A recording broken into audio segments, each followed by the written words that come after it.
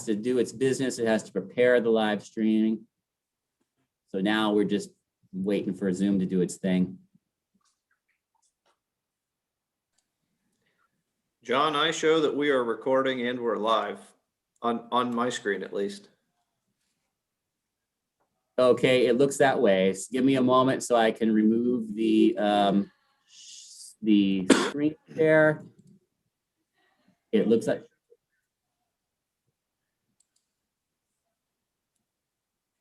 Okay.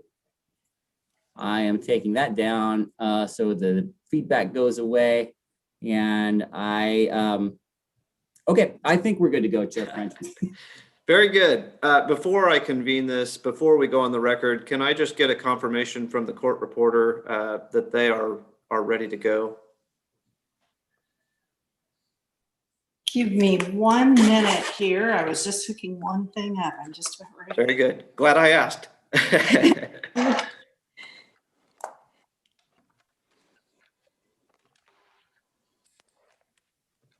You probably saw me moving around. Yep, no problem.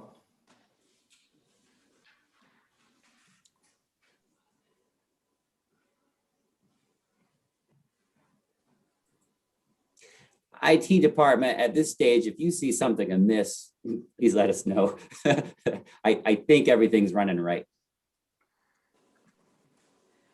As the court reporter, I have one housekeeping. Do I swear in the witnesses or does the board?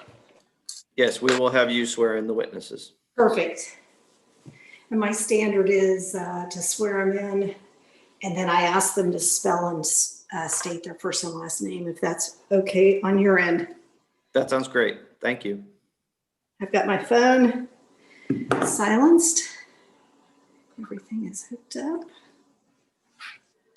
Hey, that's a good idea on phones. I'm going to give everybody that reminder later, but here, that's the reminder for right now. Everybody mute your phones.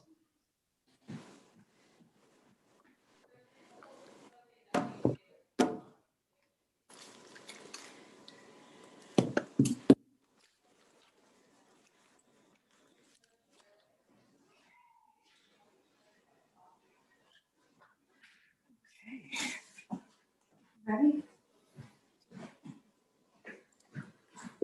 All right, court reporter is ready to go?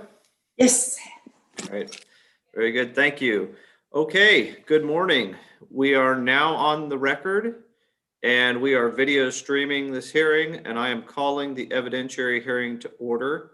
This is docket number 19 CONS 3393 CUIC, and it's in the matter of the application of Jim Snyder, Inc. to authorize the injection of salt water into the Bartlesville formation at the drum number 2, drum number 23, and the Saco Drumm number 4 wells located in section 20 and section 30, Township 26 South, Range 8, East Butler County, Kansas.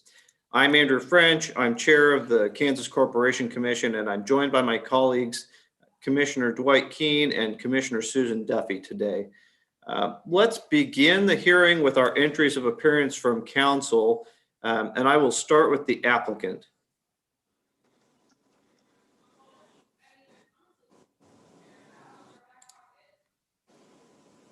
Do we have counsel for applicant Jim Snyder, Inc.? I'm sorry, I've already started by unmuting, too late. I'm Diana Edmiston, representing Jim Snyder, Inc. We are all in the same large meeting room, so we'll be wearing masks part of the time. If you need us to unmask to be able to hear us, just let us know. Very good. Do we have counsel entry of appearance from protester Flint Hills Land and Cattle Company? Yes, Chair French. This is John Schlatter of Morris, Lang, Evans, Brock, and Kennedy, chartered on behalf of Flint Hills Land and Cattle Company, LLC. Thank you. And for commission staff? Good morning, Chair French. Kelsey Marsh on behalf of commission staff and the public generally. Morning, Mr. Marsh.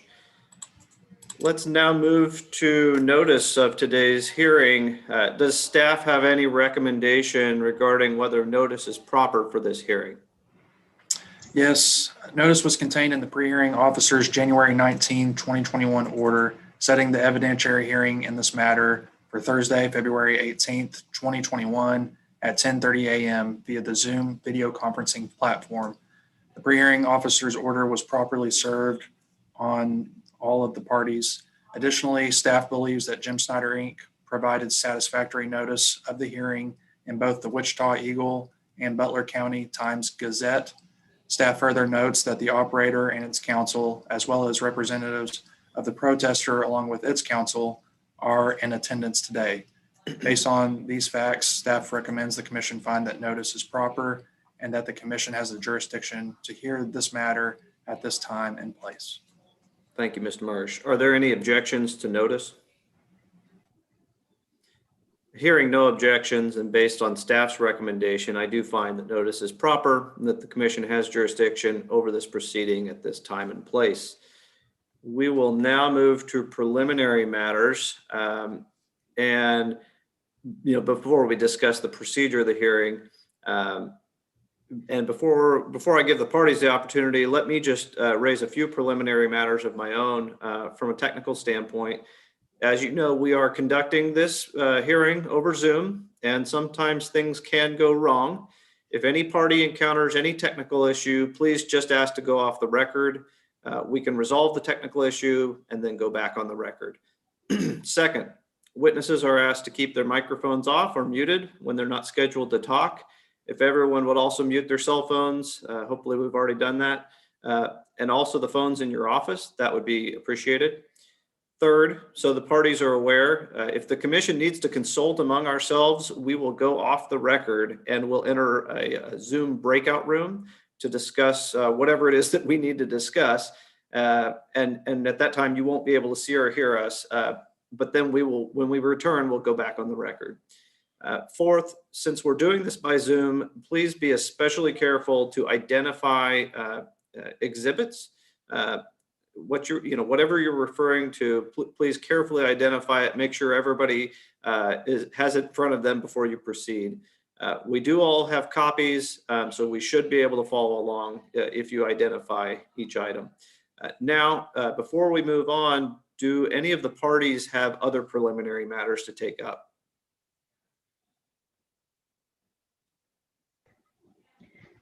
Chairman, I had suggested that because Zoom hearings are new to many of us, me included, may we take just a very brief break between witnesses, maybe up to 5 minutes, to just get resituated and be ready to move on to the next witness rather than being sort of clumsy or shuffling papers and things in the meeting. That's acceptable to me. Unless there are any objections, I think that's a decent idea. It'll give everybody a chance to have a short coffee break in between each witness. So that'll be the plan. In between each witness, we'll probably take a 5-minute break.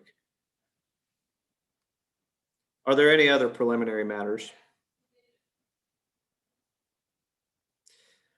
Okay, hearing none, let's move on to the procedure for the hearing. In regard to that, the parties will be allowed to make brief opening statements if you wish.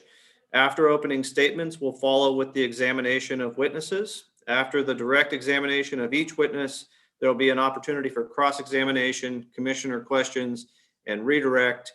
Any further recross or redirect would be at the discretion of the commission.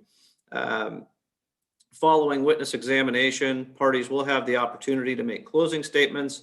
And we will arrange for the filing of post-hearing briefs if you believe that's necessary, and then we will conclude the hearing. I also want to note, we're going to run up on the noon hour here pretty soon.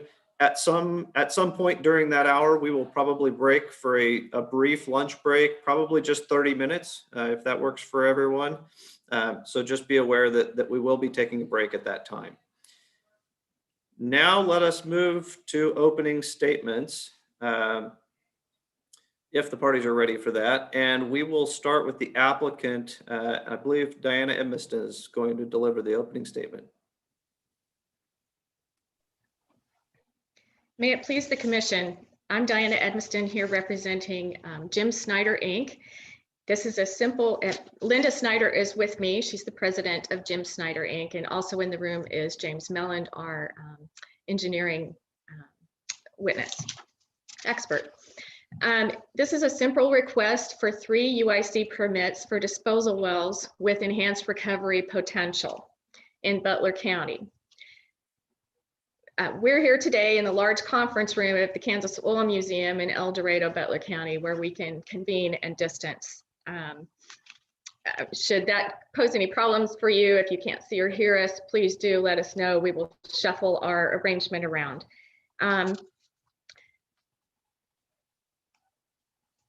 As for the protest, it took almost 2 years to get from filing the application to this hearing. We're glad to be here.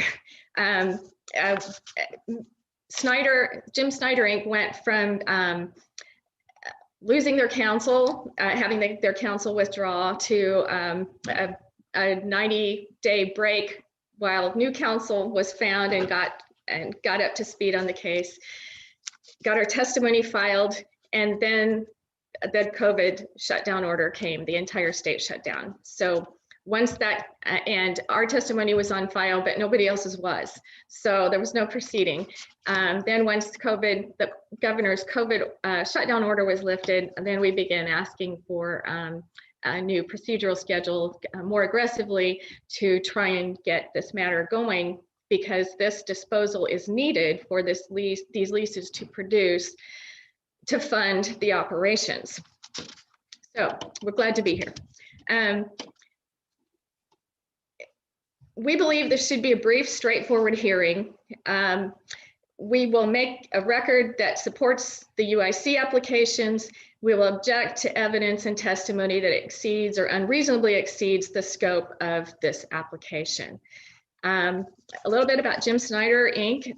It's a women-operated company. It's called Jim Snyder Inc., but because I have interacted with the president, and that's who I see, and she's the person that runs things, I'll refer to the company or the operator as she and her, even though the name is Jim Snyder Inc. So she takes the calls, hires the crews and services, does much of the field work herself, including the pumping. For example, she may hire Hogaboom Services to do some service work on a lease, but then she's likely to be the one to unload big bags of bentonite and spread them out where needed. So she's the company pumper. She checks on the active leases daily to the extent conditions allow. Her initial attorney withdrew in this matter, citing communications difficulties, but while I have no insight into the relationship between her first counsel, I can confirm no lack of communication or difficulty reaching or communicating with Mrs. Snyder whatsoever. I've been able to find her through numerous means within a few minutes of trying to reach her. She has worked with the District 2 field agents and has entered into an agreement with the commission for plugging dormant and abandoned wells that were on the lease when she acquired the leases. The granting of this application will further and to some extent facilitate and complete that agreement. To fund the well plugging, in the meantime, she, being a mom and pop operation, they have gone to the extent of cashing in life insurance policies to fund the plugging of the wells, with the belief and hope that when this operation is up and running with proper disposal and enhanced recovery, doing what it's expected to do, that the money will be recouped. So it's a pure show of commitment and a pure show of working with the commission and the district staff on doing what's needed to operate a lease properly. She's respectful of their requests and does her best to respond and be compliant. Again, this is a straightforward request for 3 UIC permits. We believe the operator's evidence will establish that those permits can and should be granted, and to deny them will lead to premature abandonment of this producing leases, which would be contrary to the commission's statutory duty to prevent waste and protect correlative rights. And that ends my statement. Thank you, Ms. Edmondson. Next on our list, we have Mr. Schlatter for the protester. Thank you, Chair French, Commissioner Duffy, and Commissioner Keene. I'm going to just address one item mentioned in opening before I get into my own opening statement, and that was a comment that this was a disposal application with an EOR potential. That is the first time that position has been taken in this matter. It was applied for as an enhanced oil recovery project, and as far as I'm concerned, that is the scope and subject of this application, specifically a repressuring operation. So to say it's a disposal application, which would of course require surface owner cooperation, I think that's an unfair characterization of this hearing. I want to make sure we're all on the same page in that regard. I want to kind of paint a picture here of the landscape at issue and why this is more than a simple injection well application. And I think this landscape will help you understand the frustration that Flint Hills Land and Cattle has had with the applicant. And that source of frustration extends since they started so-called operating this lease. Flint Hills Land and Cattle is a cattle ranching outfit that specifically selected and targeted the tallgrass prairie in the Flint Hills to conduct its operations because it's such a rare habitat that is uniquely ideal for raising cattle.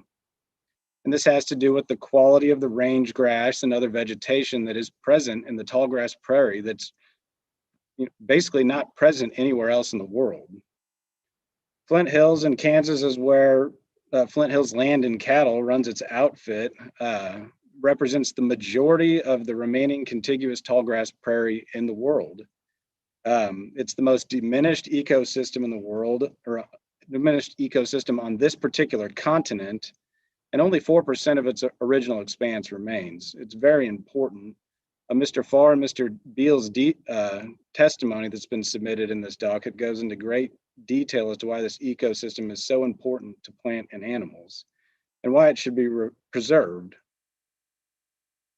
And Flint Hills Land and Cattle has personally taken it upon itself to protect and preserve the tallgrass prairie. I don't know if any of the commissioners have had a chance to visit this place, but it's quite beautiful and unlike any place in the world. And this belief is not held by Flint Hills Land and Cattle alone.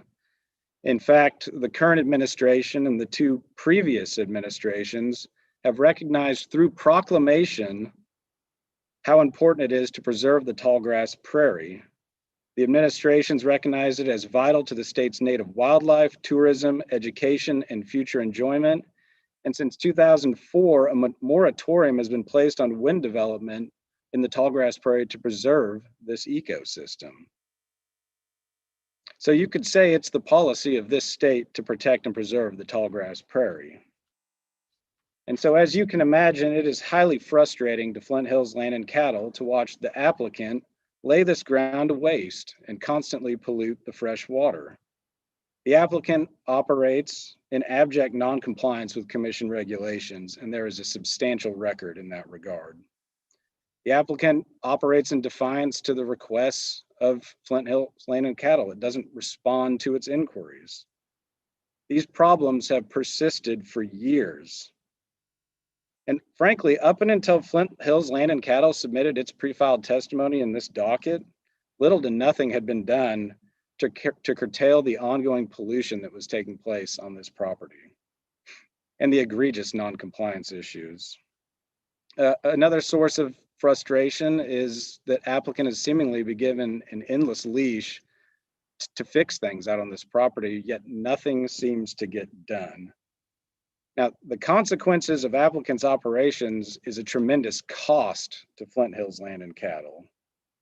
As part of the privilege of being licensed by the commission to operate oil and gas wells in Kansas, applicant has a duty to follow the commission's rules and regulations. And Flint Hills Land and Cattle thinks it's inequitable to saddle it with all of the burdens of applicant's failure to meet its obligations. It's frankly tired of watching applicant destroy and neglect its property.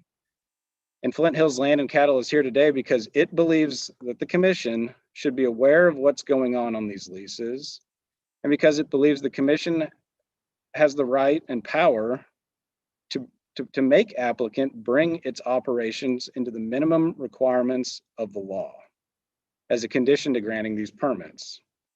And so, as you will see and hear today, there is a laundry list of things that need to be corrected out there before more water can be pushed across this lease and hopefully not down and into any more freshwater creeks.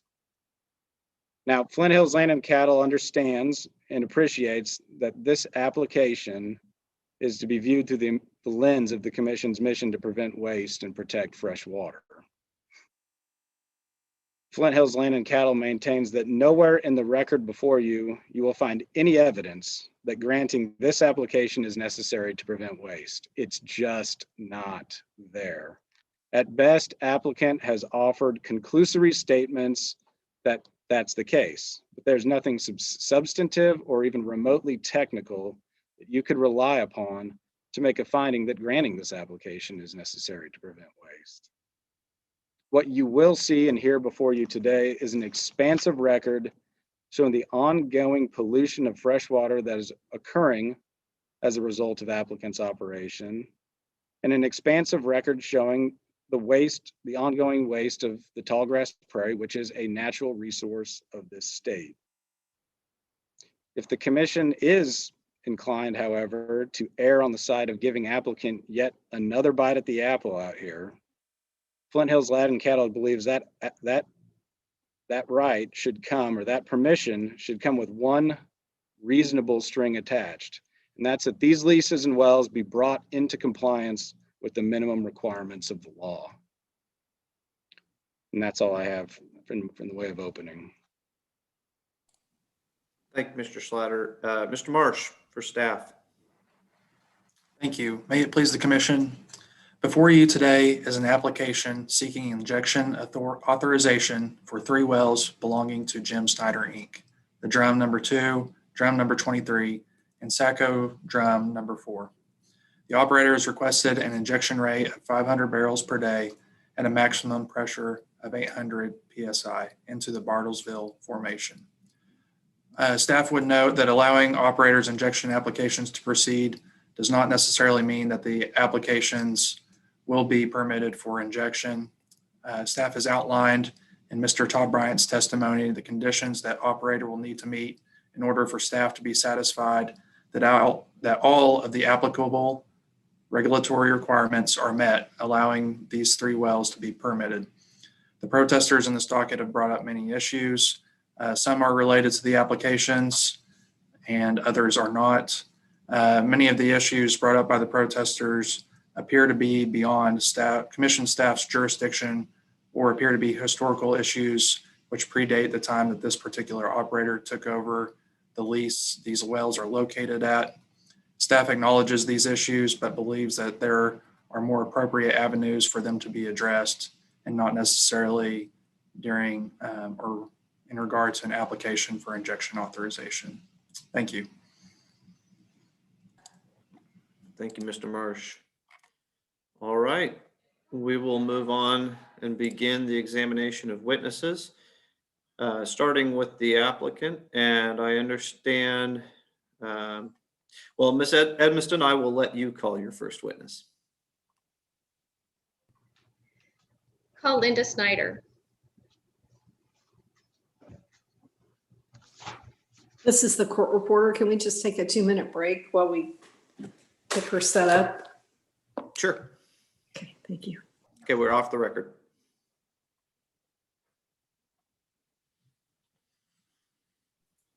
Parties, while we're off the record, since it's only going to be a minute or two, I'm not going to manage all the things to stop the live streaming. So keep that in mind. We're off the record, but we're still on the internet.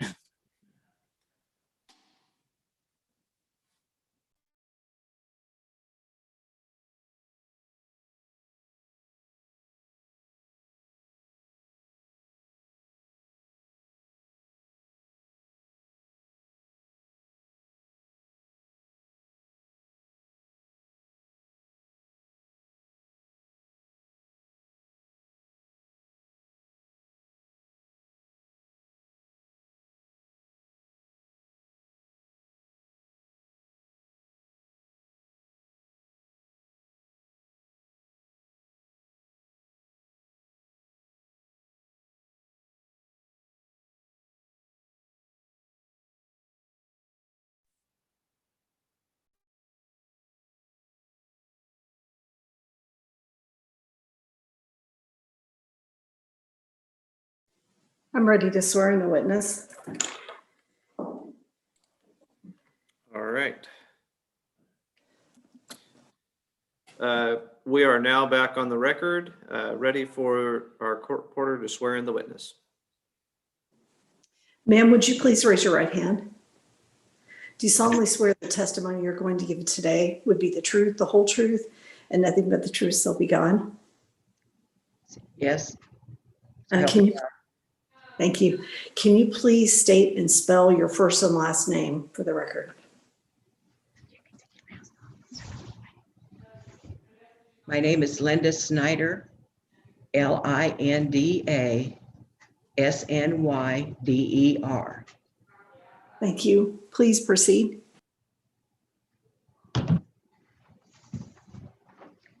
I'm going to take off my mask and step out of the view of the camera. If that's a problem, do let me know.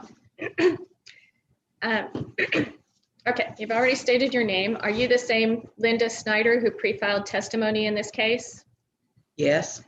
If I ask you the same questions that are in your testimony, would your answers be the same today? Yes. Okay, you heard me describe your company in my opening statement, and I did not quite follow the script in your testimony. Did I say anything? Do you need to correct any misconceptions or misstatements in the description of your company that I might have made to the commissioners? No. I tender the witness for cross-examination. Oh, wait. First, I move to admit the pre-filed direct and rebuttal testimony and exhibits of Linda Snyder and have them spread upon the record. Is there any objection to admission of Ms. Snyder's testimony and exhibits? No objection from protester, Chair French. Thank you. Hearing no objection, they will be admitted. We'll now move on to cross, starting with the protester, Mr. Schlatter. Thank you, Chair French. And bear with me, I'm going to try my best to make exhibits shared on my screen. There's a possibility I will fail miserably in that regard, but I was able to do it yesterday, and I think I can do it again today. So with that, Mrs. Snyder, your company, Jim Snyder, Inc., previously entered into a compliance agreement with the commission wherein it promised to plug, temporarily abandon, or return to service 20 different wells on the property at issue in this matter. Is that correct? That's correct. Okay. And I'm going to, now Mr. Beal's pre-filed rebuttal testimony, figure 13, as a copy of this agreement. I'm going to attempt to call that up so we can reference it. Let me know if you can see it. 20 might be right. Can you? While he's pulling that, I'm going to object to extensive questioning on the compliance agreement. It's a matter of the commission's record, and it's not relevant to the 3 UIC applications. Well, I disagree that it's not relevant because the 3 wells that are the subject of the UIC application are part of the compliance agreement. Moreover, I think one question is far from extensive. I agree. I agree. I will object to extensive or in detailed questioning on the agreement. Yeah, we're going to let it move on at this time. So the objection is overruled for now, but please feel free to make further objections if you believe it necessary. And it says my screen sharing is paused. I don't know what that means. Is that something on Mr. Meyer's end? We're getting a message that says that you have started screen sharing, but we are not seeing any documents yet. Parties, give me a moment. If I don't think it's anything on my end, but I will check.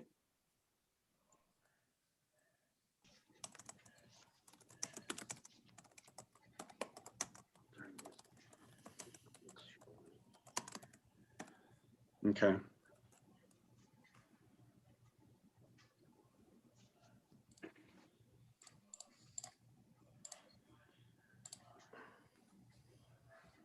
I don't see anything on my end, but I can screen share and pull up the exhibit if you like, Mr. Schlatter. Is that all right? Yeah, I mean, I'd really like to be able to navigate this somewhat. Yeah. And I don't know what it means that it's paused. I've never seen that before. I've never seen it either. But give me a moment. I think it'll probably be most efficient for me to pull it up. Perhaps we can work that through later. If that's all right. Just direct me how you want me to move it around. And let's go off the record for just maybe 2 minutes while you all try to work out the screen sharing. Hopefully, if we can get it worked out for the first one, then we won't have issues for future ones. Yeah, maybe. I'm okay. off the record. Thank you. Oh, okay. So, John, you're seeing something saying that what screen sharing is Yeah, I know. blocked. Every You're on mute, John. It's saying it's paused. Paused. John, this is Denise in IT, and I would suggest that you stop your screen sharing and then start it up again and see if that resolves the issue. Okay. All right.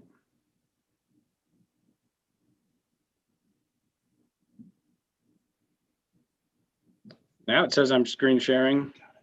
I can see it as well. So,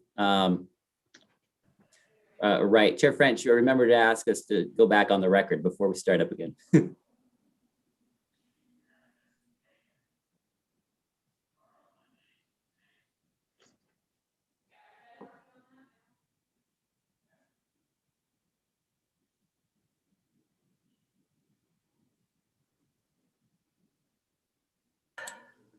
I don't see Chair French. I don't either. So we'll wait a moment and see what happens.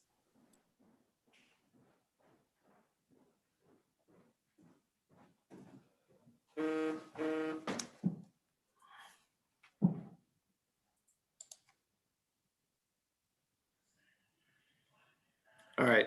Looks like you guys got it. Sorry, I stepped away to refill my coffee cup, taking advantage of your technical difficulties. Are we ready to go then? I believe we are. Recall to ask the court reporter to go back on the record. Okay. We are. Thank Excuse you. me. We are back on the record, and I always note the time. It is 11:10 a.m. Very good. Thank you. Mr. Schlatter, you may continue. Thank you, Chair French. Okay, so what I've, Ms. Snyder, what I've shared before you is a true and what I believe to be a true and correct copy of the compliance agreement that affects the lands at issue in this application. It is, I believe, 6 pages. I will scroll through it real quick for you. The first 2 pages are the order approving the compliance agreement, and the last 4 pages are indeed the compliance agreement, which you have signed on May 2nd, 2017. Is that correct?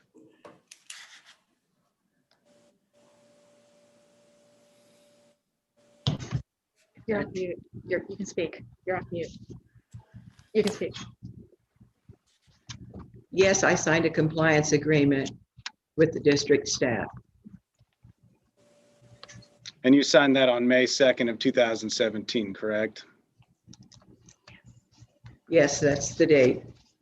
Okay. And the 3 wells that are the subject of this application are part of this compliance agreement, correct? Those being the Drumm 2, the Drumm, Saco Drumm 4, and I believe the other one was the Drumm 23. Those are the correct numbers. Okay. And for the record, this is docket 17 CONS 3645 CMSC. And Mrs. Snyder, this docket remains open to this day, correct? Because Jim Snyder Inc. has not honored the terms of the agreement. Objection.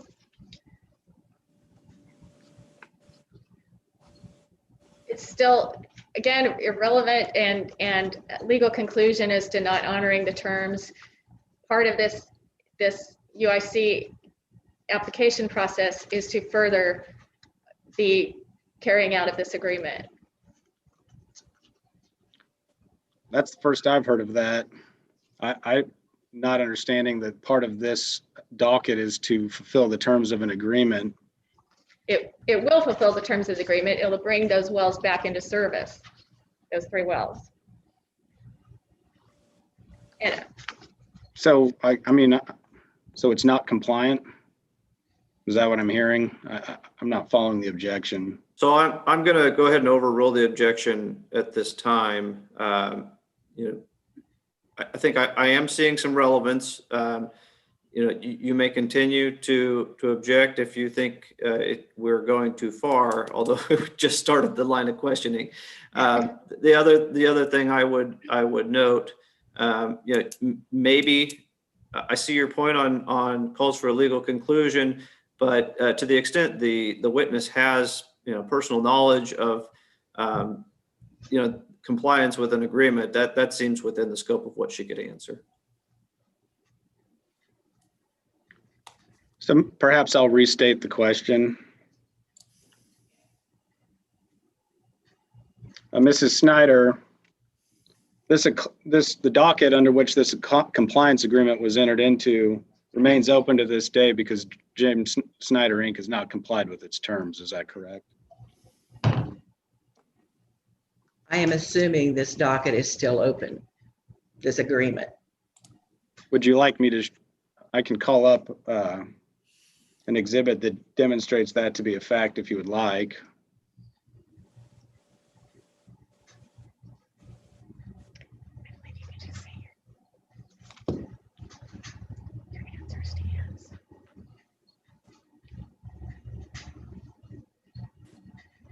Ms. Snyder, would you like me to do that? You have a document up that is so small I can't read it. are we able to enlarge from here? Or, Yeah, I believe that would be on your all's end to make the image larger. okay, and we do have a second computer that okay. This is one of those things I'm learning. We have a second computer set up so I can pull that one closer. Okay.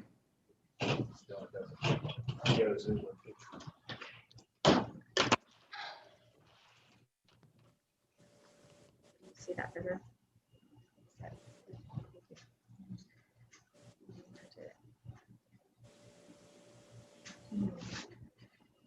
You see it, it's still tiny, right? Please switch it back to the other.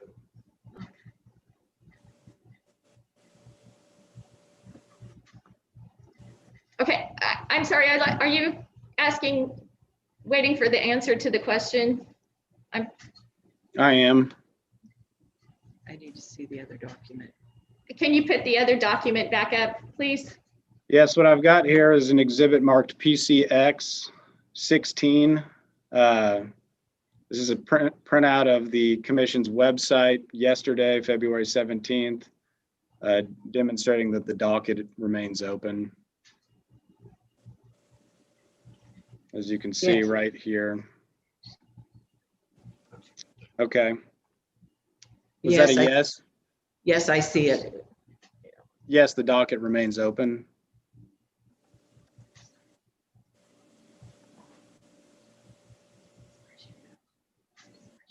As far as I know. Counsel, can I please ask counsel to not talk to the witness while the witness is on the stand? I apologize. Yes. Thank you.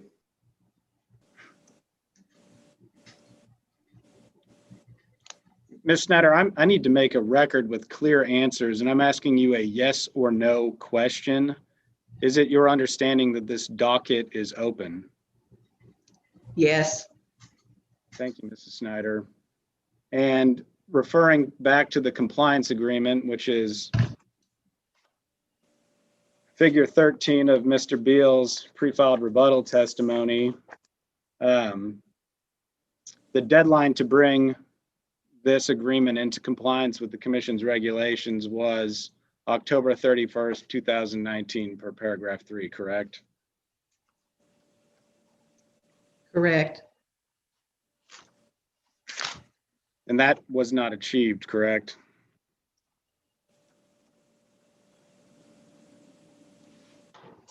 Technically correct.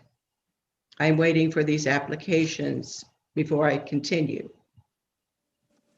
Mrs. Snyder, how many times was Jim Snyder Inc.'s license suspended and fines imposed for failing to comply with this compliance agreement? Several. Does 5 sound correct?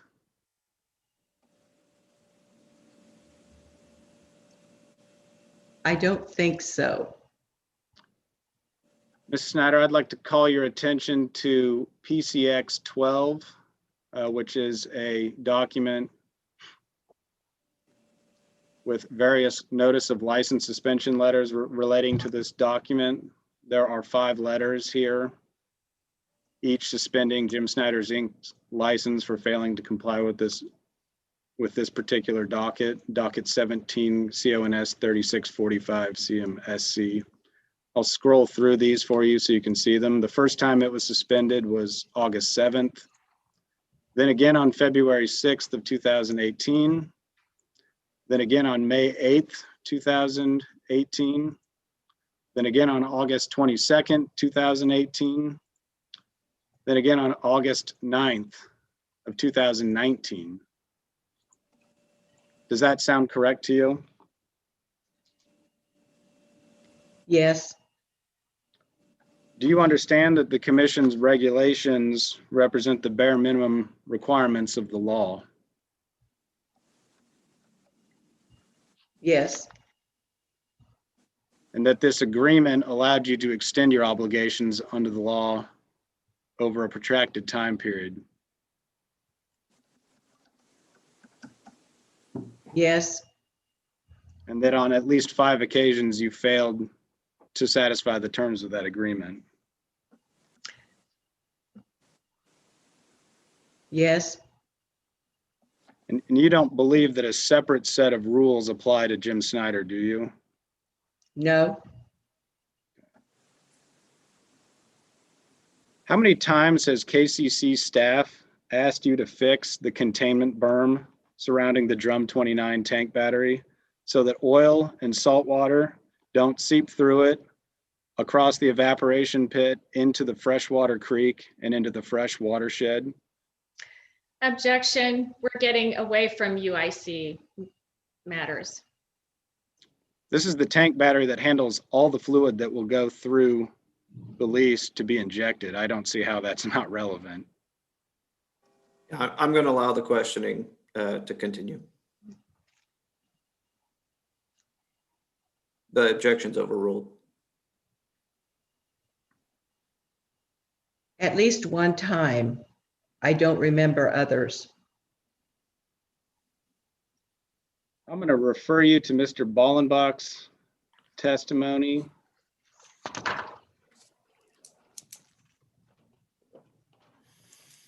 The exhibit attached to his testimony as DB2, and direct you to the bottom of this letter that he sent to you, to your company, to your attention on July 3rd, 2019. And it says, the battery has no containment due to erosion along the west and north side. This needs to be remedied as fluids inside the dike should never leave the battery. Please build up the containment so that it follows EPA's SPCC guidelines. The deadline date to do that was August 3rd, 2019. Do you see that in the letter? Yes, Did you receive this letter? yes, Did you repair the dike per Mr. Ballenbeck's instructions on or before August 3rd, 2019? I repaired the dike, but I don't remember what date that was.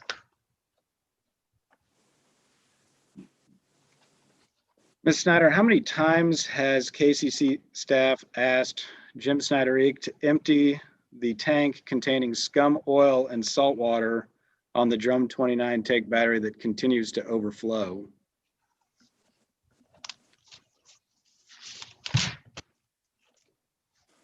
To my knowledge, once.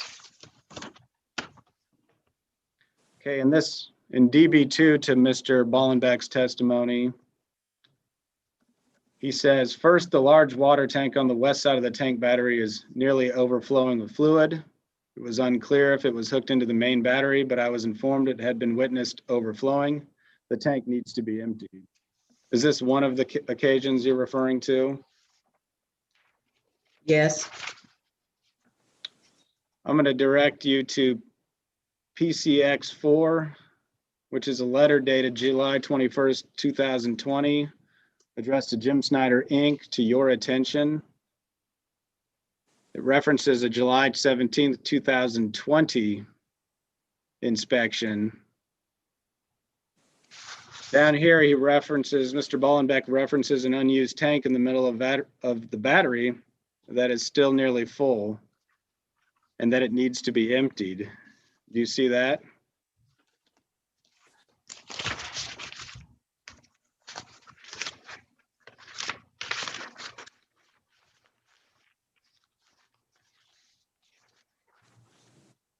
There's a slight delay because I am pulling out the hard copies of these exhibits that you sent to us so she can have a better look.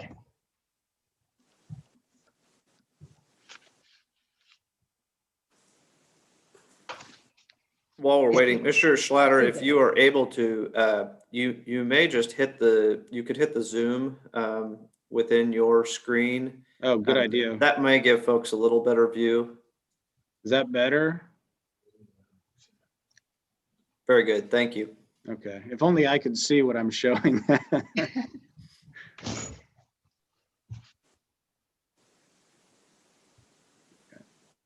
So right here, Mr. Ballenbach instructs that the tank be emptied. Do you see that, Mrs. Snyder? yes, And this letter, again, this letter is dated July 21st, 2020, and at the bottom, there are instructions to fix the containment berm. Is that correct? that's correct. So this is over a year after the first time Mr. Ballenbach instructed that the tank be emptied and the berm be repaired.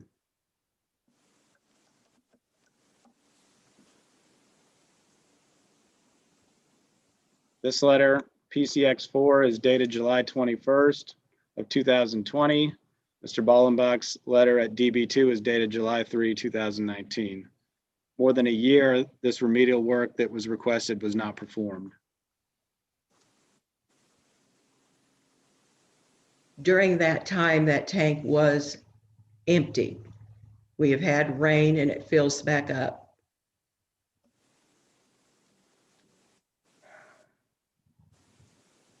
But it had been more than a year, correct?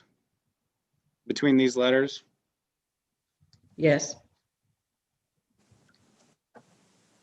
And the berm hadn't been fixed, correct, during that 1 year time frame?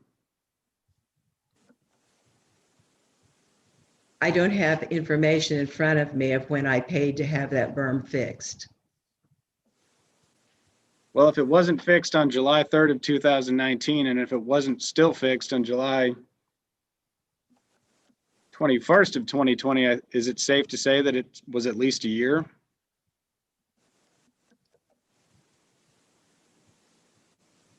I had that berm increased in size by a track hoe. Mrs. Snyder, that's not the question I asked you. Please answer the question that I asked you, which is, had it been a year since in between the two requests that Mr. Ballenbach made to fix the berm? Yes, Thank you.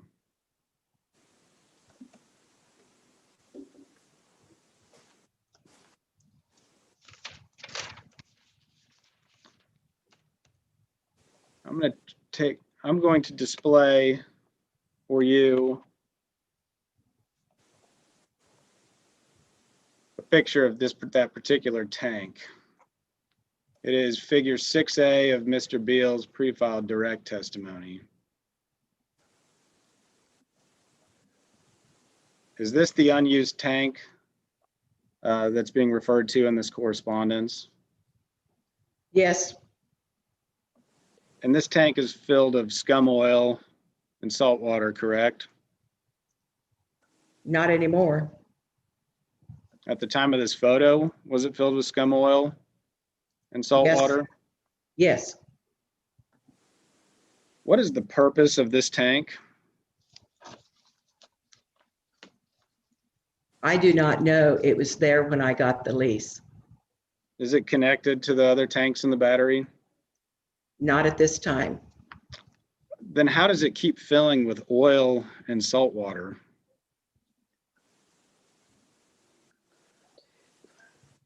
I assume that it was partially there before I got the lease, and as it rains, it fills up.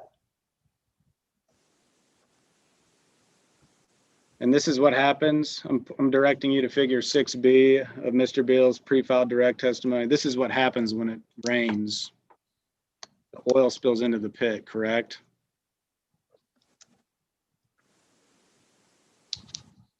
Yes. In that picture, yes.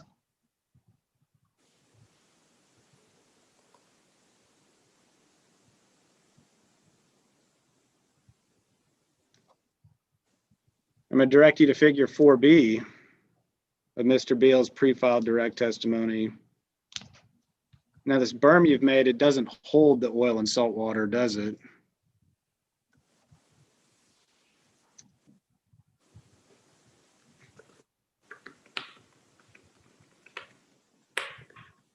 It appears not.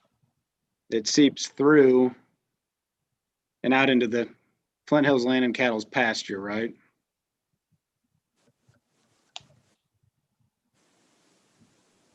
Outside the berm, yes. And that pollutes the land and the fresh water, correct?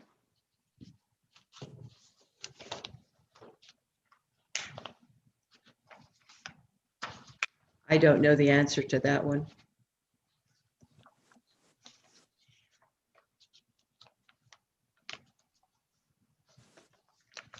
Why didn't Jim Snyder Inc. report these spills to District 2 office?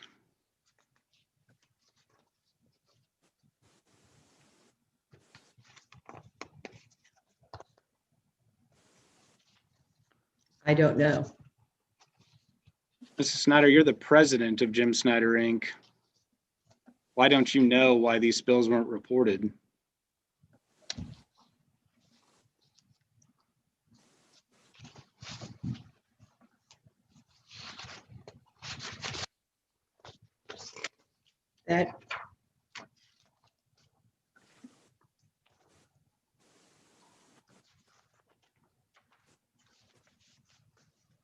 That seep was through the berm, and I did not see it when it first happened, I guess. Right, but you saw, I'm directing you back to figure 6B. You saw that spill, didn't you? The oil and salt water, that's a reportable spill, is it not? Within the berm, Correct.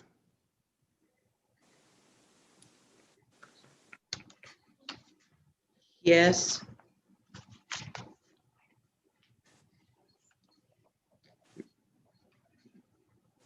Ms. Snyder, Ms. Edmondson stated that you pump this lease daily. Is that true? Not this lease. How often do you pump this lease? Right now it's shut down, so there's no pumping. How long has it been shut down?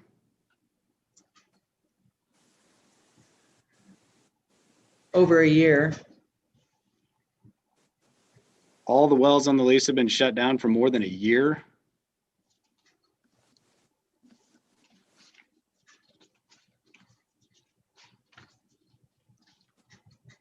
Yes, And you're aware that this tank fills and spills salt water and oil into the pit, which then spills through the berm and down gradient into the freshwater creek, correct? yes. Then why don't you check it at least after it rains? Why don't you pump this lease at least after it rains? To make sure that's not happening. I was over there on January the 14th and pumped out the pit. I looked in the tank. It had about a third fluid level in it. So I did not pump it dry or out because I don't want the wind to move it anywhere. Why won't you just remove the tank so this problem ceases to persist? I do not have the equipment to do it. I have no place to put it if I moved it out. So it becomes Flint Hills Land and Cattle's problem then. Not as long as there's an operating lease.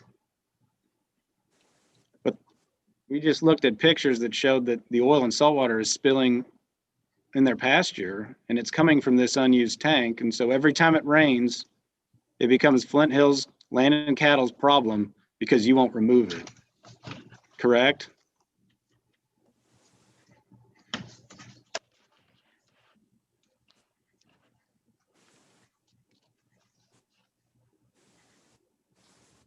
The tank has not run over since we first pumped it out.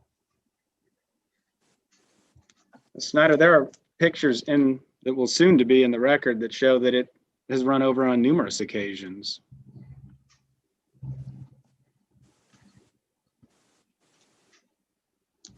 Not to my knowledge. Well, let's go through those then.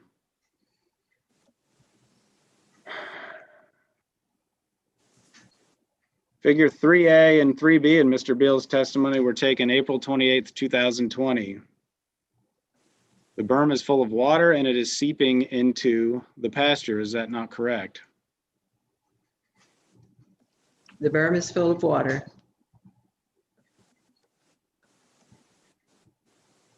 And the water is seeping through the berm into the pasture in figure 3B. I'll zoom in for you.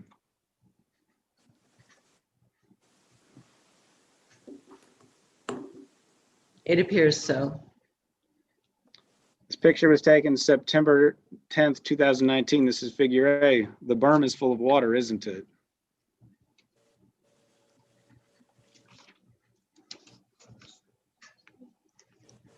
Yes, And it is seeping through the berm into the pasture. yes.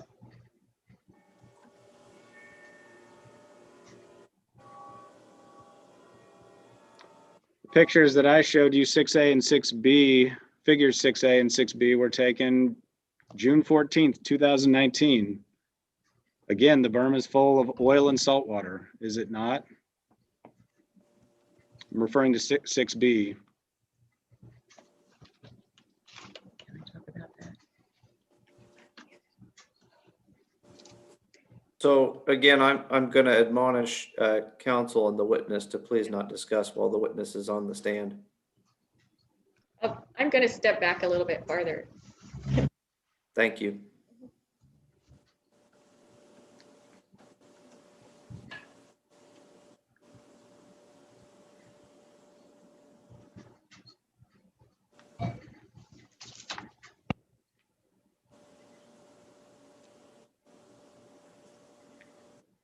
Would you repeat the question, please? Yes, figure 6B, which was taken on June 14th, 2019, shows that the pit is full of oil and salt water, is it not? Yes, And in figure 6C, again, same date, pit full of oil and salt water. the same day. Correct. You understand that commission regulations require you to report spills in the pit, right? Yes, You understand the commission regulations require you to clean up spills within 10 days. I've not read that part. It's in KAR 823-603. Thank you.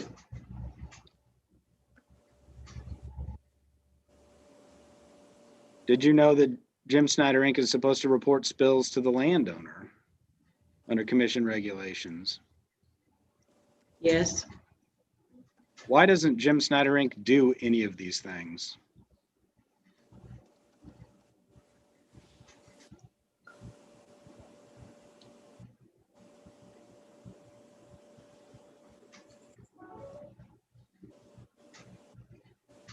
I have not done that. And because I'm not at that lease every day, the 10 days probably would have been long gone before I found it. Don't you think a lease that has these kind of issues warrants visiting more than infrequently?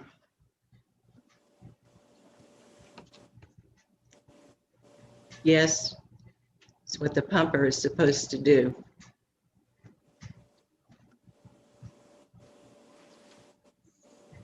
Ms. Snyder, you mentioned this lease has been shut in for over a year.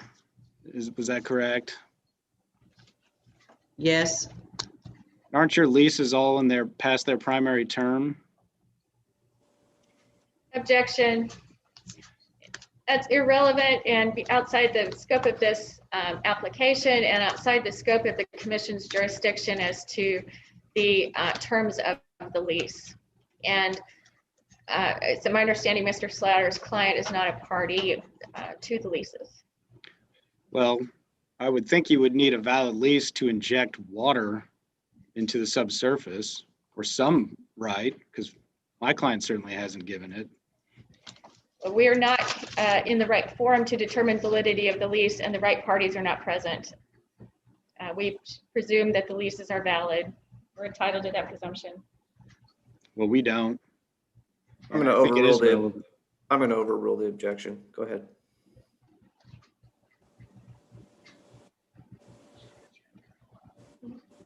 on October the 9th, 2020, I had a pulling unit over there to work on a well. We could not pull it because we couldn't diagnose it because I had an electrical problem up on the line. We moved to another well to pull, determined that it would run without being pulled. So we started that well. The next day, there was a prairie fire that burned up our electric line. It's not that we haven't tried in the last year. We've had other problems that kept us from it. Mrs. Snyder, my question was whether your leases are past their primary term.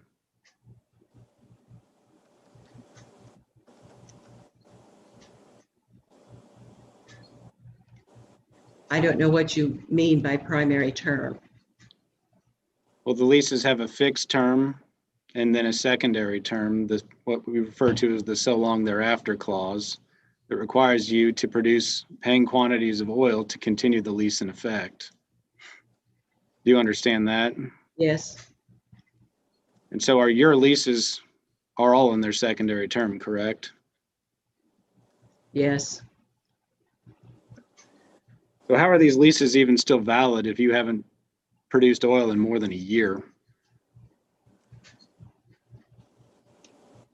objection. Same objection, basically. I think we're getting into the legalities of the oil and gas lease, not the proper forum, not the proper jurisdiction, and not the proper parties, and irrelevant. I think Flint Hills Land and Cattle has a right to know what right Jim Snyder has to be on the property. Yeah, I mean, this may be addressed by the district court, but I think it's relevant for the commission to know whether there are valid leases in deciding whether to grant a permit. So I'm going to overrule the objection.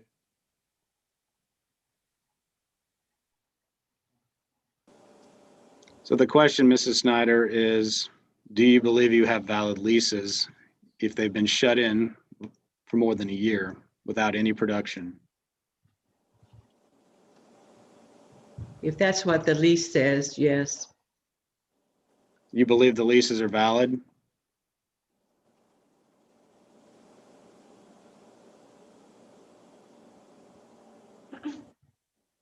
They're I not don't- expired. I don't know the answer to that.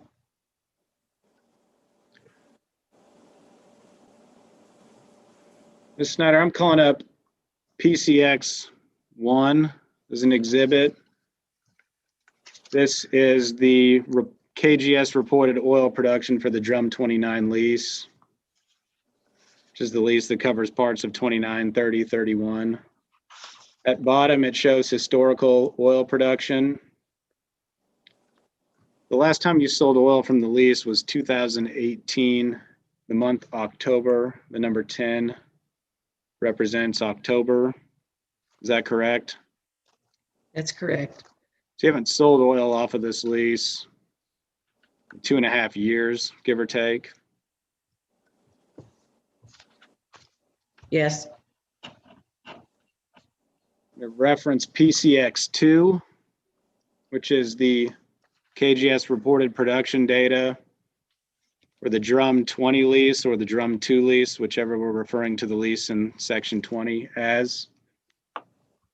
It shows oil was last sold from this lease in March of 2017, correct? yes, That's before you even entered into the compliance agreement, correct? that's correct. So how did you bring the wells that are on those leases into compliance with the compliance agreement if they've never produced and have not produced in almost 4 years now? That particular lease does not have a way to dispose of the water. I got it that way. We tried to make one of the prior operator tried to make one of the wells a disposal or injection well. Something happened with the cement work, so it was not capable of being a well. So we had to plug it.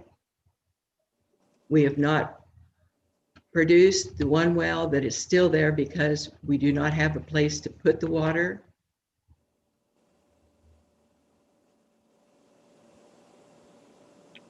Correct, but Mrs. Snyder, you testified that well had been brought back into production in your testimony.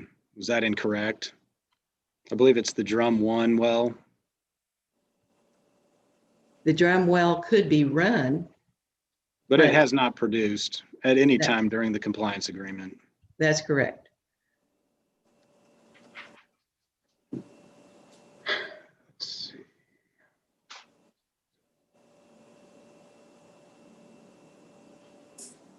Ms. Snyder, I'm going to call up your well inventory report that you filed with the commission recently as PCX, Exhibit PCX 7. I believe this was submitted several weeks ago. Does that sound correct? Yes, In this well inventory report, many of the wells on this lease are listed, as you can see here, and maybe I'll zoom in a little bit.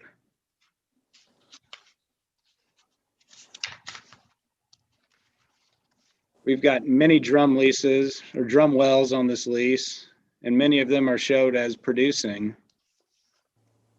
There's the Drumm Institute producing, Drumm 29, Drumm 27, Drumm 24, Drumm 19, Drumm 18, Drumm 14, all showing as producing. That's what you reported on the well inventory report?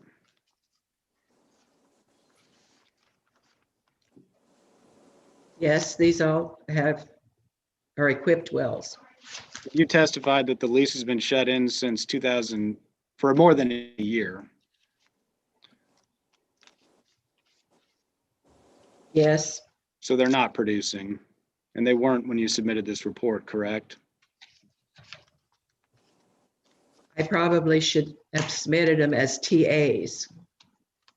Well, they're not TA either, are they? Not legally. So they're neither producing nor TA.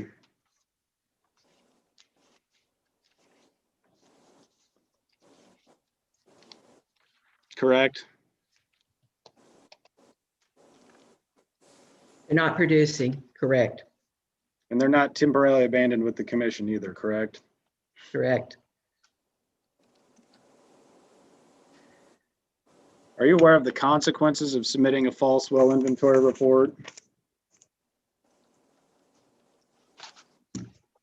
There is a fine involved. Does this look like the certification you made when you submitted your report? Yes, It says a monetary penalty of $5,000 and possible suspension of the operator's license for falsification of the well inventory report.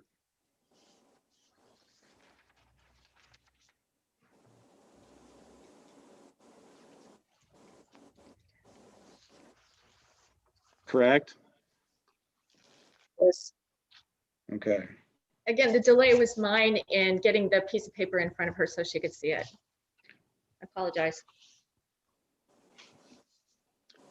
Mrs. Snyder, I'm gonna cut to the chase here. I want to know, would you be willing to fix the compliance issues on this lease?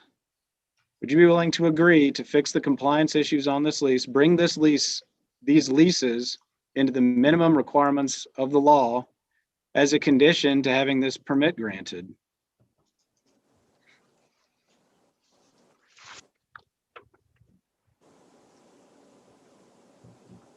Would you explain what you mean by minimum requirements? We just ran through a number of issues of non-compliance on the lease.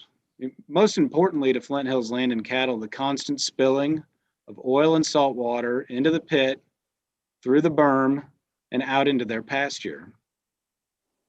Would you be willing to correct these issues, bring them into the minimum requirements of the law, whether it be commission regulations or EPA SPCC regulations, to stop these issues from recurring as a condition to the application being approved?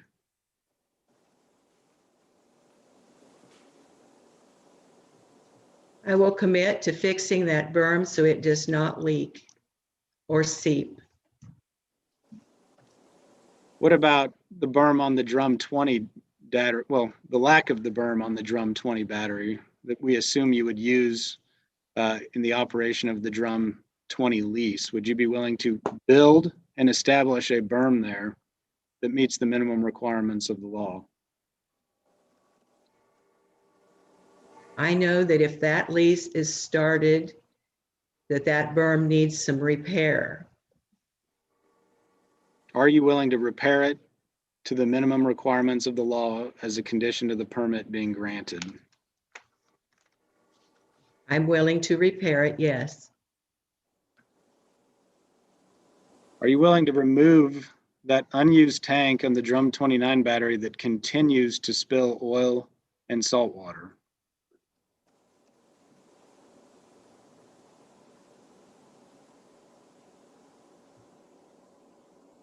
I have tried to keep that tank from doing that without having to move it.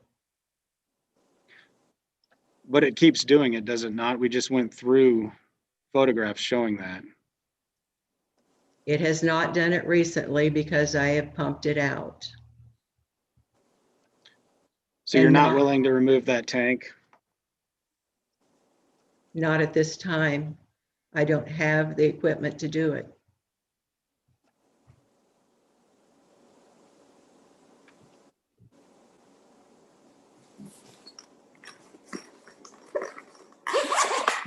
How about the Drum 29 well that had the spill where you've conducted some remediation work? Are you willing to see that remediation work through as a condition to the application being granted?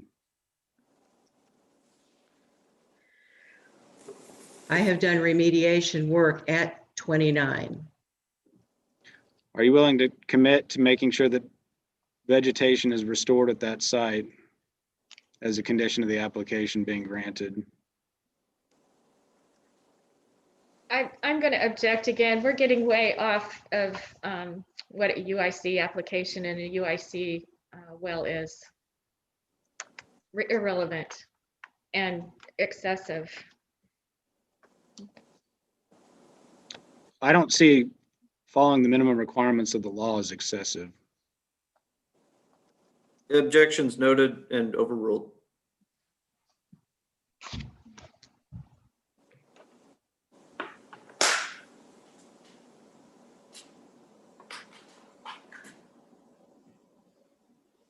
So Mrs. Snyder, are you willing to see that remediation work through to see that vegetation is restored where Jim Snyder Inc. spilled oil and water around the Drum 29 well? What remediation that I have done, it will have to be another spring before I see whether it worked or not. I understand, but are you willing to see that through? I will try, yes. And lastly, Ms. Snyder, are you aware that a large fire was started on Flint Hills Land and Cattle property as a result of the electric lines that you use in your operation? I am not aware of that. I don't know what started the fire that happened last October. This is October, I believe on October 14th, 2020, a large fire was started at one of the electric poles that has loose and hanging wires on it, and it burned over 400 acres of Flint Hills Land and Cattle's property. And that's depicted in figure 21, which was taken about 6 days after the fire. Were you aware of that? I have no knowledge of what started that fire. Are you aware that the pasture burned? Yes, I am, because it burned up our electric line. And you're aware that Flint Hills Land and Cattle doesn't burn pasture in October? I have no knowledge of their practices of burning pasture. You can see the Drum 29 tank battery in this picture is right there, right in the middle of the fire. Would you be willing to repair or remove the electric line so that these sorts of fires don't start? Again, I don't know what started this fire. Any dangling electric lines are not Safe? No, they're not active.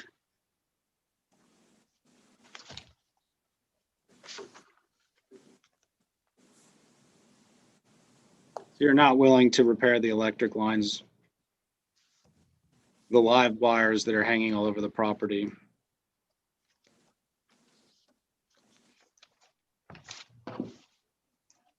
On this part of the Drum, what we call Drum Institute lease, there are no dangling live wires.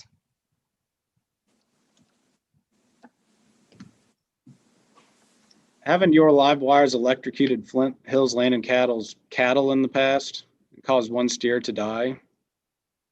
I have no knowledge of that.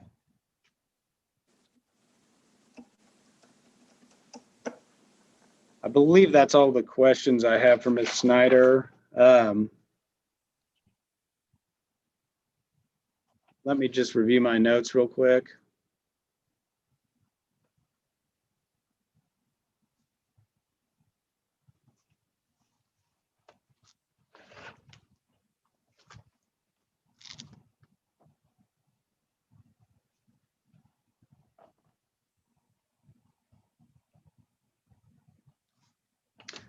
Yes, that's all I have. Thank you, Mrs. Snyder. All right, thank you. Staff, do you have cross?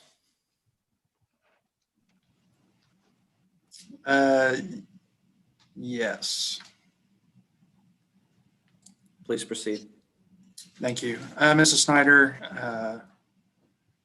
I know that the protesters brought up multiple spills at the tank batteries.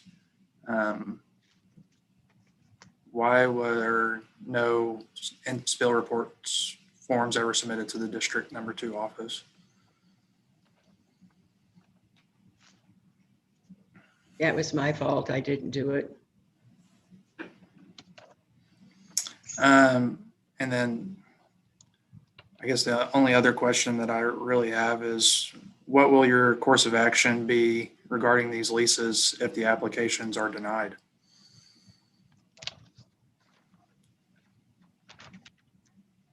If the applications are denied, all of these wells will have to be plugged, including the producer on the drum lease in section 20. Okay. I believe that takes care of all my questions. Thank you. Thank you, Mr. Marsh. Okay, we are now going to look for commissioner questions. Do either of my fellow commissioners have questions? I'll just, whoever volunteers first, I'll turn to. Commissioner Keene, looks like you've got yours off mute, so go ahead. Thank you, Mr. Chairman. Good morning, Ms. Snyder. Can you hear me? Good morning. Okay. I believe I'm unmuted. Can you hear me all right? Yes. All right, very good. Little background information for us about Jim Snyder Inc., if you would. How long have you been involved in the oil patch?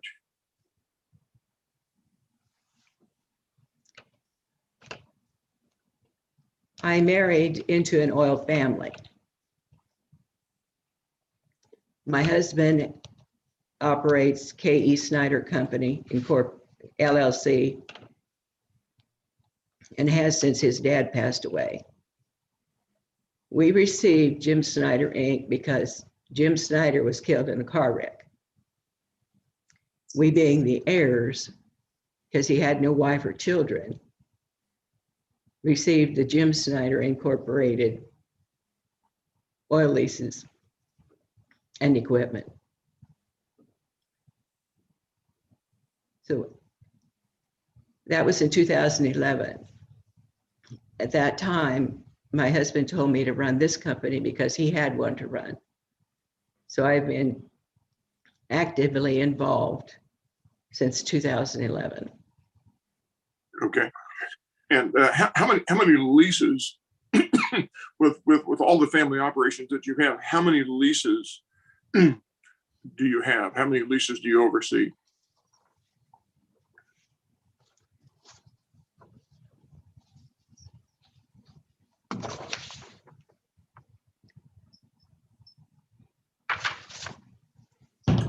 Jim Snyder Inc. has 9 leases. Okay. And how many wells, total non-plugged wells are there on those 9 leases? Do you know?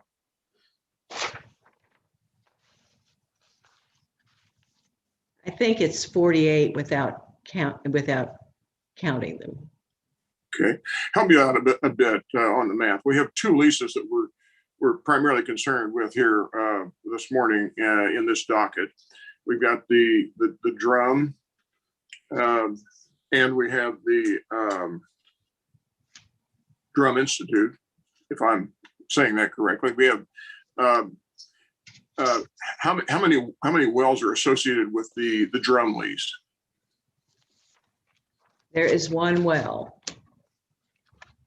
and 1 that we are looking to try to make an injection out of. Okay, so you have one producing well and another well that's available for injection, possibly. That's correct. And how many wells on the Drumm Institute lease?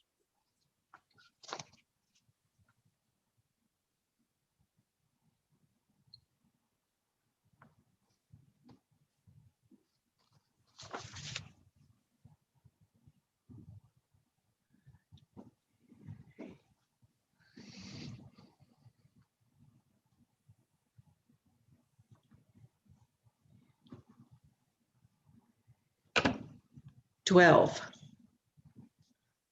12. How many of those are oil wells? 10. How many are abandoned? What do you mean by abandoned? Do you have, are there, what about the other two? You have 12 wells, 2 are oil wells. What are the other 2? The other 2, one is an Arbuckle injection or Arbuckle well. Okay. The other one is an injection well.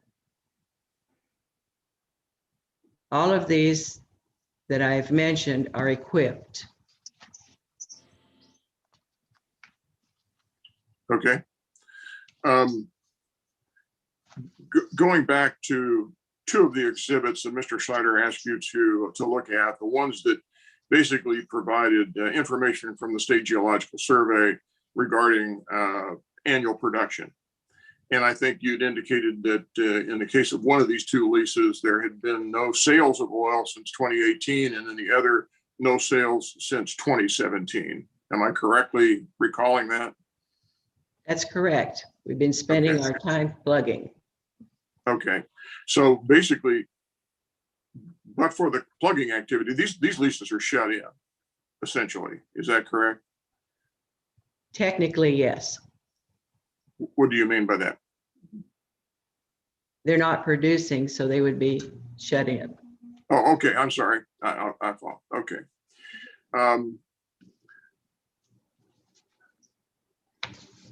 So they have been producing leases during the time since you acquired them in 2015, I presume. Yes, except the Drumm has not. And that's the one with the one well, the one oil well, and the one that has that you may be intending to use for injection. Is that right? That's correct. Okay. The sale that shows up since I purchased that was because there was oil in the tank when I purchased it.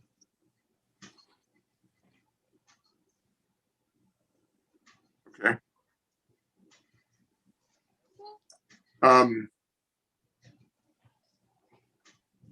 So basically, the reason for these leases being shut in a nutshell, if I understand it, is because you have no place to go with the water that's produced. Is that correct?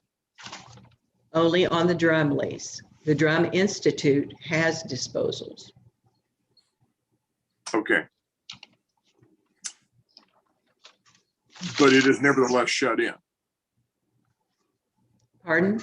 The oil wells there are not producing on the Drumm Institute lease, right? Not at this time. Okay, and why is that? Well, 2 reasons. I need to get a pulling unit back over there, and I need to get a new pumper. Okay, am I correct? Are you presently the pumper for both of these leases? No, Oh, you're not. not for these 2. Okay. All right. You do pump, but not on these 2 leases then. That's correct. I see. Okay. How far is it from your office or home in Hamilton to the site of the leases that involve the 2 wells that are before us this morning? It takes me 1 hour to drive from my house to these leases. Okay. You're in Greenwood and they're in Butler, right? That's correct. Okay.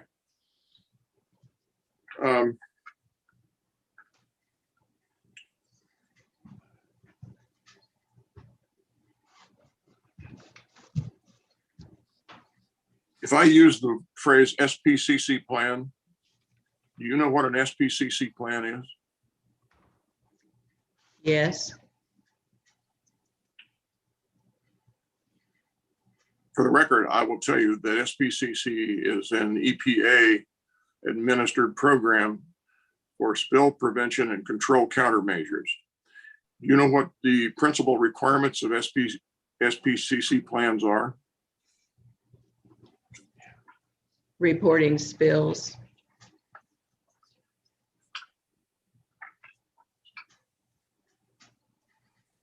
For any of your leases, do you have SPCC plans? Yes, they're not up to date. How out of date are they? I don't know. I'd have to go back and look at the date that they were made. You have SPCC plans for either of the two leases that contain the wells that are before the commission today? I would have to go back and look at my plans. I'm not sure about that. Now these plans that you believe you have, these have been prepared by professional engineers and certified by professional engineers as being adequate for compliance with the requirements, EPA requirements under the SPCC rules. Are you testifying to that effect? I'm not trying to put words in your mouth. I'm trying to figure out where we are here with respect to containment. Pardon me, please, go ahead. They were prepared by professionals.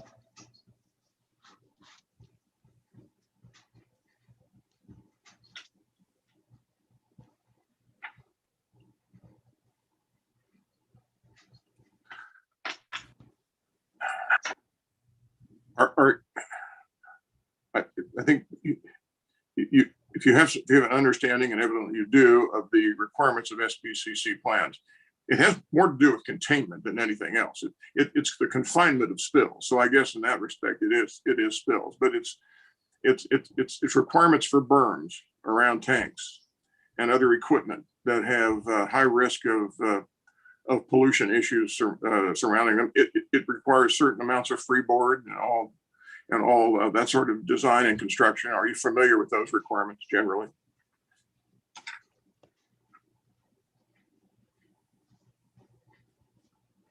No.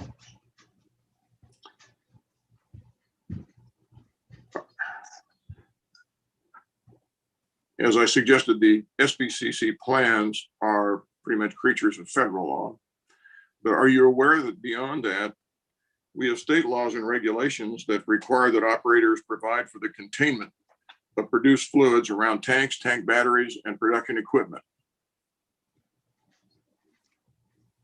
Yes, I understand there should be a berm around every tank battery. Okay. Why are these not up to date? I haven't done them.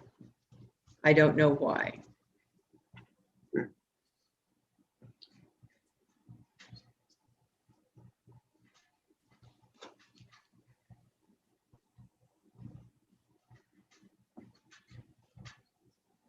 For the 3 wells, let's focus on the 3 wells that you're seeking approval of to use as injectors for a moment now. For those 3 wells, if I'm understanding the record, and I have read through all of the pre-filed testimony in anticipation of this hearing. So with that in mind, these 3 wells, am I correct in concluding that these are roughly 40 years old each, since the date they were initially drilled and completed? That's probably a good year. 40 years probably is close. Okay. They're not new. Okay. The record, and it's in the pre-filed testimony in several different places.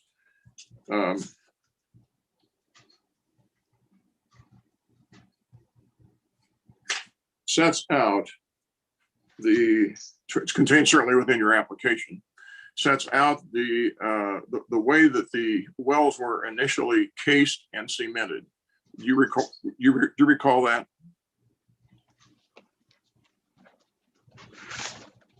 Part of my application. Yes, that's your application for these wells to be injectors.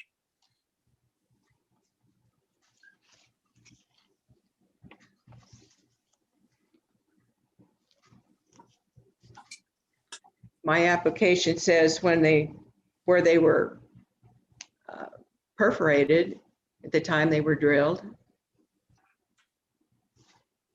Was that your question? Well, let me step back a minute. John, I don't know that I can help you in terms of trying to bring these up if you wish to do so, but we have an application for each of the 3 wells that are before us here. They were all filed initially with the commission on May 6, 2019.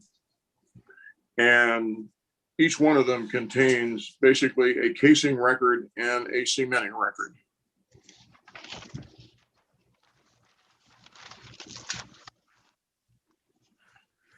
Commissioner Keen, would you like me to pull up the applications? You just bring up one. I think they're all substantially similar. If you could bring up the one for the drum number 2. All right, stand by. I apologize. I'm shuffling madly trying to get one in front of her. We have hard copies here.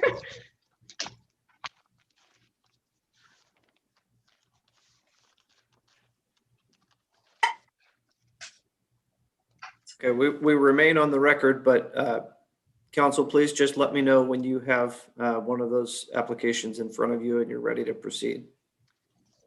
I'm just now due. So if Mrs. Snyder's ready. If you would, John, turn to the second page. Go. That is for the drum 2. Yes, and if we may focus in more on the very top of that page there, that's fine. Can you blow it up just a little bit so we can see it a little bit better? Perfect. That's good. That's good. This is for the drum number 2, Ms. Snyder. Can you see that? Yes. It shows that the production casing is 4.5 casing. And it shows the setting depth at 2813 feet. And it shows the amount of cement at 125 sacks. You see that? Yes. At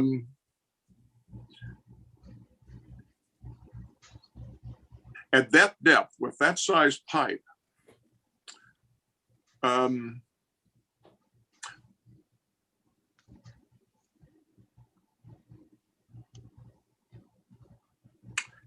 how far up from the bottom of the hole toward the surface would you imagine 125 sacks of cement is going to reach? Would you have any idea? I would guess somewhere between 50 and 100 feet. Okay. These numbers took off of the information that was given to me for these wells. Okay. So basically, we have a setting depth of 2813, and by your testimony, the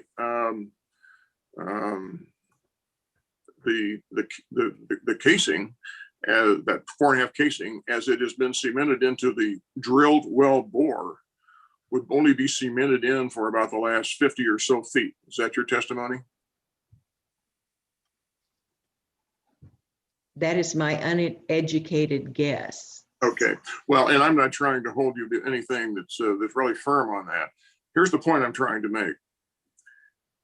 This is what, in the parlance of the Corporation Commission, is an alternate 1 completion.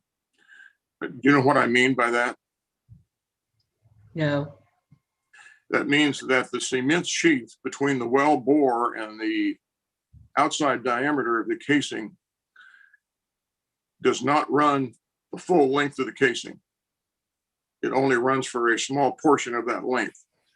An alternate 2 completion means that that cement sheath runs from the bottom of the well casing to surface. Did you understand that explanation? Yes, I did.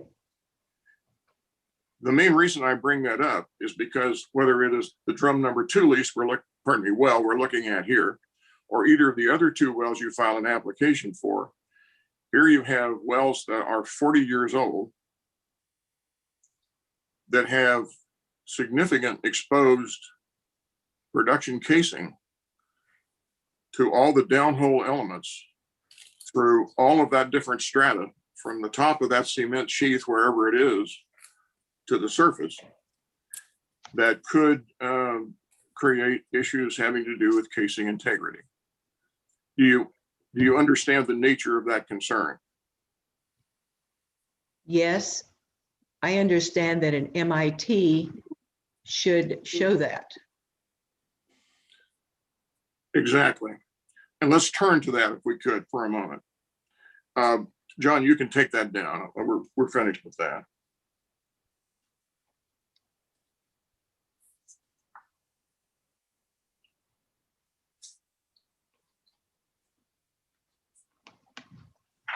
Ms. Snyder, Exhibit 5 to your pre-filed direct testimony contains a letter to Jim Snyder, Inc. from Todd Bryant, who is a geologist with the CUIC department in Wichita,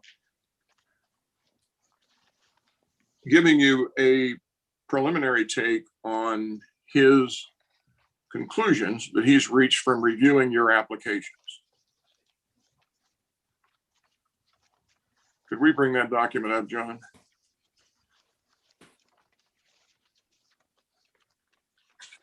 I apologize, Commissioner Keen. Which document? I'm sorry, it is within Ms. Snyder's, it's Exhibit 5 to Ms. Snyder's direct testimony. Hold on.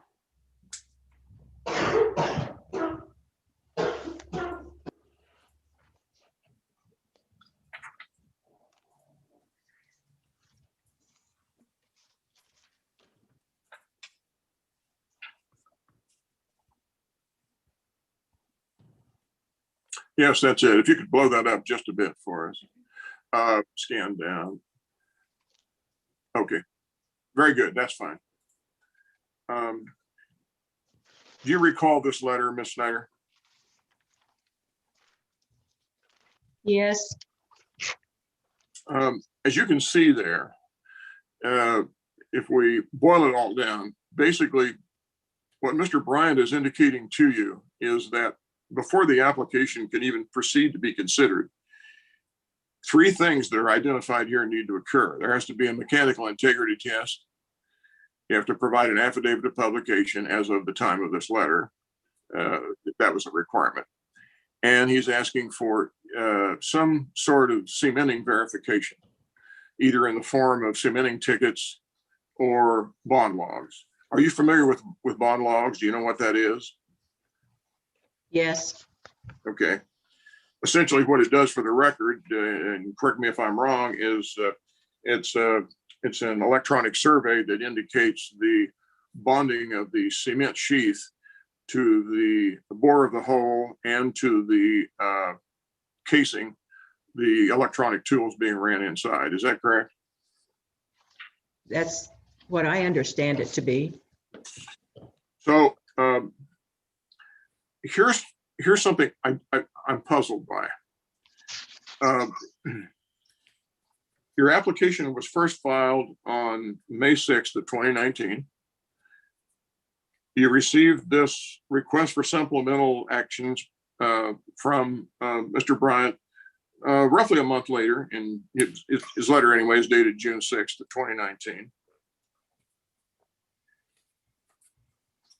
These are significant requirements. At least let's focus on two of them, the MIT and the cementing tickets. These are two important prerequisites to granting the application. From the date of that letter to the present date, have you performed any mechanical integrity tests on any of the three wells? No official test. I have had a polling unit out there that has indicated some things for me. Which things were those? that there is a possibility on, well, there's not a possibility, it's a necessity on the drum lease in section 20, that will have to be drilled out because it's been an open hole. And we don't know what all is there, but we will have to drill it out before we can even do an MIT.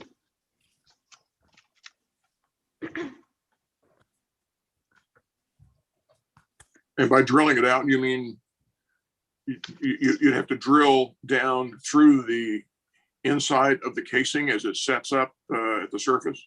Is that what you're saying? Yes. There's an obstruction in there someplace that we don't know exactly what it is. We will have to drill it out before we can do any kind of an MIT. Okay. And with respect to the other two wells, have you conducted an MIT on those? No, sir.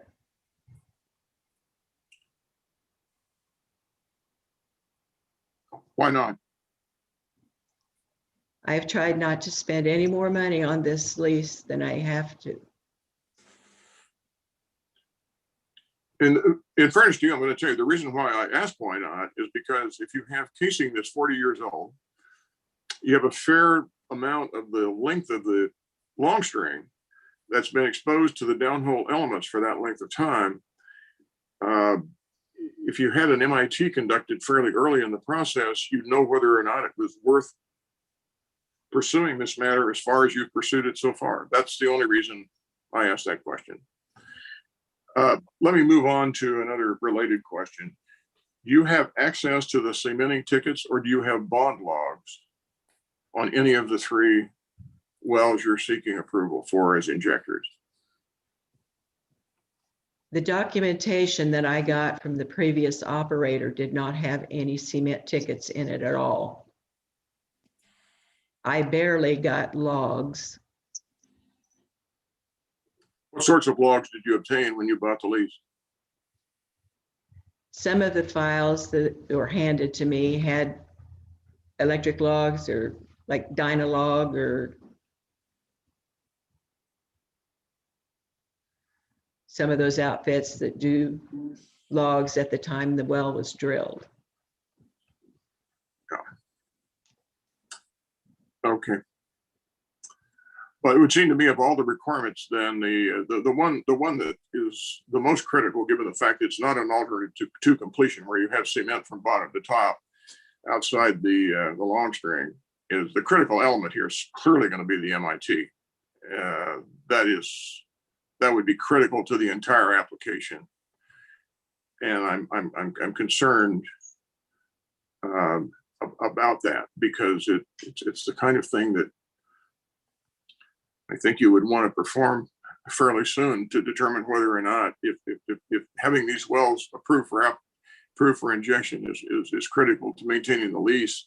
That's a threshold issue. I leave that where it's at.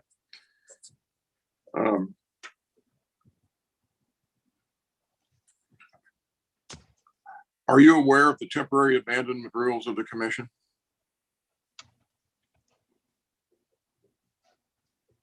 Well, I should be.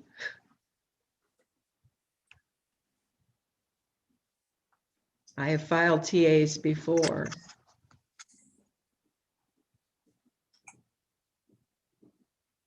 Mr. Chairman, I don't believe I have any further questions at this time. Thank you. Thank you. Commissioner Duffy, do you have any questions? Yes, I do. Thank you, Mr. Chairman. I'll be brief.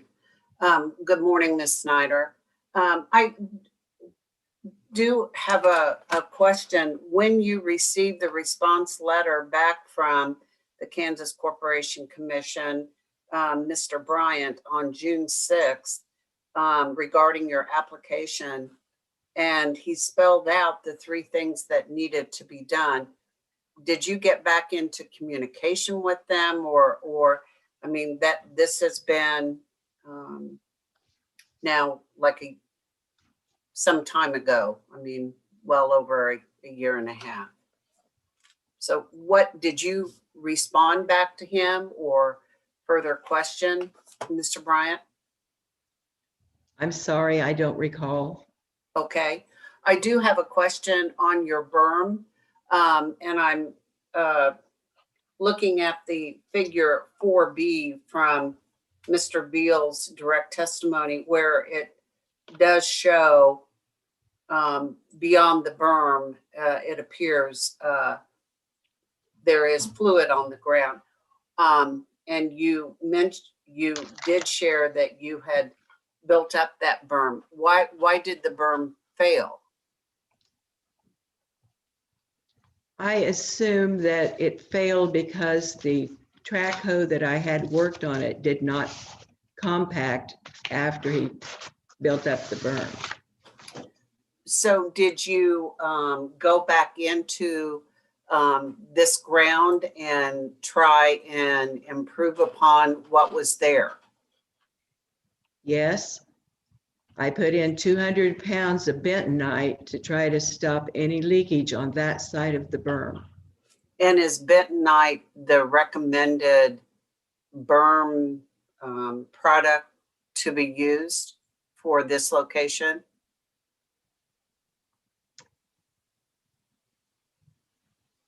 It is supposed to fill leaks. I don't know whether that is the recommended by the KCC. Did you try to elicit some more professional or a different opinion as to why your berm was not holding? No, ma'am. Okay, thank you.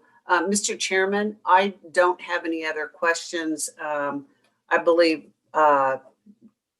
Commissioner Keene covered several of my questions. Thank you. Same here. I have no questions. I know we're getting close to lunch, but let's go ahead and do redirect so we can finish the witness before we move to lunch. If you have redirect. I do have a few. I will start in. Okay.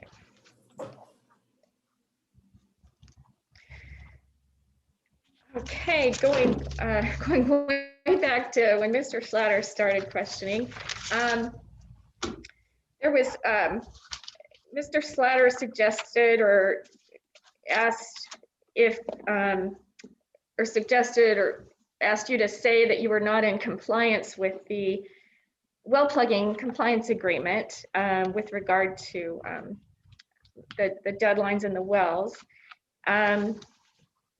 But in your, just want to refer to your testimony and have you confirm, your testimony states on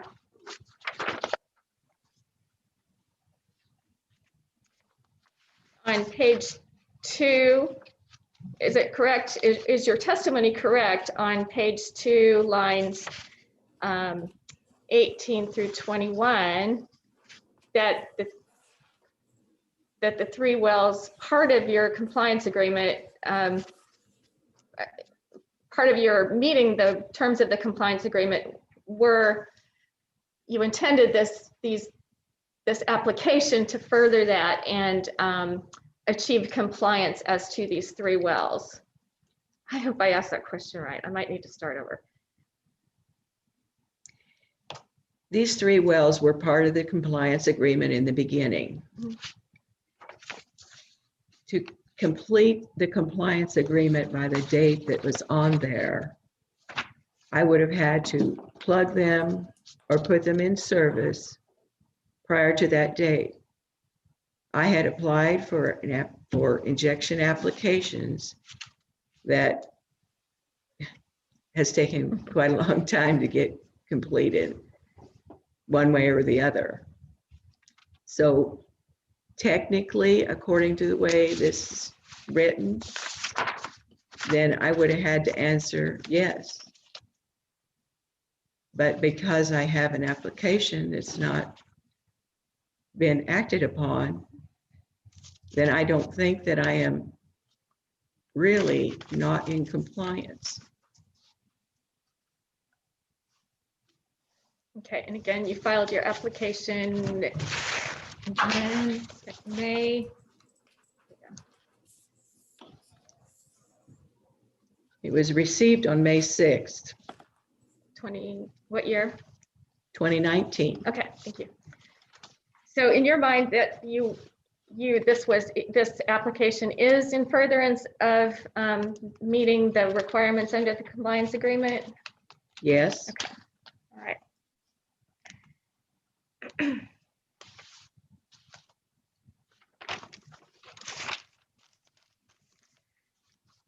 Okay, there was suggestion that the leases might not still be in effect because they've been shut in.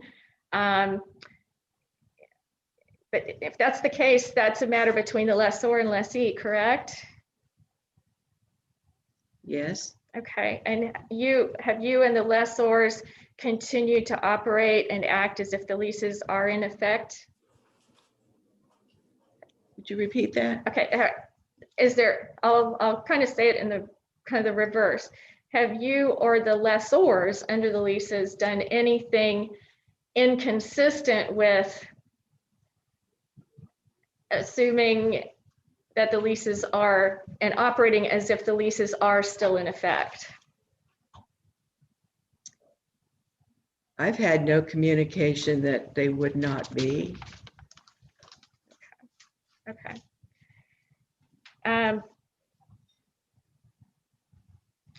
Okay, there was Mr. Slatter questioned you on whether you were willing to meet these various minimum compliance requirements that he listed.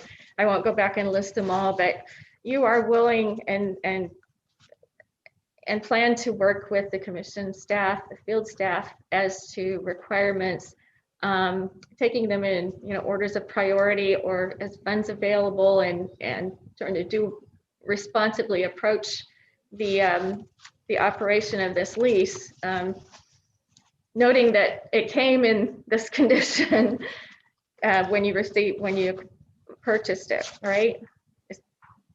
Shall I re-ask that? I am willing to work with the KCC and any of their staff in doing the things that I need to do to be an operator.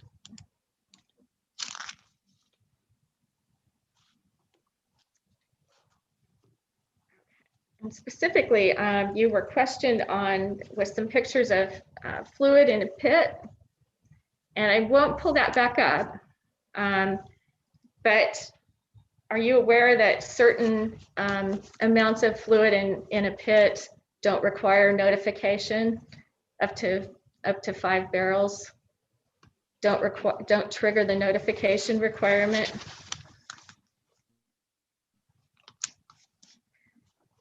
And if not, I'll let you answer. I'm sorry. Yes. Okay. I'd like to explain one of those pictures if I could.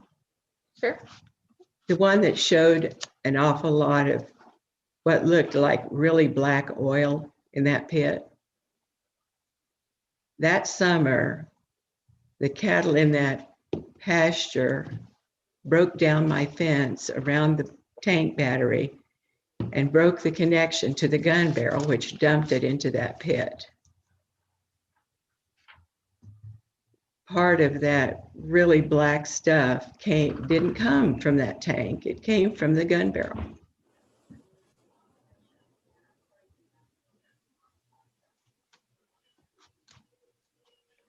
Okay, so that leads right into my next question, that you have erected fences and gates around these facilities.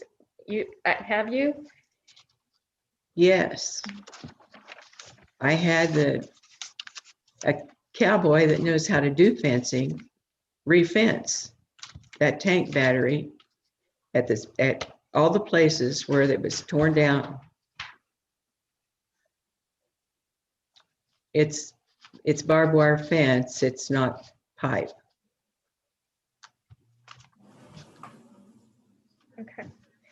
And when we're on spills and the requirements for notification and cleanup, to the extent you're not sure at this point, you're certainly going to plan to, I'm asking you, are you going to plan to seek guidance, either reading the regulations, speaking to the staff, or talking to your lawyer or a consultant regarding when a spill must be reported, and how and when the cleanup must take place? Yes. I will talk to KCC staff.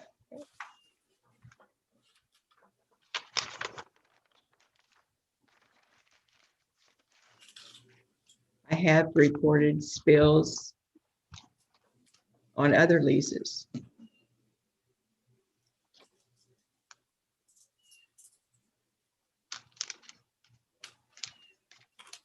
Okay, and one more, another follow-up on the timing of this application.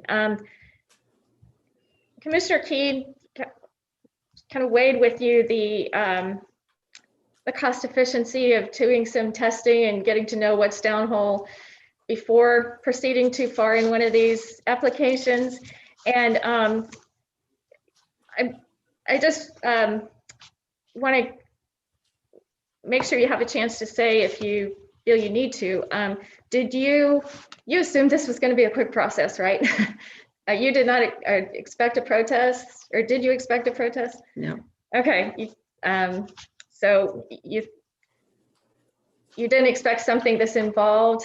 You thought it was going to be an application, and then you'd be on your way to testing the wells and doing the requirements to turn them into a UIC well. Is that accurate? That is accurate. I didn't expect a protest.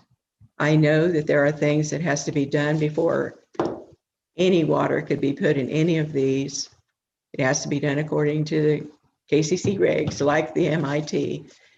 But I know now, if I do another application, I'll have an MIT first.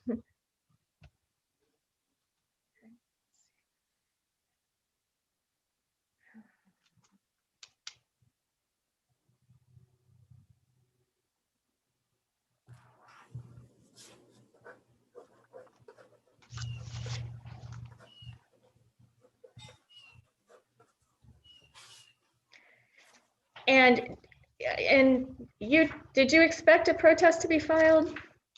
No, ma'am. Okay, and did you have a reason to expect one? Did you have calls from the surface owner, or had you heard of concerns from them at the time you filed your application or before? Yes, they were concerned about the spill at 29.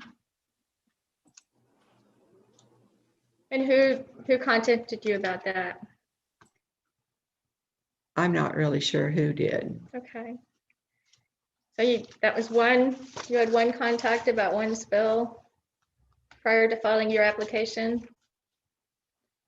I also had a visit by a couple of gentlemen. I think probably one or two of you are on the Zoom call that came and talked to me about cosmetic things that needed to be done there.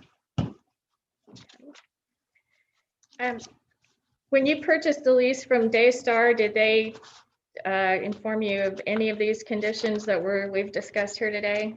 None. Okay. That's all I have on redirect.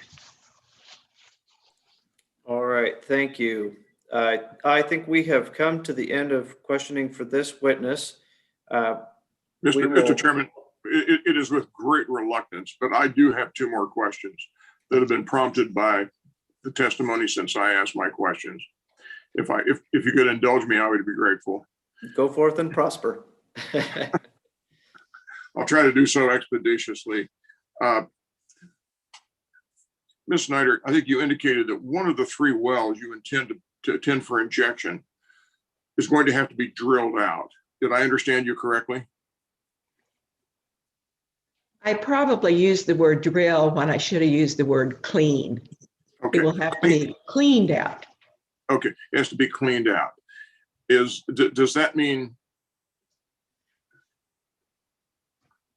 how is the well equipped today? That well? It's an open hole with casing. It's casing and and there's nothing inside the casing, right? Well, there's obviously something we're going to have to clean out. But there's no tubing and packer that you've put into the casing. Is that what you're saying? That is correct. And which well of the three is that well? That's the one in section 20, which should be called the Drumm 2. All right. John, if you could indulge me, we could go back to the application One for moment. injection for the Drumm number 2.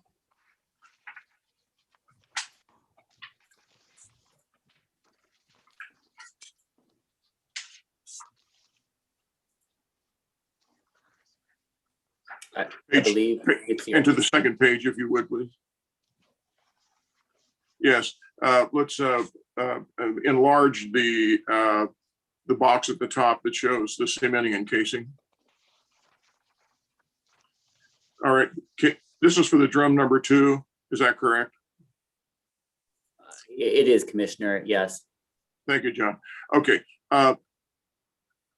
Ms. Snyder, can you see the form that's on the screen before us? Yes. Now, this is the application that you filed on May 6th, 2019, seeking permission to use this well as an injector. And as of that date, this form indicates that the well has 4.5 production casing, that it has 2,750 feet of 2 3/8 tubing. And if you scan down to the bottom to the diagram, John, see on that, yeah, there it is, right there. It indicates that there's a packer set at 2650. I can't square your testimony that this well needs to be cleaned out with this page of your application for the number 2 Drumm well. What's the disparity? Can you explain it to me?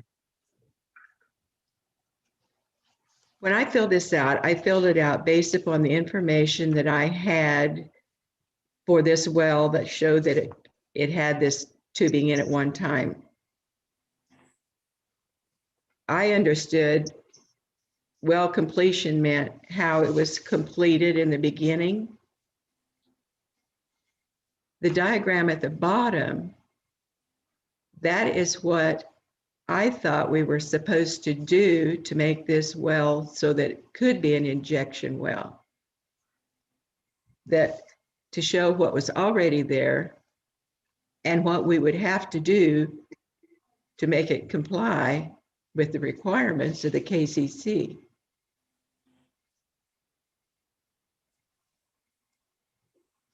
Maybe I misunderstood what I was supposed to put on this. But the top part was based upon what was how the well was completed to begin with. And the bottom part is what I thought we have to do to make it comply.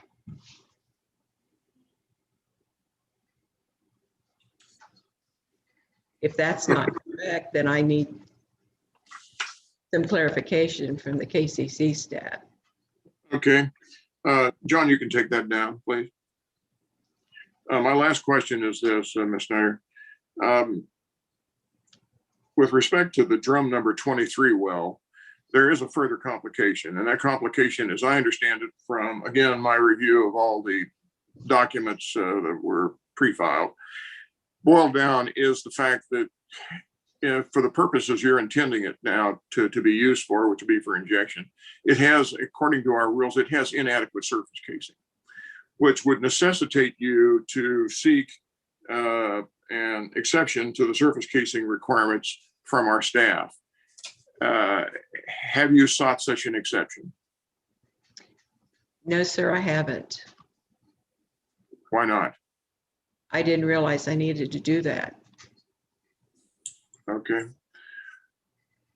With that, Mr. Chairman, that does conclude my questions. Thank you. Thank you, Ms. Snyder, as well. And All Mr. right. Chairman, I have one housekeeping item, if I may. Go ahead. I had offered a number of exhibits to Mrs. Snyder on cross-examination that are not a part of the record, and I believe I need to request that they be made a part of the record. Are any of these exhibits attached to your witnesses' testimonies, or are these all trial exhibits? It's a combination of both. Okay. I can, over lunch, I could identify them and maybe, or maybe we can just do that at the end. I don't have a paralegal with me that ordinarily keeps track of these sorts of things. I'm just wondering, let's go ahead and see if there's no objection to their admission. Why don't you go ahead and request to have them admitted? If there are specific objections, then we'll look to ask to have them admitted later. Okay. So why don't you go ahead and move admission? Yes, I would move that the exhibits I displayed before Mrs. Snyder during her cross-examination be admitted into the record. Are there any? Go ahead.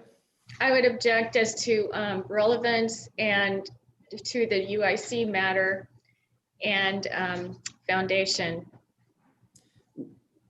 For which matter are you objecting on foundation?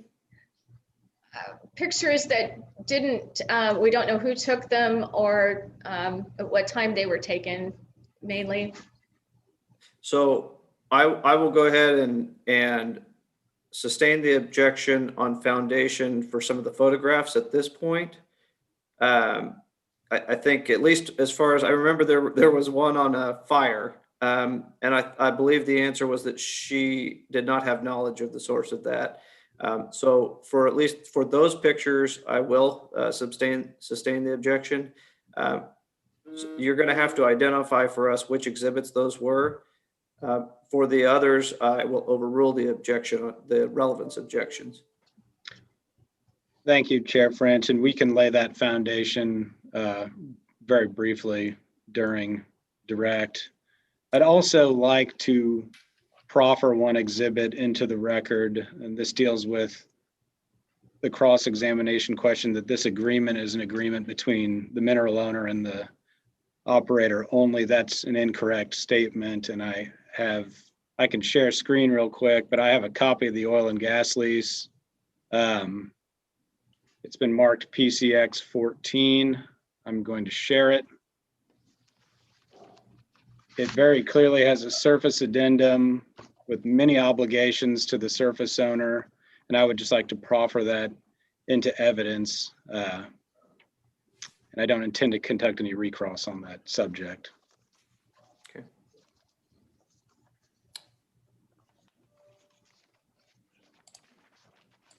I would again object on the ground that the parties, only one of the parties to this lease is here. The party that would be in position to enforce this agreement isn't here, and we have not heard from them that there's a concern. What party are you referring to? The lessor, Saco Oil Company? the lessor's successor then. And Andrew Drumm Institute, the successor is Flint Hills Land and Cattle as to the surface estate. That's public record. So why don't we wait and if you'd like to, if you do want this admitted, if you're able to lay a foundation with one of your witnesses, why don't we wait until then? Very good. Thank you. Yeah. All right. Let's see, John, while we're still here, do we need to identify specifically which exhibits have been admitted at this point? I just don't want there to be any confusion for the court reporter.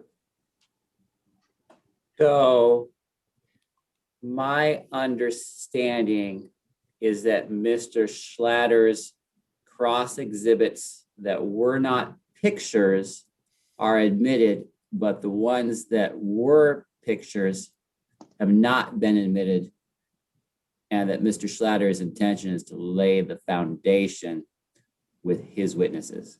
If everyone agrees, then I think we're all on the same page. So perhaps if councils would affirm that's their understanding, then I think the record will be clear. That's fine. That works. Mr. Schlatter, that's okay?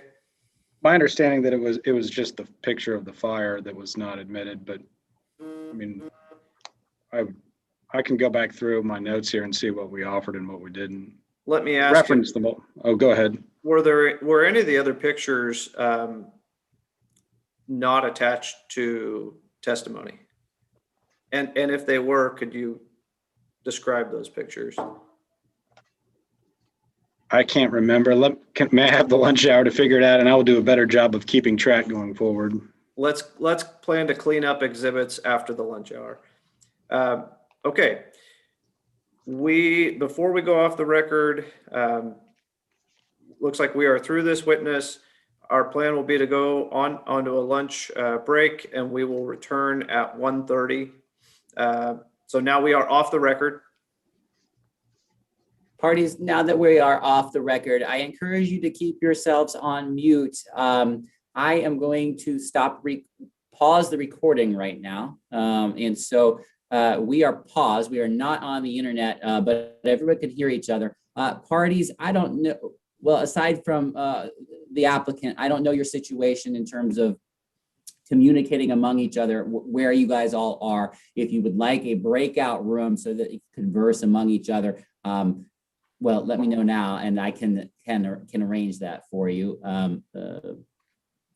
Otherwise, I'll be, for the most part, at my computer. And when I am, you'll be able to see my face. So if you have something, just let me know.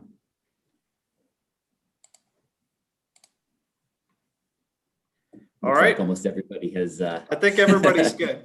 Yeah. We're now at lunch. I think, John, unless somebody yells something at you in the next 30 seconds, I think you're good to go. Yeah. All right. Mr. Schlatter, you're not on mute right now. Keep that in mind. That's all. All right. Take care, everyone.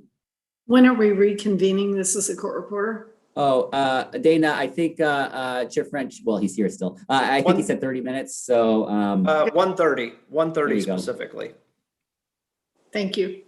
So, and we can turn off our video for now, right? Yeah, Until go we- right ahead. I encourage it. Mhm. Yeah, for everybody, please stay connected and just turn off put yourself on mute and turn off your video.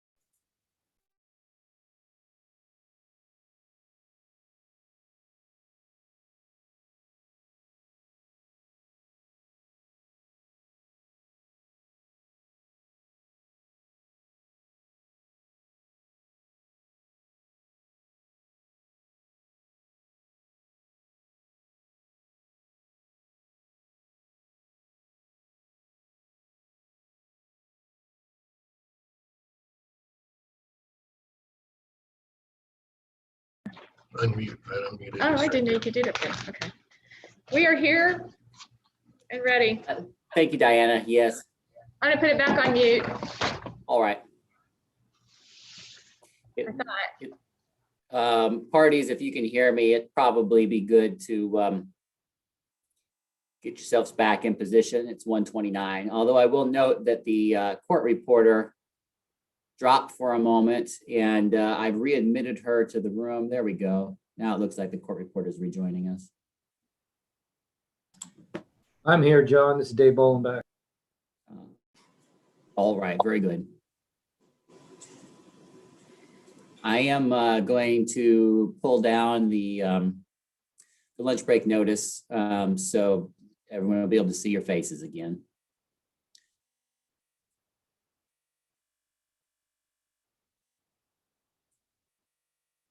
Okay, let's see here. Dana, are you ready again when the chair is ready to go back on the record? You're on mute, by the way, right now. So court reporter, there we go. I am going to run the restroom and then I'll be ready. Okay, sounds good. Let us know when you're ready. Okay. Chair French, I don't know if you heard that, but the court reporter will be ready in a moment.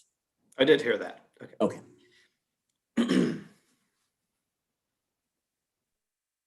We are live streaming right now, though, everyone.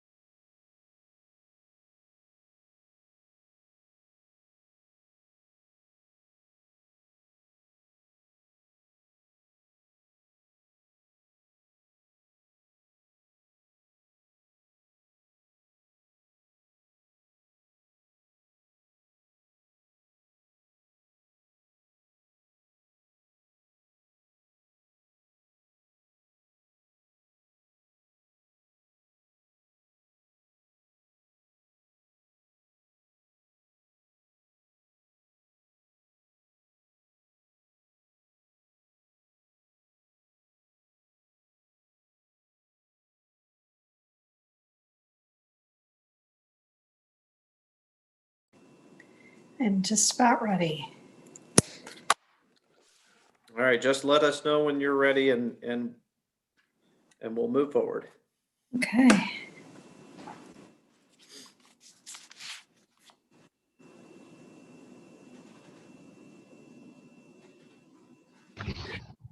We're ready when you tell us to start.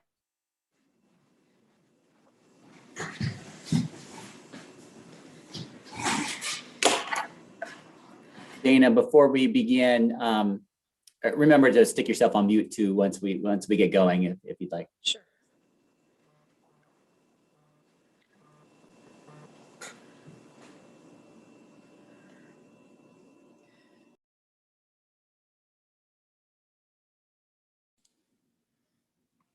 All right, is that an indication that you're ready, court reporter, since you went on mute? I am ready, and I'm back on the record. The time is 1:34 p.m. Very good, thank you. We are back on the record. Before we move to our next witness, Mr. Schlatter, did you have an opportunity to review the several exhibits and where we believe we are on admitting those exhibits? I did.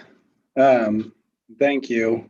It appears that the only photograph displayed was the photograph of the large fire, and then the other exhibit at issue was the oil and gas lease.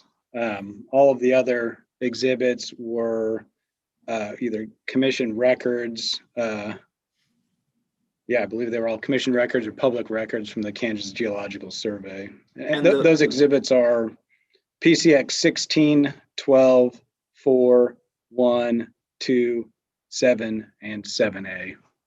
Okay. And there were some photos of the tanks and berm. Those are attached to testimony? Yes, Chair French, that's correct. Okay. Is there any objection to admission of the listed exhibits from the applicant? Beyond the objections that have been noted? No objection, subject to how the foundation is laid in testimony. The listed exhibits are admitted into the record, absent, as we mentioned, the photographs of the fire. And if protester would like to lay additional foundation with his witnesses, we'll do that at that time. Applicant, you may call your next witness. Jim Snyder, Inc. calls James E. Melland to the stand.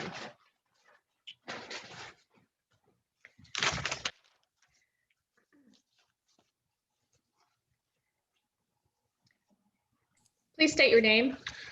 James E. Melland. Are you the same James E. Melland who pre-filed testimony? Sorry, we need to have the witness sworn first. Thank you. Okay, yeah. I'm sorry. All right.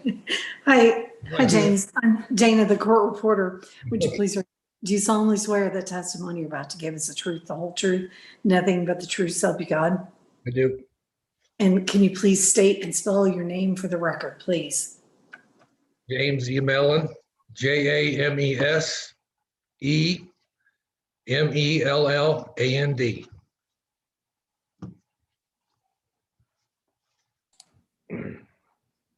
Please proceed. Okay. Are you the same James E. Melland who pre-filed testimony in this case? I am. If I ask you the same questions that are asked in your testimony, would your answers be the same today? They would. One additional question I have for you. Mr. Summers filed rebuttal testimony for the protestant that took issue with practices within Kansas, or this Kansas Butler County property. Are you familiar with Kansas oil and gas operations, and in particular the Butler County, Kansas area, and the Bartlesville and the Arbuckle? Well, I'm familiar with all Kansas in general. And it's definitely, the water flood we're talking about here is not quite the water floods that Mr. Summers talked about. I'm going to object to this line of questioning as being out of order, first of all, and sounds like we're going down a speculative rabbit hole as well. Mr. Mellon had his chance to pre-file testimony. Any response? The idea of an enhanced recovery project is a speculative venture based on analysis and weighing of risks and rewards. So it is certainly speculative. That's the nature of this project. And Mr. Mellon has stating that he has experience in Kansas with these types of projects. I was referring to the speculation as to Mr. Summers' experience. So That's why. Well, I'm gonna sustain the objection. There was an opportunity to pre-file testimony, and that is a requirement. If there is cross-examination on these topics, there will be an opportunity for redirect. So at this time, I will sustain that objection to further direct examination right now. Okay, at this point, we would ask to enter Mr. Mellon's pre-filed direct and rebuttal testimony into the record and have it spread upon the record. Any objections? No objection from protester. Okay, hearing no objections, the testimony and exhibits will be admitted into the record. I tender the witness for cross-examination. Let's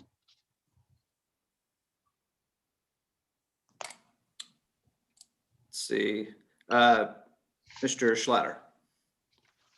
Yes, Chair French, I do have a few questions for Mr. Melland.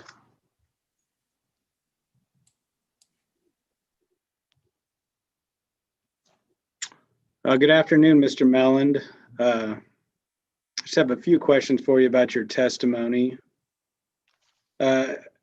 Beginning at page 3, line 15 of your pre-filed direct testimony, you state that Flint Hills Land and Cattle's protest indicates displeasure with the effects of generations of past oil operators. Is that correct? that's correct. And that remains your testimony? Yeah, that was in my testimony.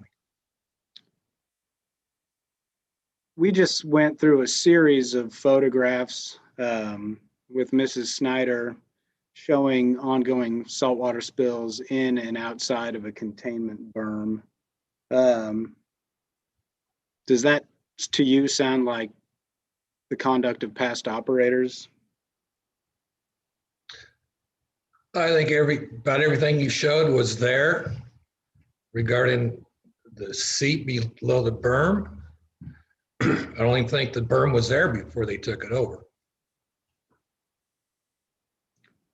So that ongoing spillage of saltwater and oil would be the conduct of the current operator, which is indeed the source of Flint Hills Land and Cattle's protest. Well, I didn't quite, you'd have to show me that spillage Okay, some more. we can do that. I'm going to call up Mr. Beal's pre-filed direct testimony, and I'll try and share screen without getting paused out this time. All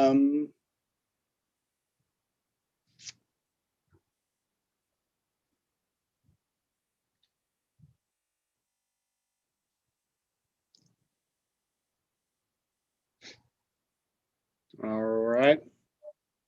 You should be able to see that now. So let's just start with figure 3A and figure 3B. Mr. Beal, sorry, every time I share screen, I lose my picture. Okay, so I'm going to start with figure 3A and 3B of Mr. Beal's pre-filed direct testimony. These photos were taken April 28th, 2020, depict salt water and oil flowing through the bottom of the berm, down gradient towards a freshwater creek, which feeds into a watershed. Those aren't things that the previous operator did, are they? No, what I see is I see a pit full of water. From this photo, that's all I can tell is there. And the seep, all I see is wet ground caused by water and not oil. And I really see no evidence that water is flowing into the creek. You don't think that water is flowing through the berm wall? Well, I think it's seeping under the berm wall somehow, causing the wet soil, but I don't see water flowing into the creek. So you have 33 years of experience according to your pre-filed testimony, is it normal for a berm to fail in this manner? Yeah, you have any kind of dirt berm, for some reason, you got enough permeability in the berm and your water can seep underneath it. So do you believe this berm is in compliance with SPCC regulations? Repeat that, please. Do you believe in your 33 years of experience that this berm meets SPCC requirements? I would have to review the SPCC regulations. I mean, the SPCC regulations cover conductivity. You've already testified that the water is seeping through the berm. Correct. I don't know if the SPCC, the last time I reviewed it, I don't recall what it says about seepage through the dike. I'm assuming you're not supposed to have any seepage through the dike. Okay, or the berm. thank you.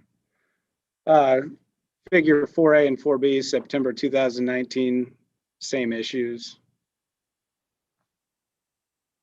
Correct. We have water in the containment berm and it's seeping through. Correct.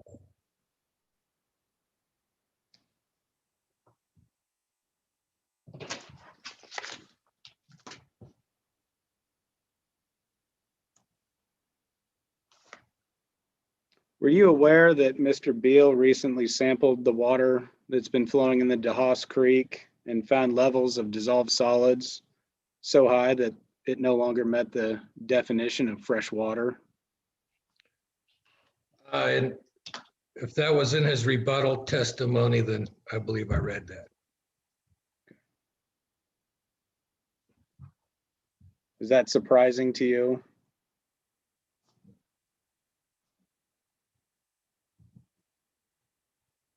I don't know the area, but it's very likely. I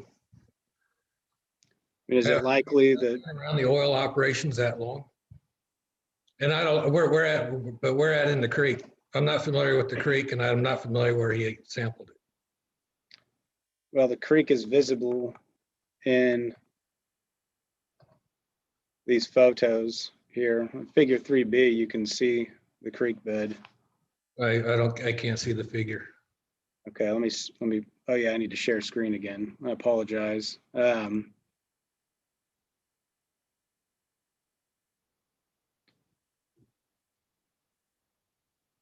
And so I'm going to zoom in on this photo. I believe here I'm in figure 3B of Mr. Beal's pre-filed direct testimony. I believe you can see the creek bed here, including this drainage that runs right behind the pit, straight into the creek bed. Well, that whole area used to be an evaporation pond, according to the documents I've seen. Okay, so you don't think that the saltwater spilling through this? That is the creek bed. I'm sorry, I interrupted you, Mr. Mellon. Please restate what you said. I don't really consider that the creek bed. Okay. So the fact that water spills into that drainage and into the creek bed, you don't believe that that's caused the elevated mineralization? I couldn't tell you from the information you've given me. You don't think it's likely or possible? It's possible. In your pre-filed testimony beginning at page 3, line 16, you testified that it was your understanding that Jim Snyder has and continues to conduct their operations in a way that does not exacerbate the scars of the past. What is your basis for this understanding? Well, my basis is they take over the lease and the first thing they do is start plugging wells that needed to be plugged years ago. And really, what we're seeing here, I don't believe is causing a scar. It's moisture in the soil.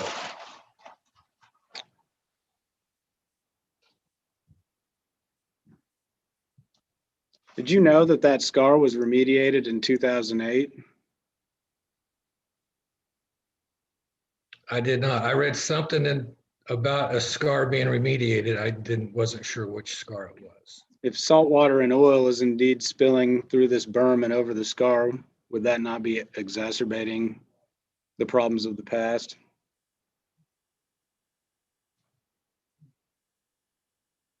Yeah, if it were happening. I mean, you got water seeping under the berm right there. I'm gonna show you a picture. You said you think it's fresh water. I'm gonna direct you to figure 6B. Oh, I never said anything was fresh water. So you agree that it is oil and salt water in this containment berm? And That is seeping. Oh, I don't know. I mean, if it rains and you get rainwater is fresh water. So if that berm fills up with rainwater and then seeps through, it's going to be fresh water.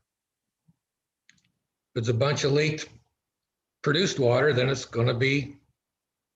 won't be fresh water. so if it's indeed produced oil and salt water, and those pictures show that it's seeping through, then it is likely produced oil and salt water. I understand. If salt water is inside the berm, then it's probably salt water causing the moisture. Okay.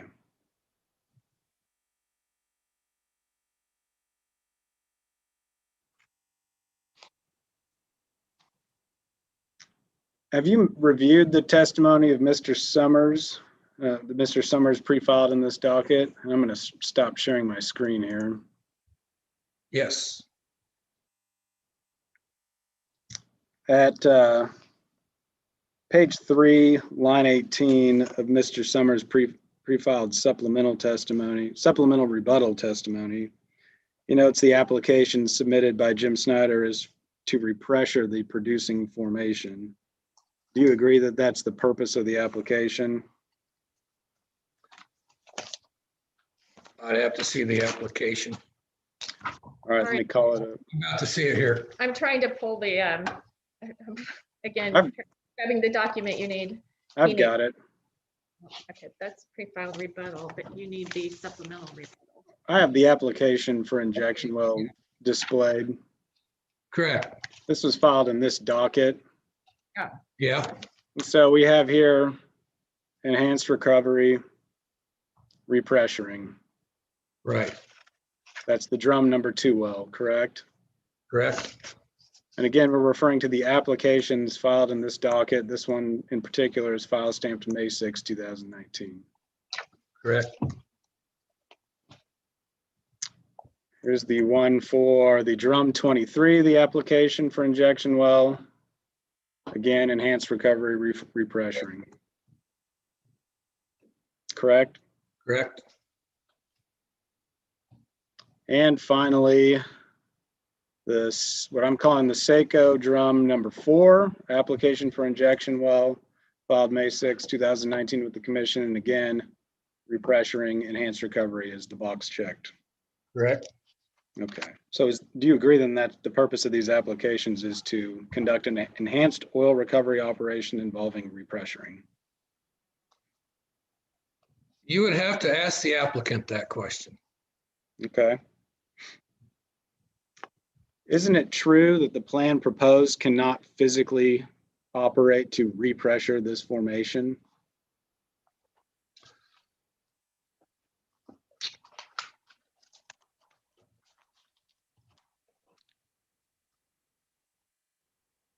It might yeah, you know what? There's just been probably so much fluid pulled out. You know, without adding a bunch of makeup water, you're probably not going to repressure it. So at page 3, line 5 of your pre-filed testimony, you testified that you believe the EOR plan proposed by Jim Snyder Inc. makes perfect sense. Correct? Oh, well, I was just going off the that they're filing for an injection well. Okay. I didn't quite focus on the repressuring. You aren't opining on the viability of the project. Is that your testimony? No, my testimony is injecting into the Bartlesville is a good idea. Right. It's better than injecting into the freshwater creek. Right. Yeah, where the Arbuckle. But you don't deny that this project is not going to repressure the formation as proposed.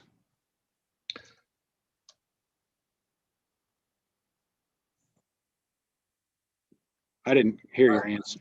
Well, I'm thinking, well, it all, you got to go back to these.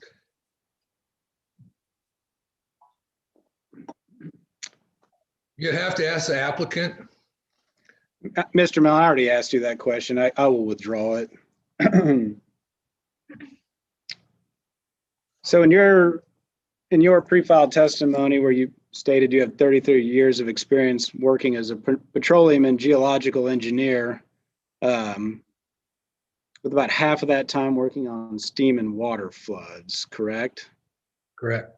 And when you worked up those projects, those water flood projects, did you ever do an economics analysis to determine whether, the money spent would recover the amount of money, the money spent would yield the oil production necessary to pay for its cost? Yeah, on at least one water flood I've looked at, I did. And why did you do that? Make sure it's, why did I do it? Mhm. So I could sell the deal to investors. Is it important? I mean, that's. I appreciate that response, Mr. Melland. It's important to investors that their investments make money, correct? Correct. And so, one of the fundamentals of that is you want to make more money than you spend, right? That's called a profit. Correct. Can you point to anywhere in Mrs. Snyder's testimony where that analysis was conducted? Well, I think no, I can't point to anything. How can the commission be expected to decide whether this application is necessary to prevent waste if it doesn't even know if the expected recovery exceeds the cost? Well, in this application situation, it's not really the commission's concern, I don't think. Never been an issue on other Kansas injection applications I've worked on. But I think just the fact that she needs a disposal well to produce a lease kind of says it all. But these aren't disposal well applications. We already went over that, correct? Well, they would be. They would be if they could be. Well, that's an entirely different application, is it not? It's all in the definition of the injection wells. But you can't inject into the producing formation for disposal, correct? If you're 50 feet below the oil water contact, you can. Unless that number's changed on me. And wouldn't the disposal well, that's a different check the box, and I think I've lost my share screen. Let me call it up. If it's the same, why are there two different boxes for it on the application? You'd have to ask the KCC that. Okay. I go through this a lot on this issue of what do you call these injection wells? And wouldn't you agree the operator would need to refile to permit this as a disposal well? It's an entirely different permit classification. Yeah, almost, in my mind, I'd say about 80% of water floods in Kansas are a strategically placed disposal well. Does that have anything to do with the fact that disposal wells typically require surface owner permission when the minerals are severed?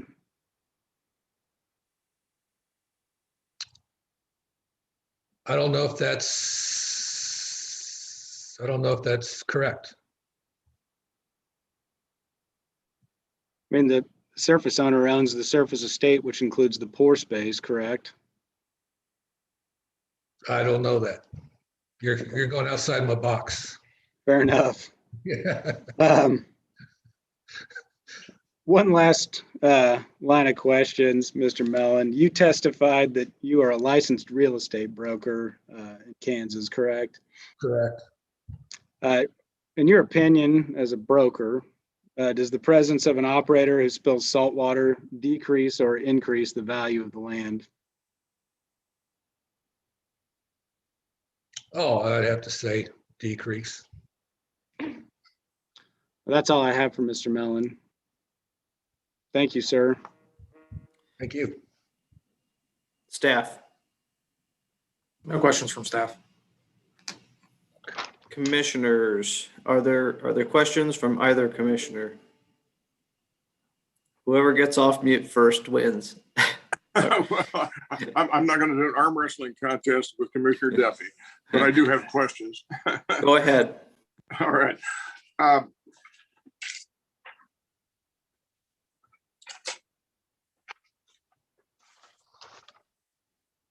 Mellon, were you present this morning for Ms. Snyder's testimony? Yes, I was.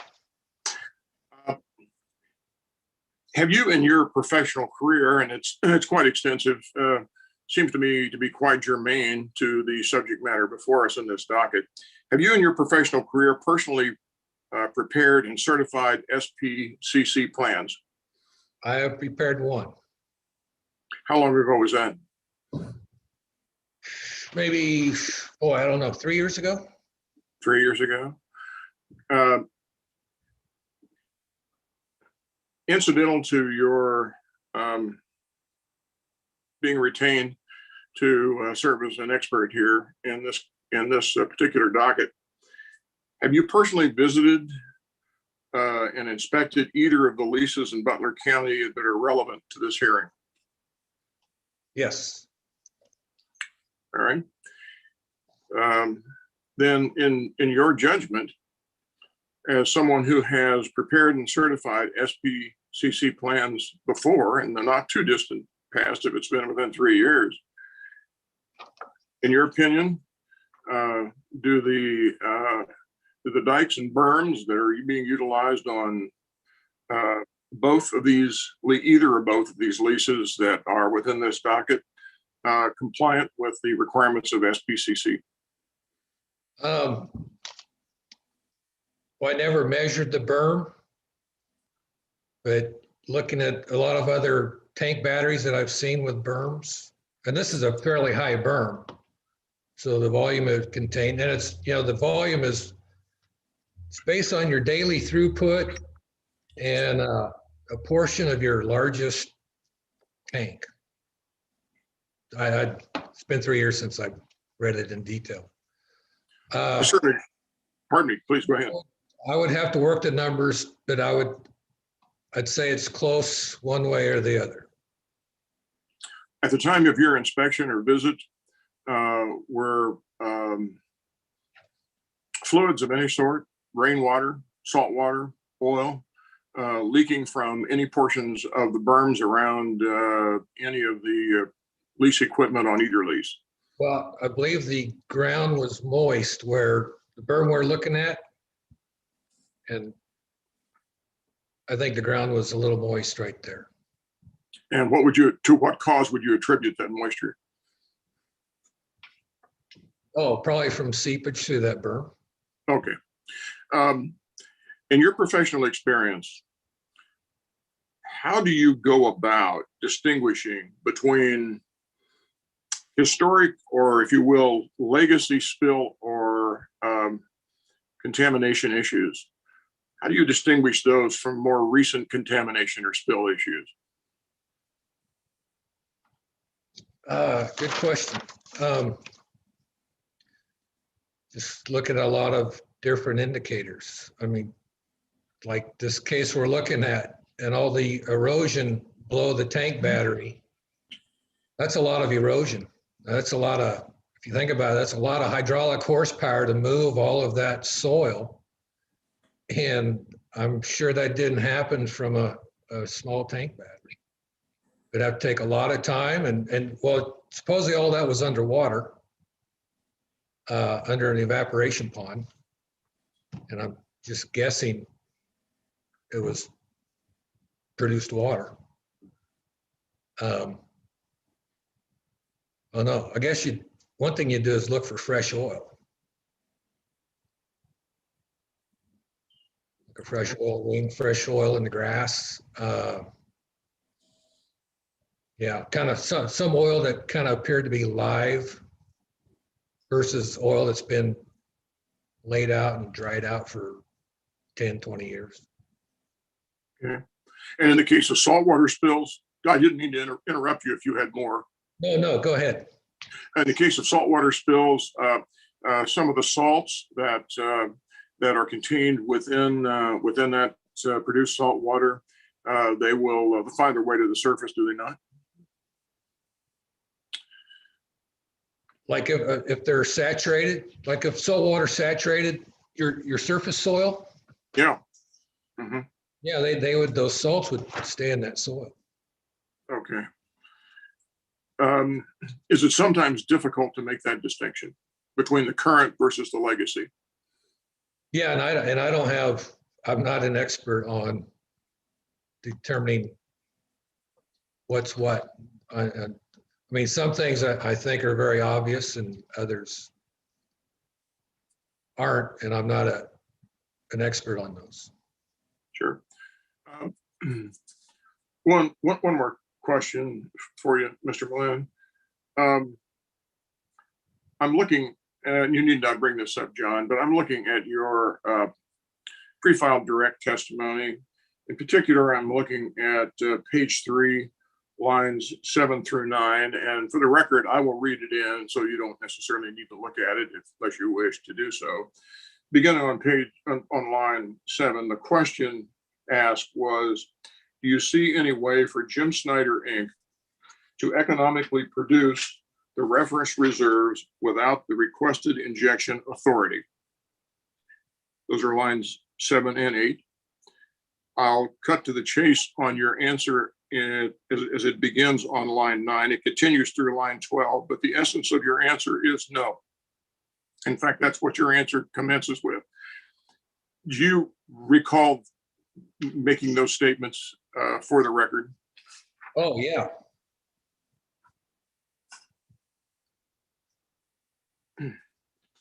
It's a lead up to my question. And I'm trying through this question to really rely and lean, frankly, on your rather substantial experience as a petroleum engineer and geologist, especially having to do with secondary recovery and water disposal wells of whatever different sorts. It strikes me that through the testimony that we've heard thus far, that there are a lot of issues for the operator to consider, to confront, and resolve, including number 1 is washing down one of the 3 proposed injection wells, if it can be washed down. Number 2 is remediating a host of secondary containment and surface remediation issues. Number 3 is resolving potential temporary abandoned well issues. And it strikes me that all of these things, and I don't pretend that that is a complete list, but all of these things involve extensive well site tank battery, well pulling, and equipment expenses. So I guess my question to you would be this: would you concur in that conclusion that this could potentially involve some rather substantial expenses? Oh, yeah. So my question in essence to you is this. It's analogous to the question that you were asked in your direct pre-file testimony. In your opinion, as a professional engineer and geologist, can Jim Snyder, Inc. economically produce these 2 leases that are the subject of this application with the approval of these applications? Now, repeat that very last part. Sure.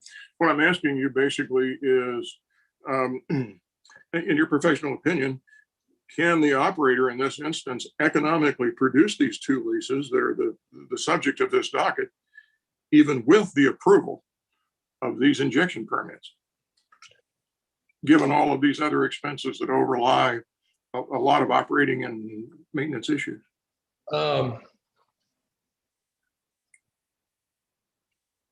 Just in a general sense, it depends on the operator and what resources they have.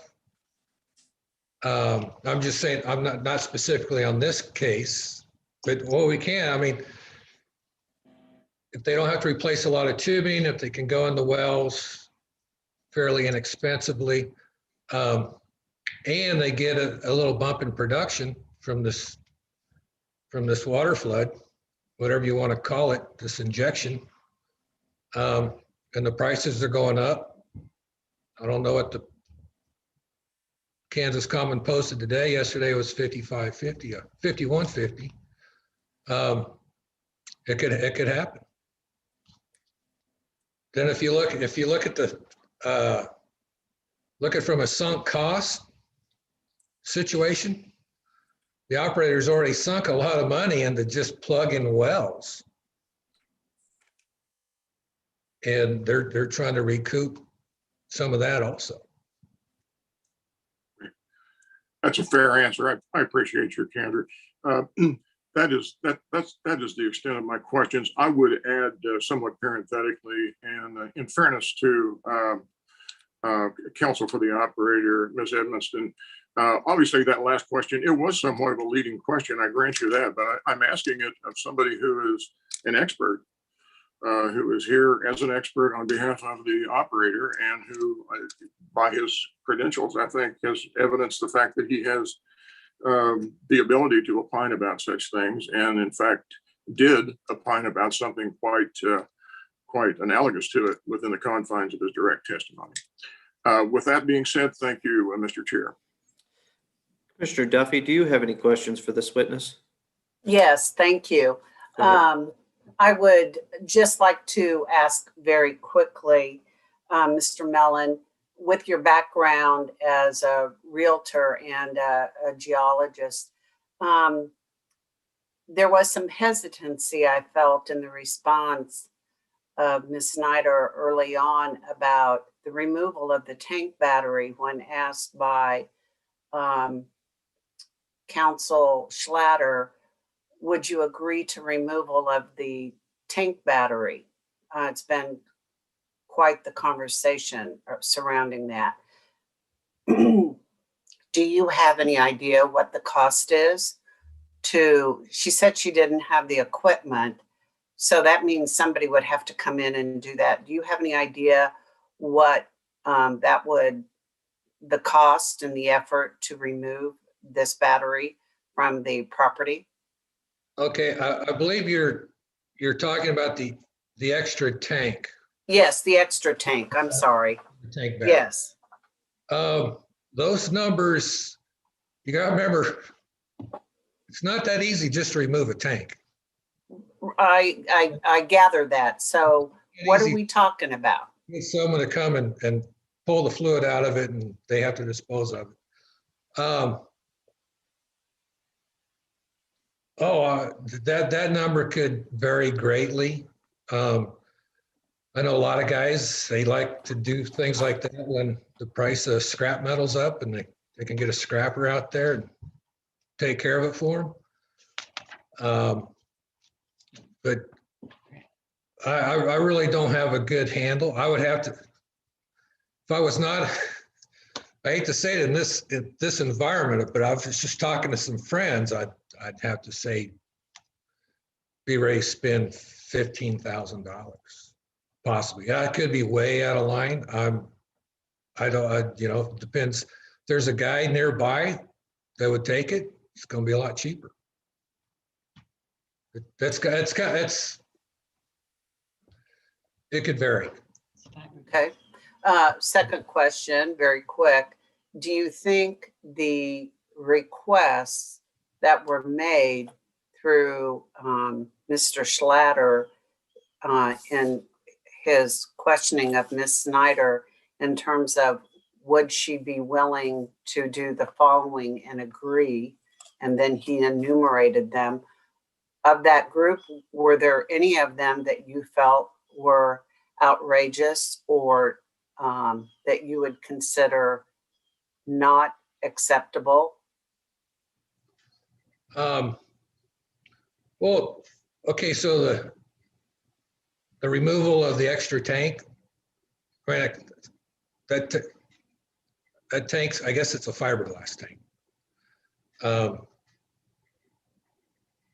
that could be put back into service or something could be done with it. No, nothing was too unacceptable that I recall. Okay. All right. Thank you very much. I appreciate it. Thank you, Chairman French. Thank you. I have no questions. So we'll move to redirect if you have any. Ms. Edmiston. Sorry, I almost muted. I have a few.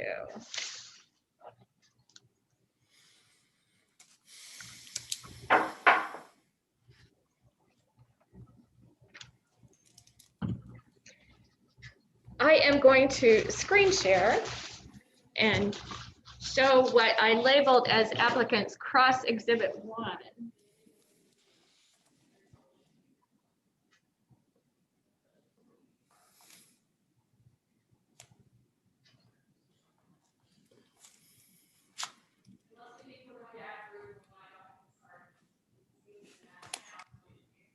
And it is, I'm gonna try and talk loud because I'm down a table down. Mr. Mellon, do you recognize these two photos in this exhibit? I'm going to make an objection, if I may. Again, we've already had a shot at direct testimony. This is not in response to cross-examination. This is in response to questions asked by the commissioners about the berm of Mr. Mellon. So, okay, so we haven't heard the questions yet. I'm gonna overrule the objection briefly, but we definitely need to stay within the scope of either cross or commissioner questions. We will have that conversation if we need to, but it should be in response to or within the scope of cross or commissioner questions. So go ahead at this point. I intend to stay in. Can I just ask, what exhibit are these? I'm not seeing the. This is applicant cross exhibit 1. Okay, thank you.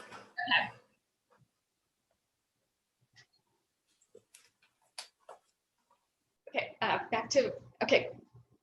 Repeat the question, Mr. Mellon, do you recognize these two photos in this exhibit? Yes, I do. And can you say what they are? They're pictures of the tank battery on the drum. I guess just the drum lease? Institute. Drum Institute.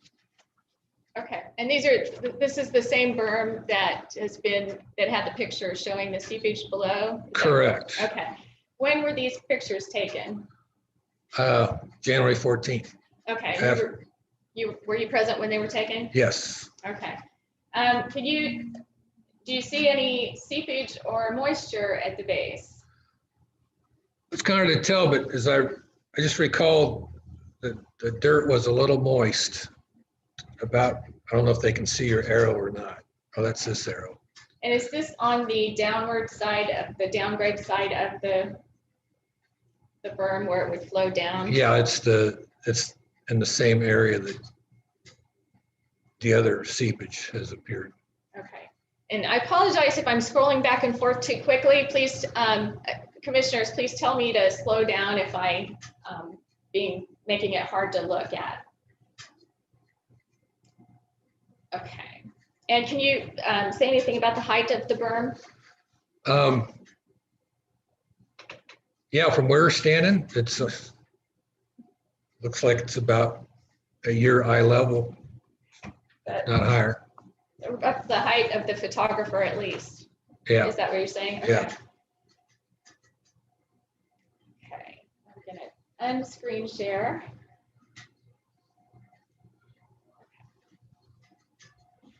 I move for the admission of applicants cross exhibit number 1.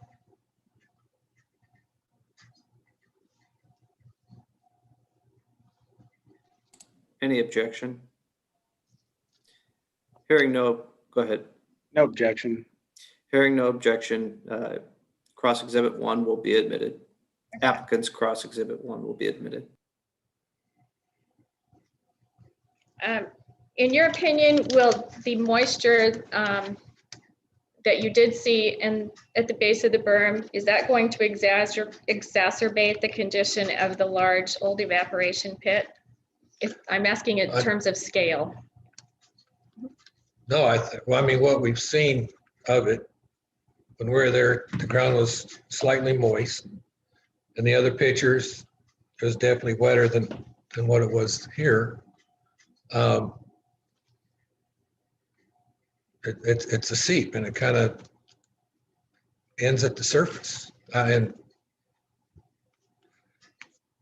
maybe you can catch it at a time where it seems to be seeping more, but from what I've seen, it's not creating any added erosion.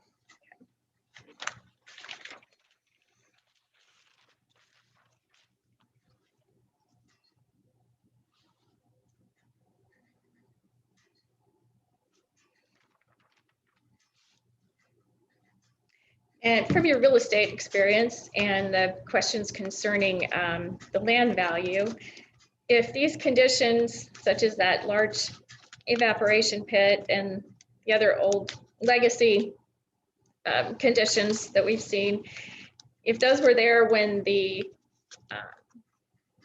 protestant purchased the land, they likely would have realized a lower purchase price at the time, would you say? Would you explain your position on that? If they saw it, they would adjust their purchase offer potentially on that.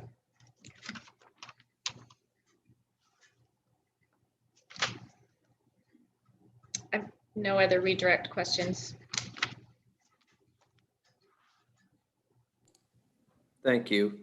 I'm just keeping an eye out. I'm not seeing any commissioners waving their hands, so I think we are going to wrap up with this witness. Thank you, Mr. Mellon. We are now ready for the protesters' witnesses. I will just note, we're getting close to 2:30. We still have 5 witnesses, and we are scheduled to complete by 5 o'clock. So obviously, everybody ask the questions you need to ask, but I just want everybody to be mindful of the time that we need to keep moving. Mr. Schlatter, you can call your first witness unless anybody needs a minute to collect themselves or arrange any papers before we move on. This is the court reporter. I just need like 2 minutes to just switch out something, a plug-in. Okay. We are off the record and we will stand in recess for 2 minutes. You just let us know when you're ready to go. Okay, I'll be right back.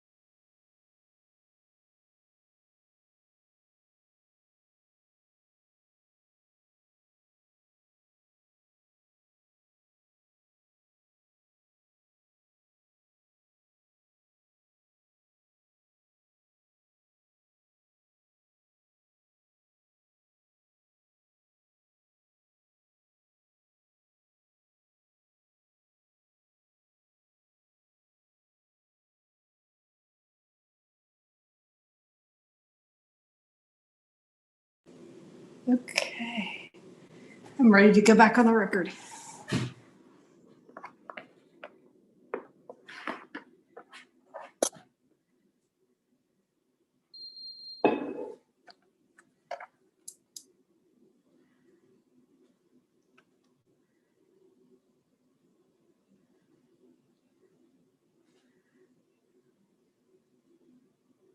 I'm ready when you are. Okay, thank you. Looks like we've got 3 commissioners. I think we've got everybody. All right, we are back on the record. Mr. Schlatter, you may call your first witness. Thank you, Chair French. I'm not sure I see him on here. Mr. Summers, are you out there?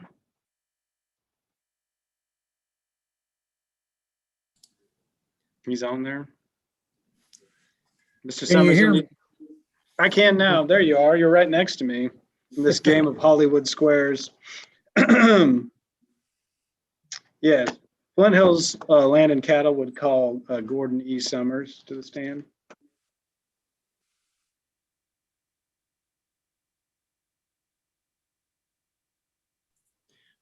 Court reporter, if you would take yourself off mute to swear Mr. Summers in, that might be for the best. Yes, sorry. Would you raise your hand? Do you solemnly swear the testimony you're about to give is the truth, the whole truth, and nothing but the truth, so help you God? I do. Would you please state and spell your first and last name for the record? Gordon Summers, GORDONSOMMERS.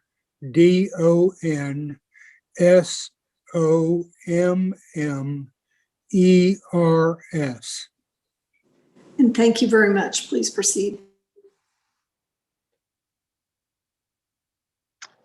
Okay, Mr. Summers, for the record, you are a professional engineer, correct? That's correct. Okay, and did you cause to have pre-filed or testimony? Yeah, testimony consisting of 8 pages of question and answers, pre-filed as rebuttal testimony in this docket? Yes, I did. And 8 pages of testimony pre-filed as supplemental rebuttal testimony in this docket. Yes, I did. I believe I misspoke on your pre-filed rebuttal testimony. That was 9 pages and 1 exhibit marked figure 12. So please allow me to correct the record and confirm that's correct. That's correct. Okay. And have you recently reviewed your pre-filed testimony? Yes, I am. And do you have any corrections to the testimony or exhibits you pre-filed? No. Okay, that being the case, I would move that the pre-filed testimony of Gordon E. Summers be made a part of the record in this docket. Any objection? Hearing no objection, the pre-filed testimonies and exhibits are admitted into the record. Thank you. Thank you, Chair French. I will submit this witness for cross-examination. All right, applicant, Ms. Edmiston.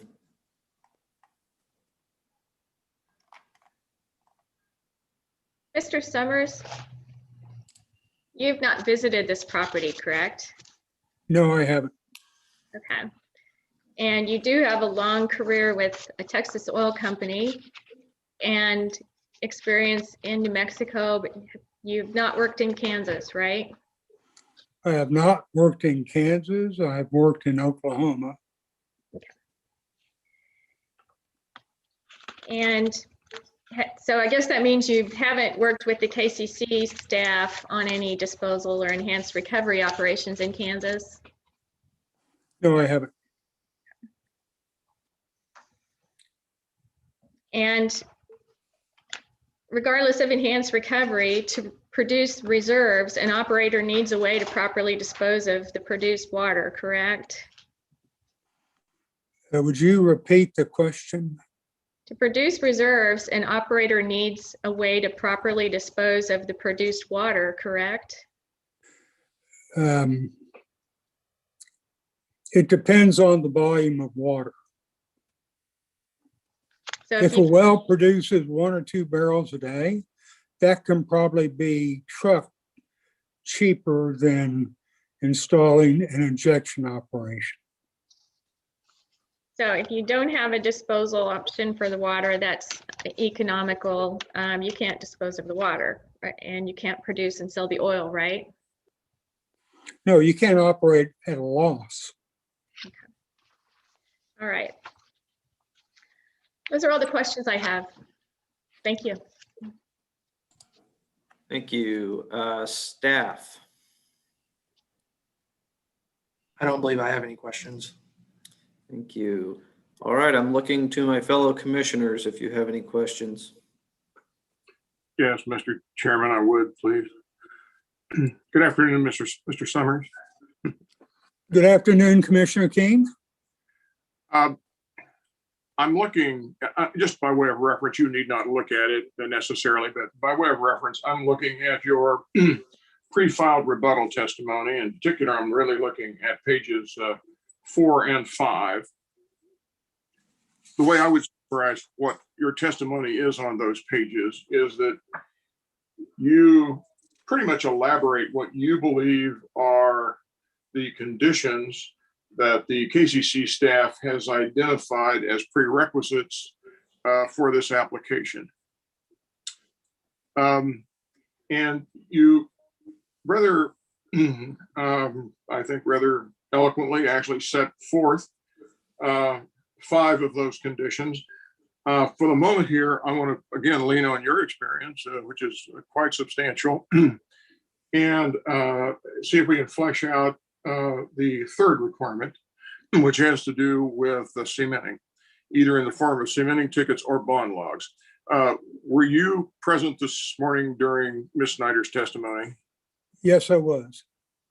Do you recall her testimony regarding, that I asked of her actually, regarding the existence or their possession of cementing tickets? And I think if I fairly paraphrase her response, I believe she indicated that was not provided incidental to their purchase. Do you recall that testimony? Yes, I do, and that's correct. Which, given the options before us, I suspect somewhat boils this down to the option of a bond log of some sort. And so I take it again through the testimony this morning, are you somewhat familiar with the characteristics, the way the well is to be basically configured for injection, with the tubing and packer completion inside either 4.5 or 5.5 casing? Yes, recall? I am. And it's obvious that in the parlance of the KCC's cementing requirements, this is an alternate one completion. That is, that cement was, at the time the long string of the production casing was installed, it was not circulated from bottom to top. Do you remember that? Yes, I do. Okay, so here's my question. Let's disregard for the moment the one well that they're going to have to wash down and focus on the 2 they believe they don't have to wash down. From the records provided to the commission incidental to the application, these are perforated completions in both instances. Am I correct? Yes, sir. Okay. So we're a long ways down the trail of having a freshly drilled well with a freshly set cement with, given the way cementing practices operate, with a hole full of fresh water that was used for cementing. And pushing that plug to TD. We're a long way from that point at this time. Would you agree? I agree. Here's my concern, and I'll try to boil it down, probably in language that will completely butcher your profession. So if you'll excuse that, I'll do the best as a layperson to cut to the chase. I've personally witnessed a number of bond logs. I've never witnessed a bond log that was performed in a well without water from bottom to top. Because the bonding tools, as I understood it, that the perforator was using to run that log, and that was ran in advance of the perforations, was such that if you had any gas contamination from the perforated part of the bore, that it would potentially cause the bond logging tool to malfunction. In some cases, it would be in favor of the operator because it would look like you had a perfect bond log from bottom to top, when in fact you may not have had it all. And that was all because of the reaction that gas contamination within the hole would have on the bonding tool. Is either that risk or some other set of risks such that it makes very problematic the use of a bonding tool under the circumstances now existing for these wells for which the applications have been made? Well, as an engineer, to me, any data is better than no data. So I would, if I was in the shoes of an operator that wished to convert a 40-year-old well to injection, I, Gordon Summers, would probably set a bridge plug on bottom, fill the hole with fluid, and run the bond log. Now, I have included in my first testimony my estimate of the top of cement in the 3 wells that are part of this application.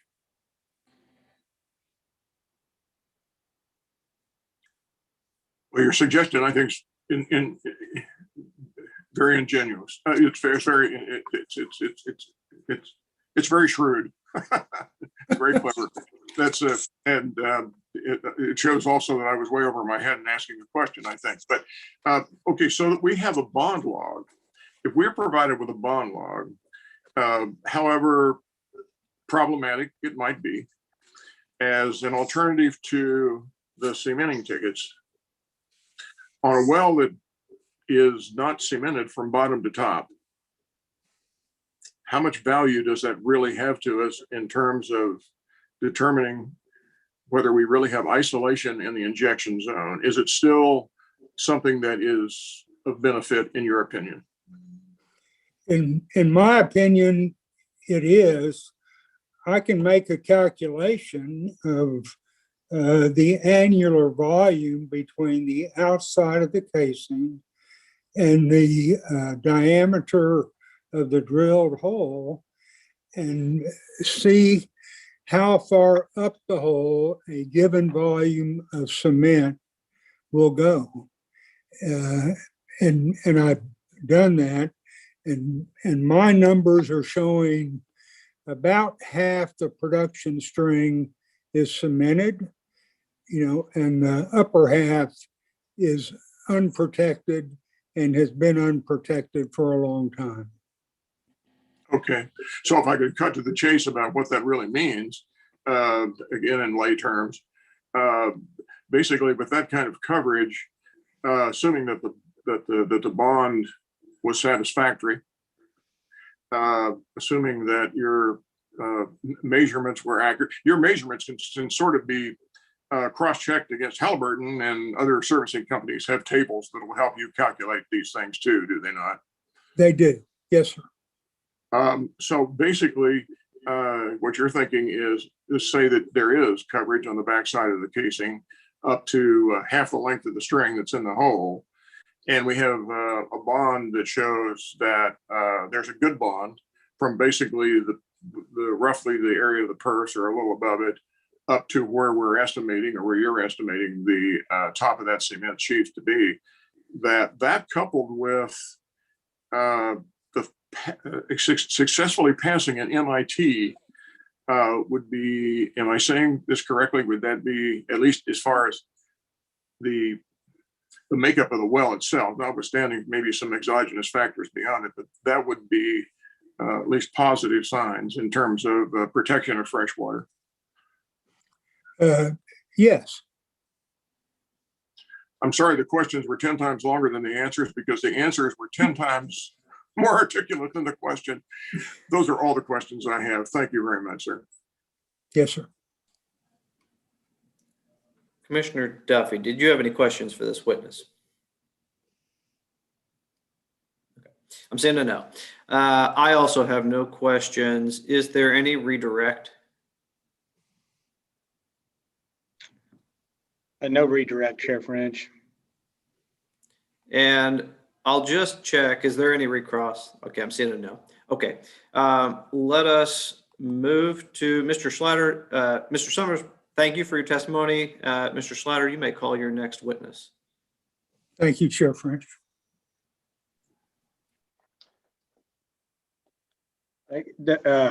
Is anybody needing a minute before we move on?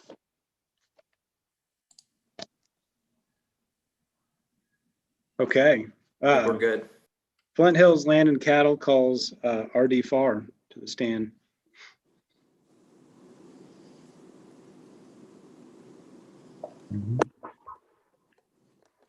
Good afternoon. I'm Dana, your court reporter. Can I have you raise your right hand? Do you solemnly swear the testimony you're about to give us the truth, the whole truth, and nothing but the truth, so help you God? I do.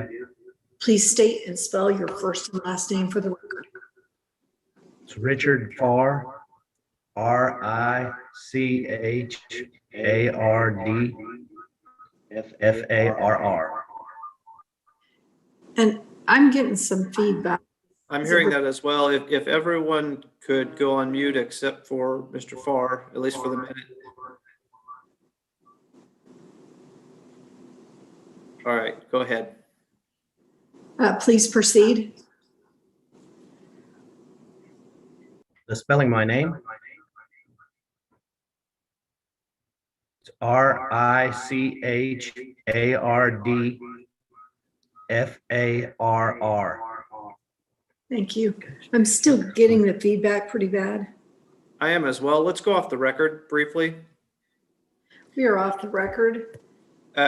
John or IT, it sounds like the feedback may be coming from Mr. Farr's connection. Do you have any recommendations? That is what I suspect is the case too. Mr. Farr, do you have any other electronic equipment on right now other than your computer? John, I think it's on our end. We're in the same room. You do? Yeah. Oh yeah, that's definitely on your end. Yeah, so I'm going to mute my speaker or whatever, and I'll put on a that'll take care of the problem. earpiece or something, and that ought to take care of it. That certainly will. I would suggest you just do that and let everyone know when you're ready, and then Chair French can put us back on the record. The other possibility, if that doesn't solve it, I wonder if we'd be able to hear both of you through one microphone. Yeah, I can come over there. That might work as well. Yeah, we can do that. We'll try that, and then we'll go back off the record if we have to. That would save me having to find headphones. Why don't we do that? I'll get a chair pulled up.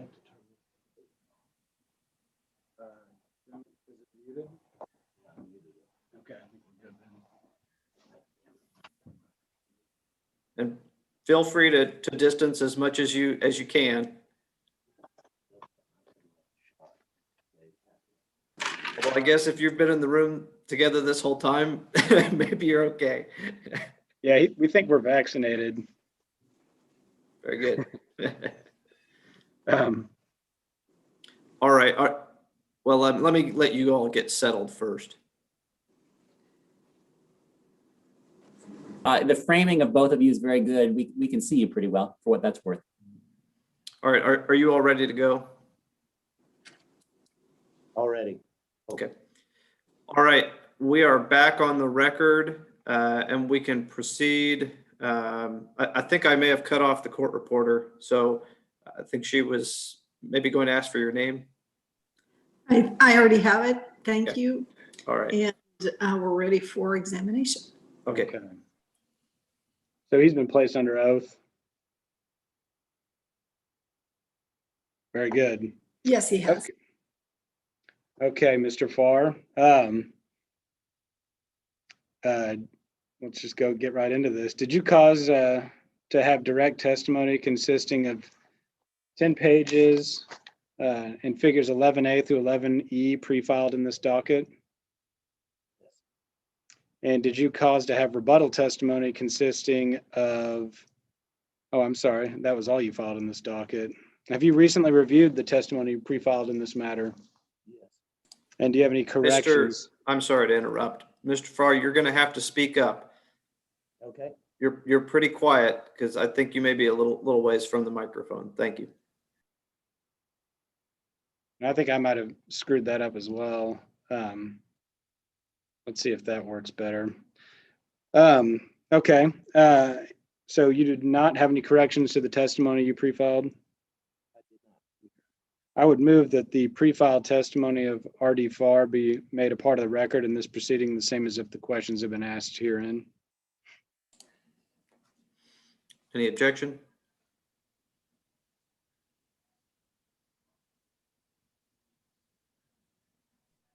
I'm not hearing you. You're on mute. Mute. There we go. My mouse wasn't working on the surface. I'm going to make my same objection as to relevance. These matters in Mr. Farr's testimony don't pertain directly to UIC, this UIC applications that we're here for. Any response?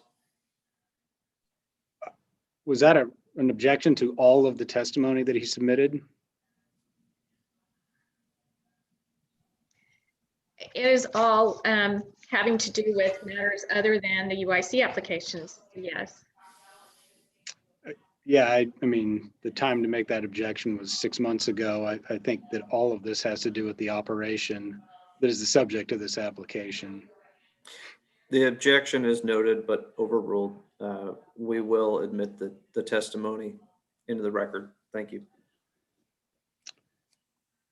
And if it please the commission, we were to be given an opportunity to lay some foundation on a couple exhibits and have those admitted. Yes, go ahead. Okay, I'm going to call up the first exhibit here, which has been labeled Figure 21. This is a photograph that I presented to Ms. Snyder during her cross-examination and identified it as Figure 21. Mr. Farr, who took this photograph? And when did you take it? Mr. Farr, you're going to have to speak up quite a lot more. Okay. Yeah, I'm not hearing anything he's saying. I took that picture. Are you able to hear me? Yeah, you're loud and clear. I think because you're more primary on the screen, your computer's picking you up. Okay. But Mr. Farr, the computer doesn't seem to recognize that, that he's also there. Sorry about that. Can you hear me now? That's much better. And I sure do apologize for pushing the two of you together. Down his shoulders, I guess. All right, go ahead. Let's just start over. Mr. Farr, who took this photograph? I took that picture And when did you take it? on October 20th. And what is that a picture, a depiction of? That was a picture. We had a fire on October 14th. And I got a call from our man at the ranch who was going to fight the fire. And he called me after he'd got there.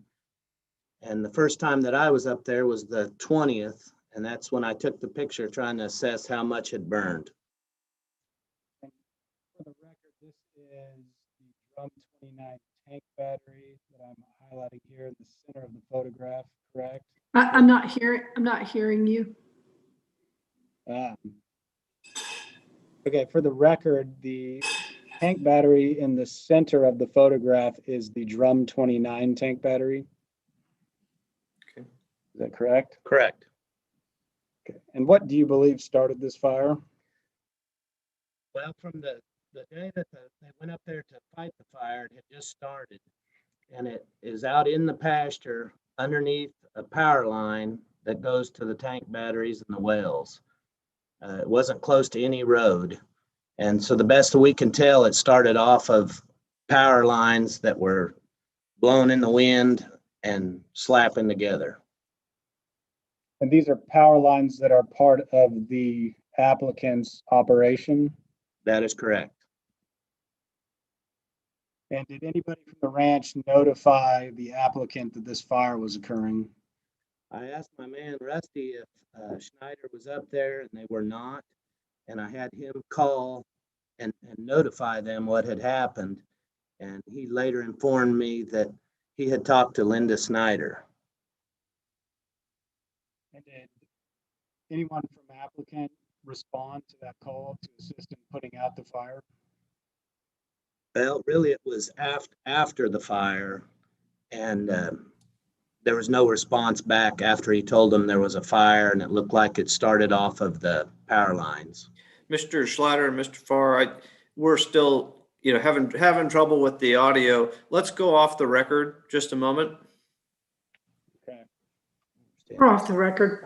Let's see if we can figure out another setup, either with headphones with you all on different sides of the room, or something else. I mean, I know from experience, even headphones being in the same room can be feedback. So maybe we can try that. But is it feedback or is it? No, it's having a hard time unless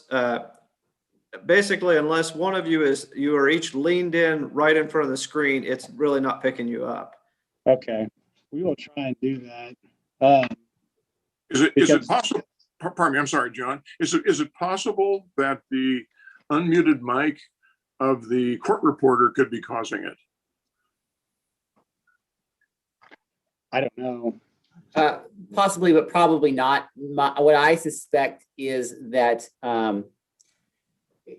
microphones are supposed to get rid of the background noise. And because the sound's rotating from two different spots, that it's having a hard time distinguishing which one's background noise. That's what I think is going on. Okay, so we just need to break or breathe in between our back, and we're almost done.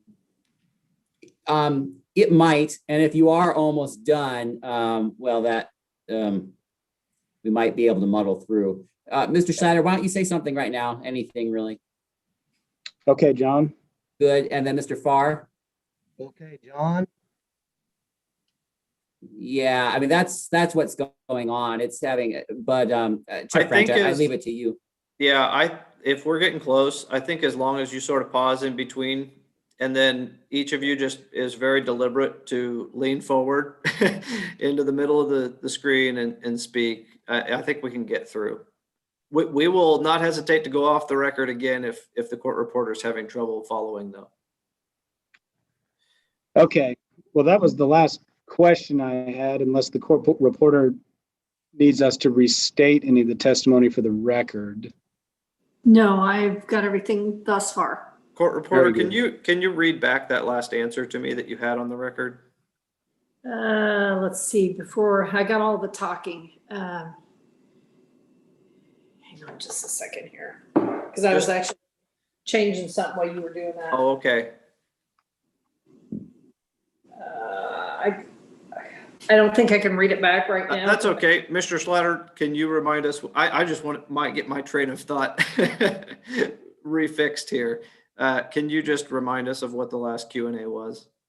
I believe I asked if the applicant responded to their calls concerning the fire, and I believe Mr. Farr, in paraphrasing, said no. Okay. All right.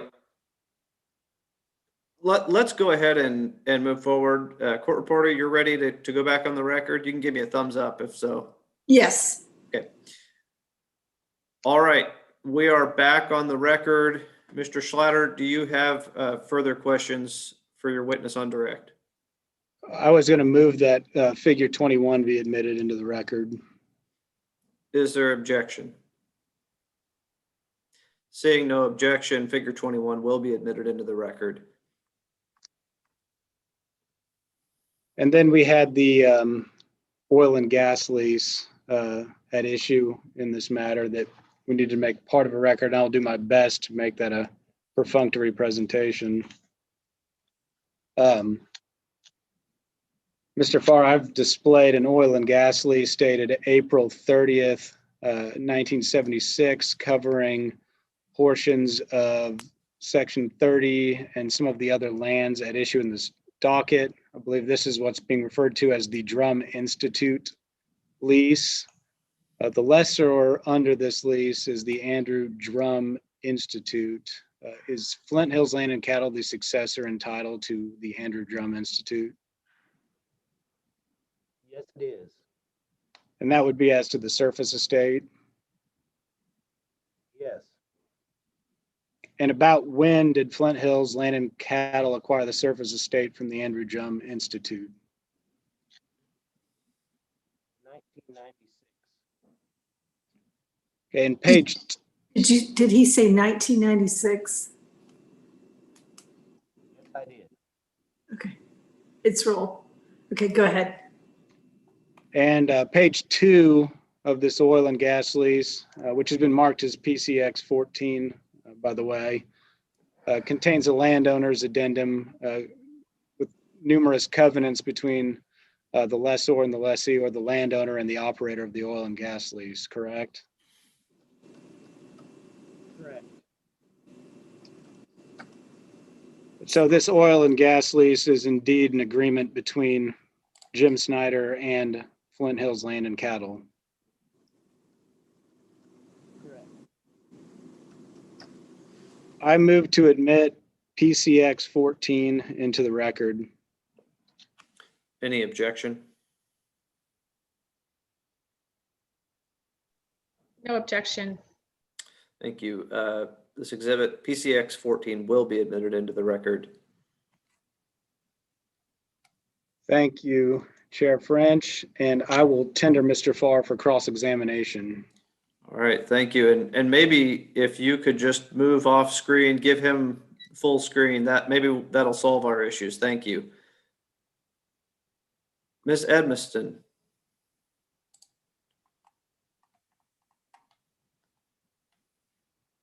You're on mute. There we go. Mr. Farr, just to clarify, you're the ranch manager, but you don't live on the property, correct? That is correct. Okay. And you don't live in Kansas, right? Oklahoma? Right. I live in Bartlesville, Oklahoma. And how long have you been the ranch manager for this property? I started working on this ranch in 1993 when I lived in Emporia, Kansas.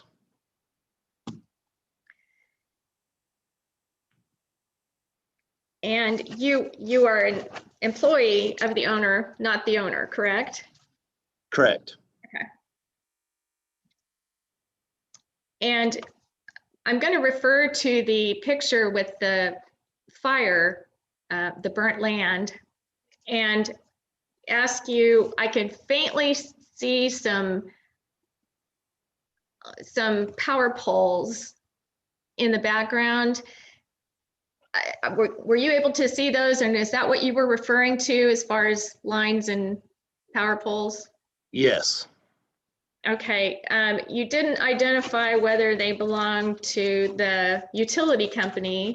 Did you verify?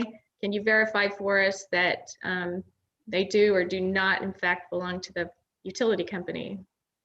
I can't tell for certain who they belong to, but they go to the oil operation and it's after the meter.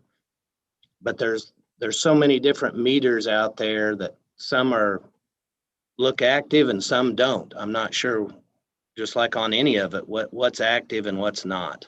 Okay, so you really don't know which line was going where, and so whether it belongs to the power company or to Jim Snyder Inc. That's correct. I don't know who owns it. I know it's going to the oil operations. Okay, did you call the power company and tell them their lines had started a fire? I don't believe it's the power company's lines, but I don't know for a fact. No, we did not call the power company. and you were unable to actually determine the actual cause of the fire. You're suspecting it's power lines, right? That's what it looked like from the people that got there when the fire originally started. Okay. Okay. Later in your testimony, you specifically mentioned Daystar as one of the operators you have a good relationship with. And I'm can point you to the spot. It's page 7, lines 22, 23. And my question is, you didn't go through this with Daystar and demand that they take care of these things, and but you're doing it now. Am I understanding the timing right? You have the timing right, but Daystar was constantly doing improvements to the lease, hauling off old buildings, hauling off old cement structures that were out in the pasture, repairing old salt scars, not repairing, but refurbishing. I'm losing the word there, restoring. And we really had a pretty good relationship with them. It wasn't perfect. We still had issues, but they were always improving it. So they didn't clean up the big scar, and they didn't fortify the berm, and they didn't plug those abandoned wells, did they? Well, as far as the big scar, that was the evaporation pit that was never pushed to be something that they had caused. They did have a berm around all of it. I mean, the berm that there is today is just on the low side. And through all this testimony, and you can't tell from those pictures, but the berm doesn't go all the way around the whole tank. And it's part of my real frustration is I go out there after we've had a rain and it fills up and then it just runs around the berm until after the rain, and then it's just holding water seeping through the wall. Okay, so you don't. Okay, it's on a downgrade, right? Yes. Okay, so you don't need a berm to keep water from flowing uphill, right? Well, you do if you don't empty the berm. And we have other operators that have the same situation, but they pump out the berm, the holding area, into their water tank for injection, where here it never gets pumped down. So it's full. If we go out there today, it's almost full. And if we get a little bit of rain and maybe even just snow melt, it will run around the end of the berm. And when Daystar had it, it was not like that. They had it where it held water and they pumped it out when it got full or when it held water. Yeah, I pumped it out. Has he been there since?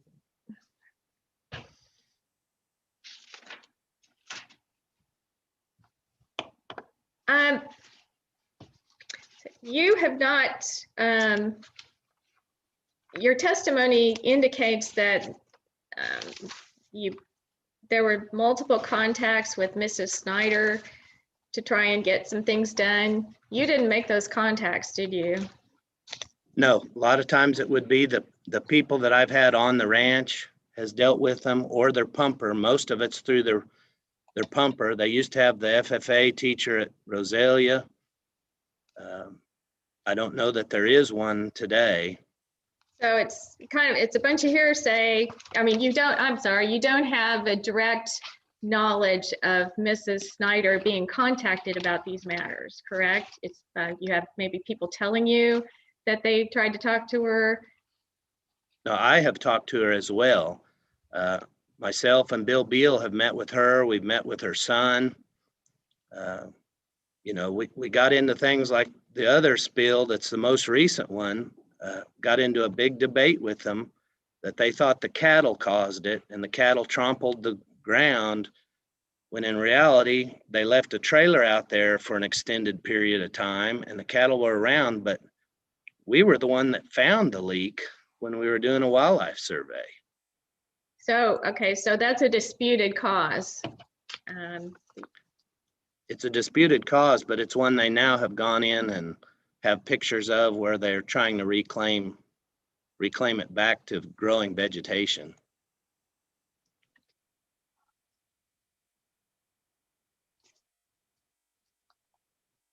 Excuse me, I need to.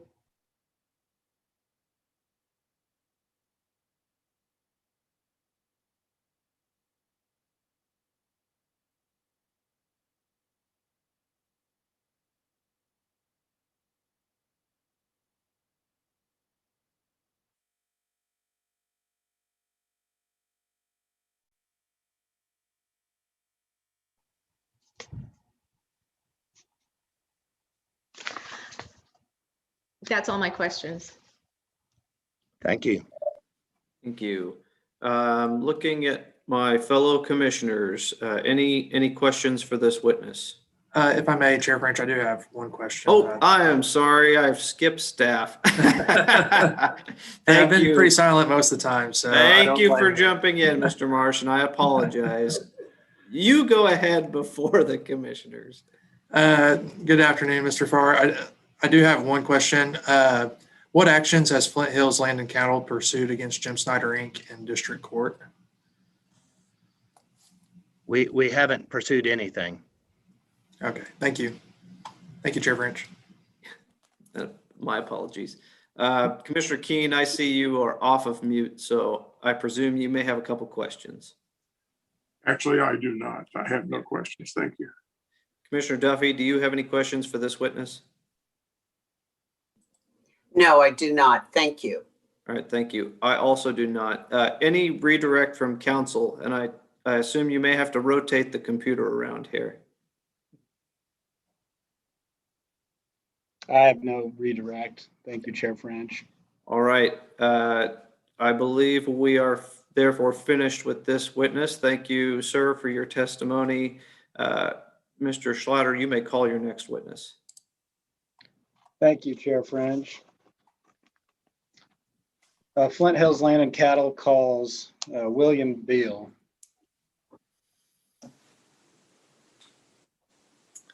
Hi, Mr. Bill. I'm Dana Bertel. I'm your certified court reporter. Do you solemnly swear your testimony today is going to be the truth, the whole truth, and nothing but the truth, so help you God? Yes, I do. Thank you. Would you please state and spell your first and last name for the record? James Beal, James Biel. And I also go by Bill, just so everybody knows. Thank you. And please proceed. Mr. Beal, in my head is in outer space because I think I called you William. But yes. That's my middle name. Your name. I apologize for that. Mr. Beal, did you cause to have direct testimony consisting of 18 pages and exhibits identified as figures 1A through 10C to be pre-filed in this docket? Yes. And did you cause to have rebuttal testimony consisting of 15 pages and exhibits labeled figures 13 through 20 to be pre-filed in this docket? Yes. And have you recently reviewed your testimony? Yes, I have. And do you have any corrections to this testimony? No, I do not. Okay. I would move that the pre-filed testimony of James Beal be made part of the record in this proceeding, the same as if the questions have been asked herein. Any objection? Hearing none. Oh, we've got a hand. I'm sorry, I can't get quick enough on the unmute. I'm going to continue my objection as to relevance. This is more, Mr. Beal gave extensive testimony on the conditions on the property. First of all, we've heard a lot about it, so it's becoming very cumulative, same pictures, and it's not relevant to these 3 UIC applications. Any response? We continue to contend that it's highly relevant. Okay, thank you. Objection is noted, but overruled. May move forward. And I would tender Mr. Beal for cross-examination. Oh, I don't know that I guess I overruled the objection, but let me just go ahead and grant that the testimony exhibits are admitted. Thank you. And the witness has been tendered for cross. So Ms. Edmiston, go ahead and proceed. No questions. Okay. Staff. Yes, one question. Good afternoon, Mr. Beal. Good afternoon. Reading through your testimony, I see you reference a lot of federal regulations. Have you contacted the EPA regarding Jim Snyder's lease? No, I have not. Are you aware of anybody from Flint Hills Land and Cattle contacting the EPA regarding this lease? No, I'm not aware of any. Okay, thank you. No further questions. Thank you. Do either of my fellow commissioners have questions for Mr. Beal? Mr. Chair, I have one question for Mr. Beal, if I might. Good afternoon, Mr. Beal. Good afternoon, sir. I'm looking at your pre-filed direct testimony. You need not turn there. I'll cut to the chase about what it is I want to ask. I'm looking in particular at page 9. There's a photograph there of an open top saltwater tank. And I see within the confines of your testimony, you've expressed concerns about that. Can you go into a little more detail about what the nature of your concerns are and what, as it relates to environmental hazards? Because certainly what we're talking about with enhanced recovery is taking produced water, keeping it confined in some way, storing it before use, which means basically re-injecting it into a formation through an injection well or an EOR well. So if you could, what kind of concerns do you have with respect to open top saltwater tanks? And I do assume you're referring to the open top tank in section 29, the one we've been talking about. Yes, that's right. Okay. Okay. Yeah. An open top tank can contain salt water, and then the salt water itself can contain any emulsion, of oil that can then collect and form at the top. Anytime that you have an area that becomes full, you have rain, you have snow melt, you have all these things, it has a tendency, or has the possibility, if it's not maintained, if it's not tended to on a regular basis, can overflow. When it overflows into an earthen berm or into an earthen floor, such as this, the soil becomes contaminated, and also has the ability to seep and then migrate off site. With the creek being as close as it is to the site, there is the potential for those fluids to migrate to the creek. And I also point out that the berm that we've been speaking about here actually was excavated from the floor of that tank battery. So in essence, they excavate contaminated soil to build this berm. And when you do that, you add the potential for rain then to leach the salt and the oil from that berm and let it go off side as well. All right. I noticed in one of the photographs, and it's figure 6-A, the photograph purports to be taken on June 14, 2019, and appears on page 9 of your pre-filed direct testimony. The open top tank there doesn't appear to even have netting on the top. What concern, would that cause any concern? Oh, sure. in the state of Kansas, you're subject to the Migratory Bird Act. And with the Migratory Bird Act, the open top tanks need to be covered with the net so as to prevent wildlife, particularly birds, from getting into the net, and that's a requirement under that act. Okay, is that the federal regulation to which you refer on page 9? Yes, yes, it is. I thought it might be. I have no further questions. Thank you. Thank you. Commissioner Duffy, do you have any questions for this witness? No, I don't. Thank you. Thank you. And I have no questions. Any redirect?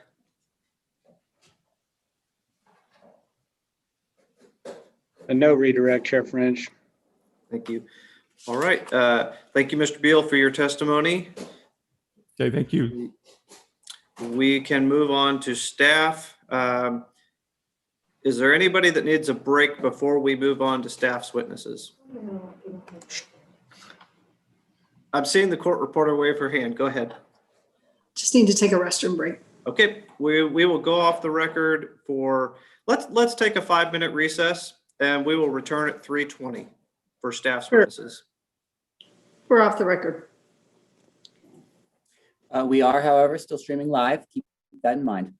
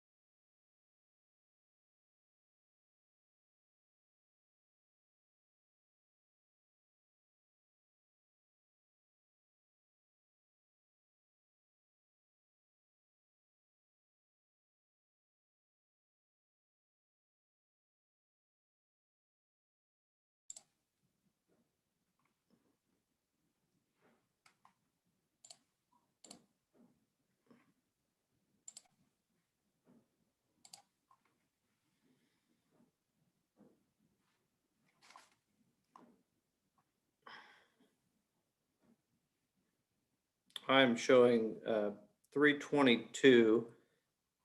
Once I see both commissioners come on, and once we have the court reporter, we'll move forward.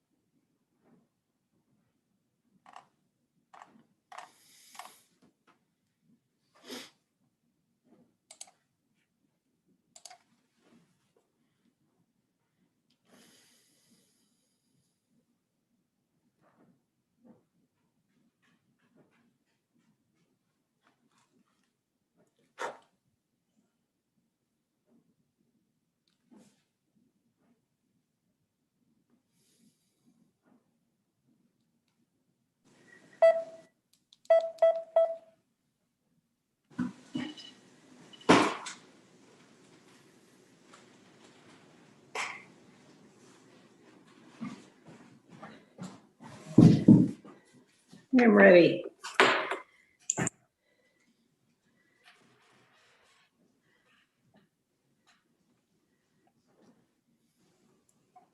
You ready to go? Yes. Okay. All right, we are back on the record, and staff may call its first witness. Thank you, Chair French. Staff would call Todd Bryant.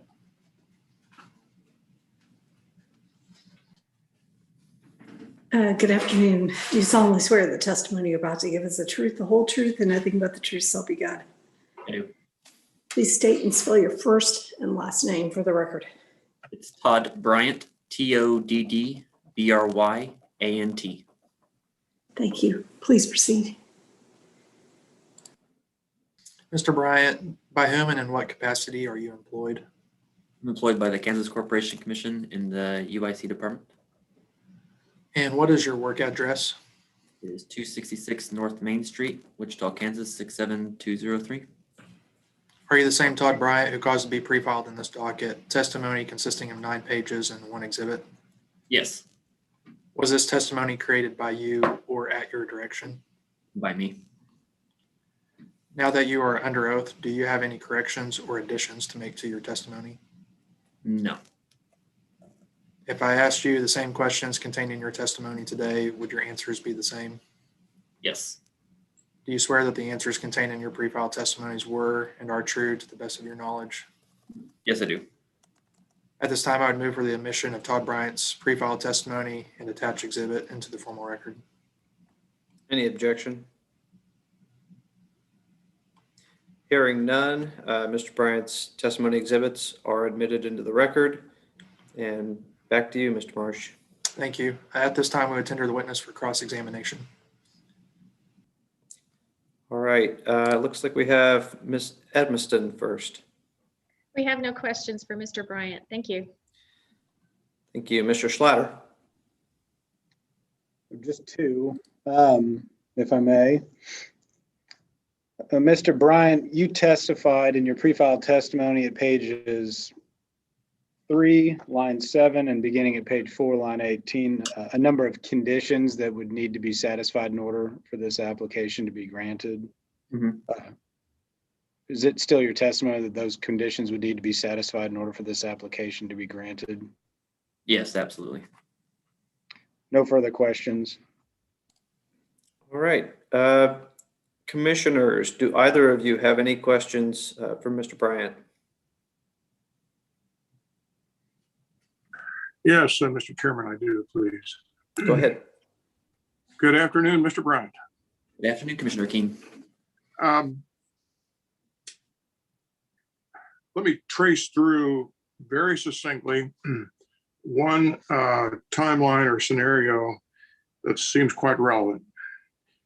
The application for these 3 wells seeking UIC permits were filed by my reckoning on May 6th, 2019. Correct. It was followed by a request by you as the reviewing geologist in-house for some supplemental actions. And that's vis-a-vis a letter dated June 6th, 2019. Am I okay so far? The date I'm unaware of, but yes, I'm confident you're correct. I believe it was virtually a month later. Now, then in terms of a timeline, looking at the application and these leases under this docket somewhat holistically, the next event of some consequence, or at least one of the next events of most greatest consequence, was on June 26th, 2019, when Mr. Bollenbeck of the District 2 office, the geologist for the District 2 office, conducted a field inspection and issued a field report. Have you had a chance to acquaint yourself with that report in some way or another, whether in conjunction with your preparation for today or previously? Yeah, I've gone over Mr. Bollenbeck's testimony. I'm not 100% sure of the field report, but I can do my best. Okay. My question really, I've got two questions really for you, maybe three, but we'll cut to the chase quickly. With respect to that field report of Mr. Bollenbeck's, and it is dated 6/26/19, and I think it, by its contents, that purports to be the day that he met with representatives of the surface owners in the field. My question for you is, as the person reviewing the UIC application in-house, when did you first become aware, if you did, of Mr. Bollenbeck's field report concerning the two leases that are before us in this docket? You cut out in the middle of your question. Can you repeat that? I'm sorry. Sure. When did you first become aware of Mr. Bollenbeck's field report regarding these two leases? The one dated June 26, 2019. It would have been upon reading his testimony. So it was in preparation then for this hearing when you saw that field report? Correct. Okay. So in the ordinary course, the report, if it had exceptions to it, and it did, he set some deadlines that he later communicated to the operator. That in the ordinary course wasn't really provided to you, and perhaps but for this hearing, you might not have known about it. That's fair to be assumed. Although if it had enough standing, I'm sure it would have came around to me. My last question for you, Todd, is this. I'm looking at your pre-filed direct testimony, and it might not hurt if we take a look at that together here. I'm looking on page 9, which is the last page. John, it might be helpful if you could put that on the screen. Yes, you're asking for Mr. Bryant's testimony, is that correct? Yes, page 9. All right, hold on.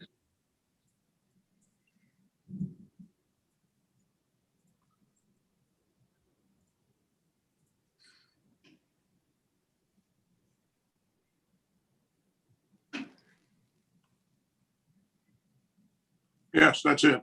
If you could blow that up just a little bit, John, we'll focus on the question beginning on line 3. Maybe slightly, one more notch. Very good. Great job. Thank you, John. Mr. Bryant, can you see this on your screen? Yes, I can. The reason I call this up was I think it somewhat encapsulates, if you will, based upon your review as our internal geologist, analyst, processor, it somewhat summarizes, certainly as of the date that you gave this testimony, which was June 26, 2020. As of that date, it summarizes what I think I'm going to just generically refer to as the outstanding prerequisites incidental to your reconsideration of the status of this application and finally passing on this application. Is that fair? Yes. So let's take a look at it together.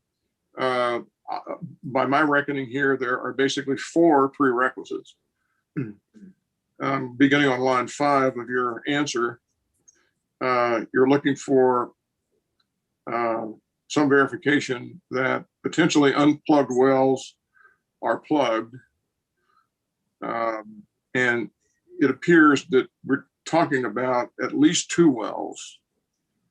Am I correct on that? Yes. Was that concern, or has that concern been communicated in the course of your processing the application to the operator? I believe as soon as I found out, I did get a hold of Linda Snyder and let her know that since it had been such a long time since I had reviewed this, I went ahead and did the entire process again and redid the AOR. And this is how I found these 2 additional wells that were added in there. I guess that's the end of that. Yeah, that's fair. The second of these prerequisites, continuing on again on line 6, is that you're requesting, in effect, the operator obtain a surface casing exception for the number 23 Drumm well. Was that condition communicated to the operator? Do you remember? I do not recall. If it was verbal. As at the time of my letter I wrote to her, I didn't have that in the record, or didn't put that in the letter, I suppose. Okay. The third prerequisite, and this is on line 8, is there has to be the successful completion of a staff witnessed MIT. Pardon me, I skipped one. Yet another requirement is obtaining some kind of cementing information. Probably at this point, it would have to be in the form of a bond logs to verify the well construction and it was satisfactory. And then finally, and this is the one I really want to focus on with a little bit more particularity at this point, with your indulgence, Todd, it's on line 9. And number 4 is meet or met all requirements of KCC's UIC regulations for the subject wells. Mm-hmm. Can you tell me, however expansively you think necessary, what does that encompass? What do you mean by that?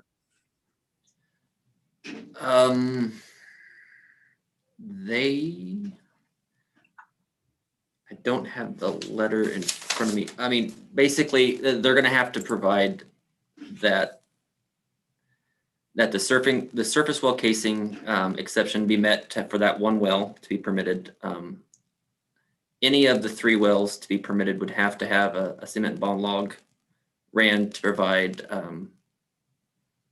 to show us where the cement is behind the well casing. And since they don't have cement tickets,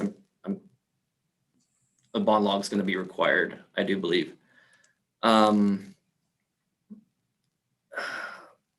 area of review, all the wells in the area were plugged correctly except for the 2. So those 2 wells will have to be found and plugged to the current regulations of the KCC. And I'm sure I'm missing something there, but I can't think of it off the top of my head.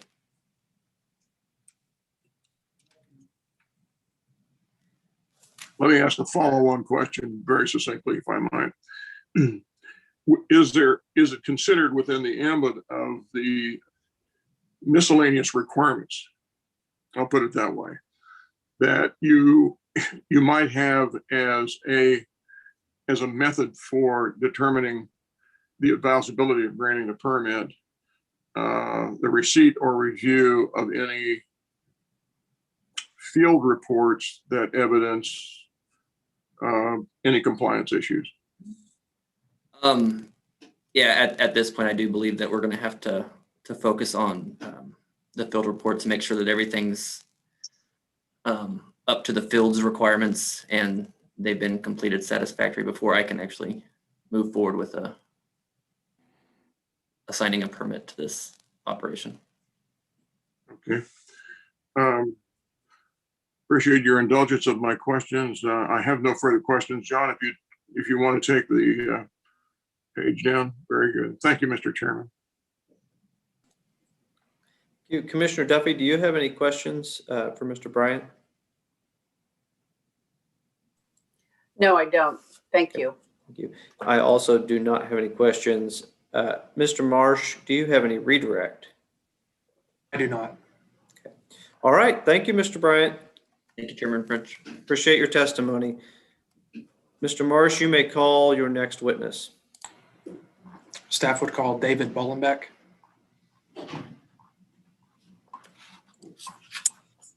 Are we ready to proceed?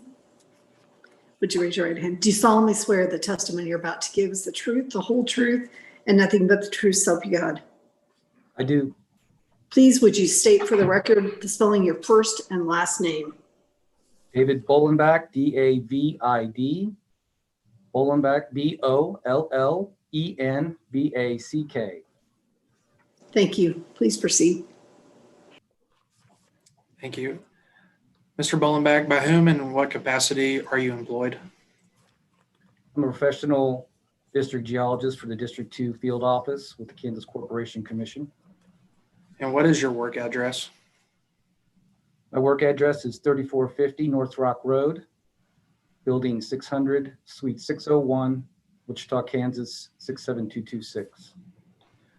Are you the same David Bollenbeck who caused to be pre-filed in this docket direct testimony consisting of 7 pages and 4 exhibits? Yes, sir, I am.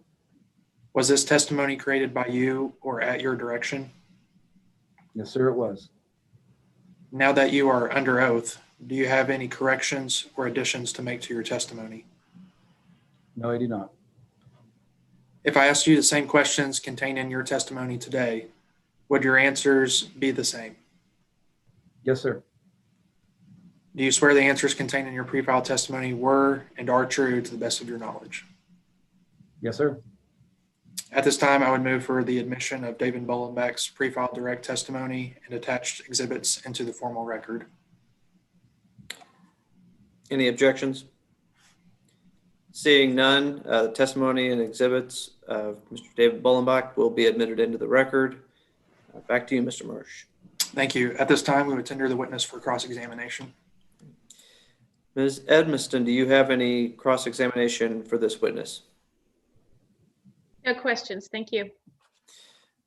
Mr. Schlatter. Just a few, if it pleases the commission. Mr. Bollenbeck, were you present for Ms. Snyder's testimony? Yes, sir, I was. Do you recall the portion where she said that Jim Snyder Inc. applied approximately 200 pounds of bentonite into the Drumm 29 tank battery? I do recall that, yes. Do you believe that? Oh, sorry. Well, I'm sorry, go ahead. Do you believe that to be a sufficient quantity of bentonite to line this particular pit? Well, that's that question would have to be determined after witnessing the results. If bentonite is used appropriately, it could be used as a liner material for the base. But if that's not exactly where the leaching is occurring, if it's having more horizontal leaching through the site, it might not be very effective. My answer is I don't know if that would be appropriate or not. That's like 4 sacks of bentonite, isn't it? Yeah, it's not much. Okay. In your pre-filed testimony, you refer to your June 29 inspection.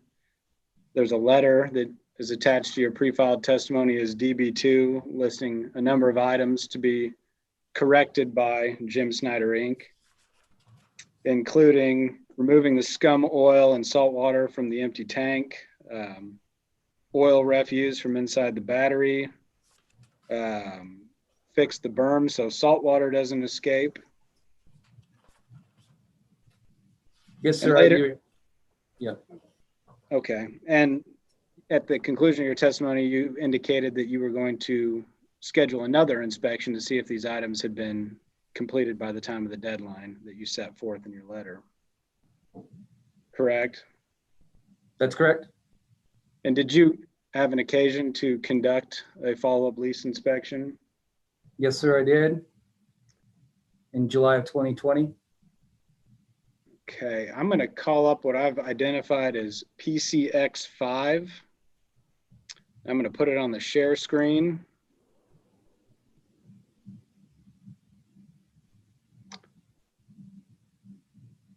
Can you see that? And I'm going to make it bigger because it looks even small on my screen. Is this your inspection report from that? That is my photographic log from the report. Okay. I'm going to scroll down here. It looks like it's 10 pages. The first 7 pages are photographic log, and I believe pages 8 through 10 are your report. Is that correct? That is correct. The last 2 pages are rarely used, and were not in this instance. They're mainly blank. Very good. I would move that exhibit PCX5 be admitted into the record. No objection. All right. Hearing no objections, it is admitted. And Mr. Ballenbeck, at the time of your inspection, which is July 17, 2020, more than 12 months after your original letter instructing Jim Snyder Inc. to take remedial action, had any of the items you asked be corrected been corrected? Yes, there was a berm built up from larger than it was before. There was some fluid removed from the middle tank, but it was not completely emptied. So I wouldn't say that was completion of my request.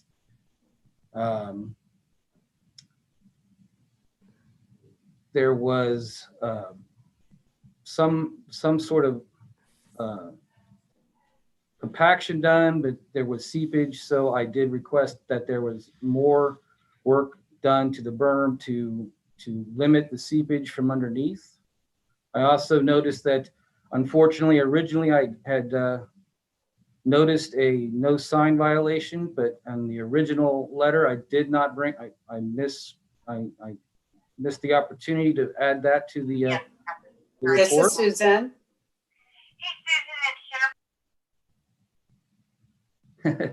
And, okay, so I did add that to this year's. I had, including an NOV, which would trigger an automatic deadline. Okay. They did clean up the oil catch basin, and there didn't appear to be any more oil at the base. They did make the berm out of the stained soil inside the dike area, but that is allowed per our regulations. If cut with 50-50 fresh soil, they can use that material for berm material. Okay, so to be clear, the tank wasn't emptied, correct? At photograph 7 shows that. Correct. The berm's still seeping water through, correct?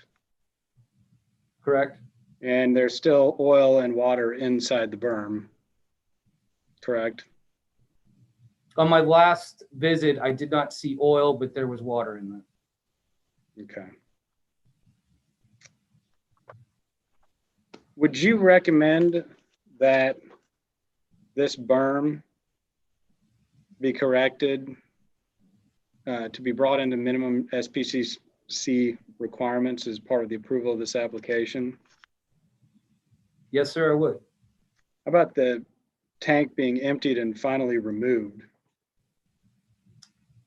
Emptied would be, I would recommend it being emptied. Okay. And what about the Drum 20 battery that they want to use, that Jim Snyder Inc. wants to use in its lease 20 operation? Would you recommend that they actually construct a berm that meets SPCC requirements as part of this application? Yes, sir, I would. And the spill at the Drum 29 well, would you insist that they, or recommend that they make sure that that remediation work is carried through and vegetation reestablished? Yes, I would. And I plan on visiting that in the spring. Thank you, Mr. Ballenbeck. That's all the questions I have. Thank you. Okay. I think we're ready for commissioner questions now. Do either of the commissioners have questions of this witness? I do, Mr. Chairman. Go ahead. Good afternoon, Mr. Vollenbeck. Good afternoon, Commissioner King. Let's go through a timeline here sequentially that involves some of your actions. Obviously, and I think it was incidental probably to a request posited to you by the surface owners.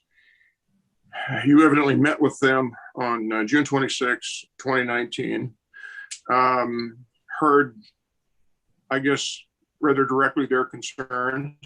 Also conducted your own inspection. Promulgated a field report complete with photographs. I think I'm using your own vernacular here. That field report noted numerous issues. And you also set a deadline of August 3rd, 2019 for the operators taking certain remedial steps. Is that a fair overview or portrayal of your meeting and field report of June 26, 2019? Yes, Commissioner. Dave, was this your first field inspection of these two leases? No, sir. I've been there for 3 other operators individually. And what sorts of matters brought you to these leases previously? One was for a berm breach in 2008. Another one was for the next operator was mainly for NOVs on the multiple tank batteries that are within the lease itself, both leases. There's more than just those 2. There's actually multiple, unused, but multiple.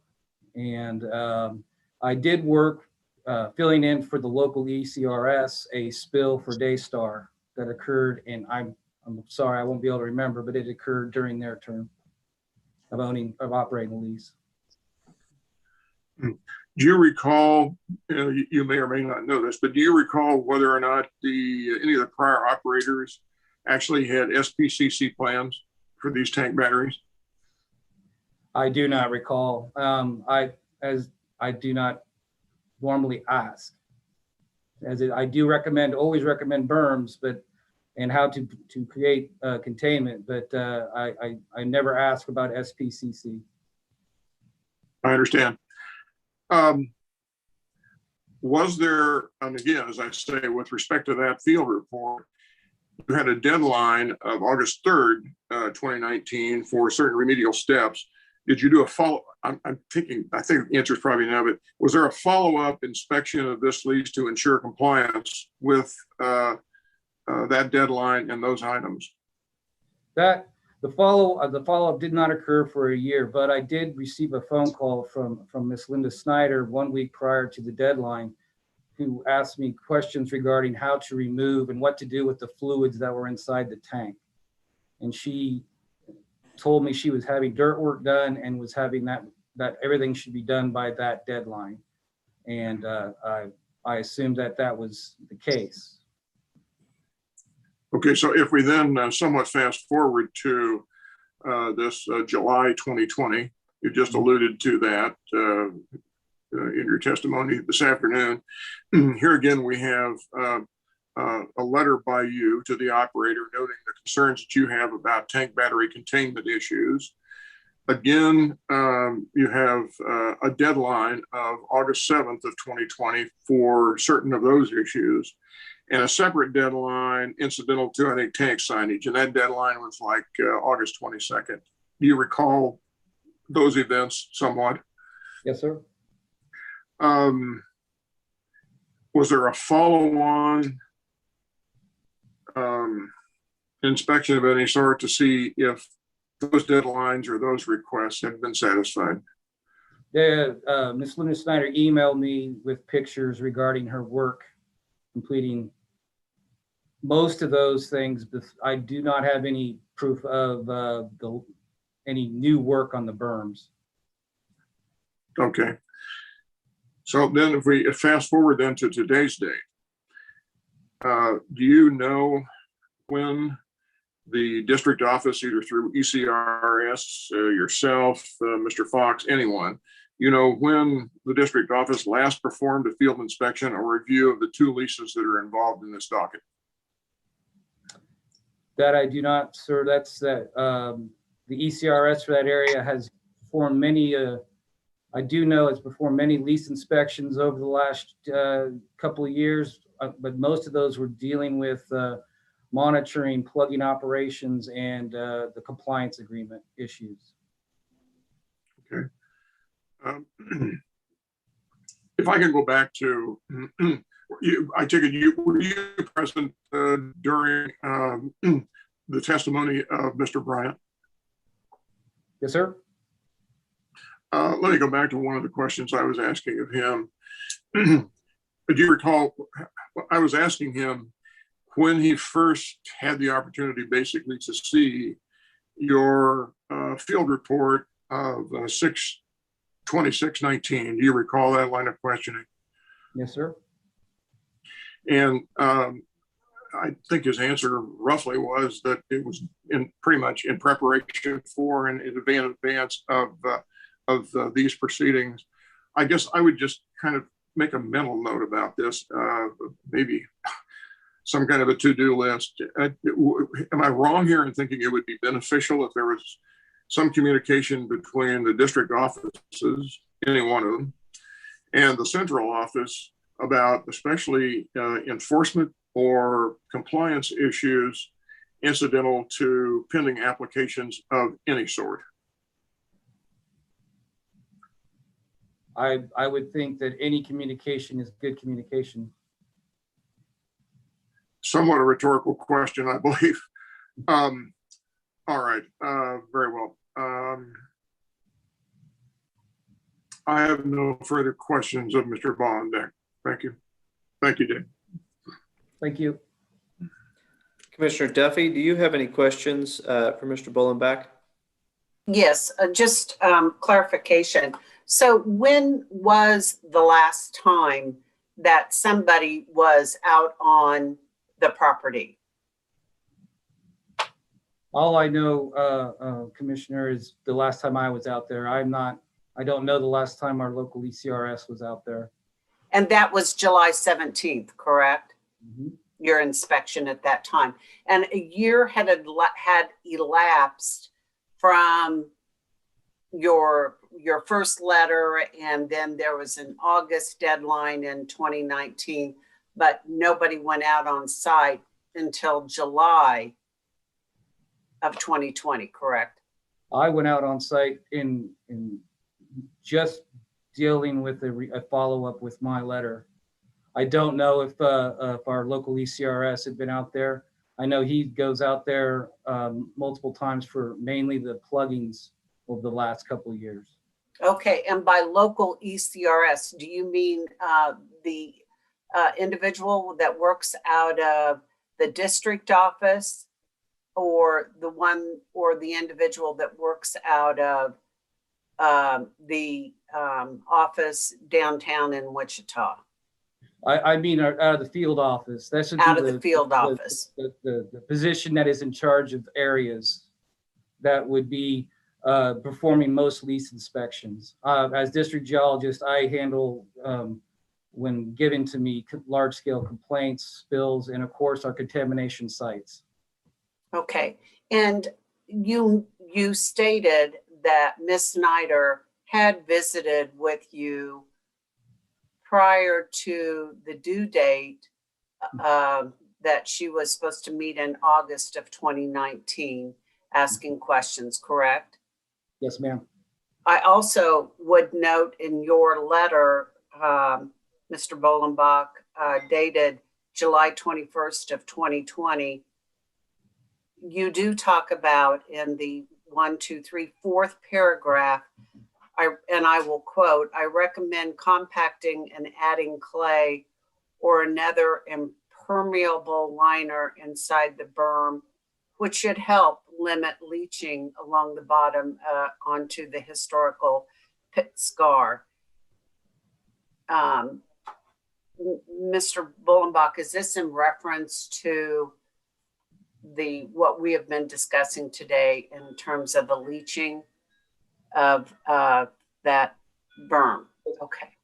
Yes, Commissioner, it's exactly what the berm itself. We don't have any regulations, but we do have containment. We can just claim containment. So that was definitely in response to the leaching issues that we've seen multiple pictures of throughout today. And she had called, Ms. Snyder had called the year before asking for some advice, correct? Related to that? Not related to that. She called related to on what to do with the fluids within the tank, and to inform me that she would have everything in my letter done by the deadline. Thank you. Were you surprised then upon your lease inspection in July that things of 2020, that things were not completed? I was disappointed with especially with the tank. I thought that they did fairly well with some of the smaller things, but the tank still having fluid was disappointing. And did she visit with you after you sent that letter dated July 21st, 2020?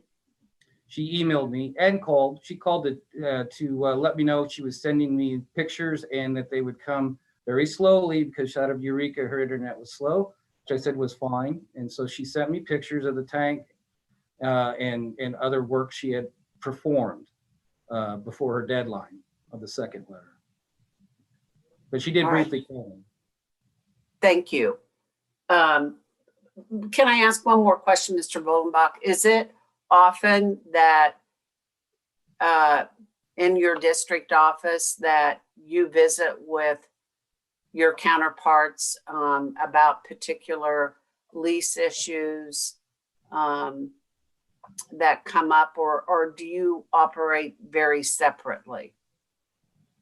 Are you meaning with the ECRS of the area? Yes. Well, we talk very much about most things. At the time, in fact, when to bring up the Drum 29 spill, that was a confusion because I asked our ECRS if that was a called-in spill, and he said they had called in one, but unfortunately that wasn't the one. It was something about the tank battery, and I did not find that out till some research later. Okay. Right. Very good. Thank you. I appreciate the information. You're welcome, Commissioner. I have no questions. Mr. Marsh, do you have any redirect? Yes, if I may, Chair French. Go ahead. There is one thing I'd like to try to clarify, if I can, Mr. Bolenbach. When an application is filed with the UIC department, do you know whether it is also provided to the district office? I do not personally. That's not part of my job description, but whether or not it goes to our UIC officer or the district supervisor, I don't know, but not to me.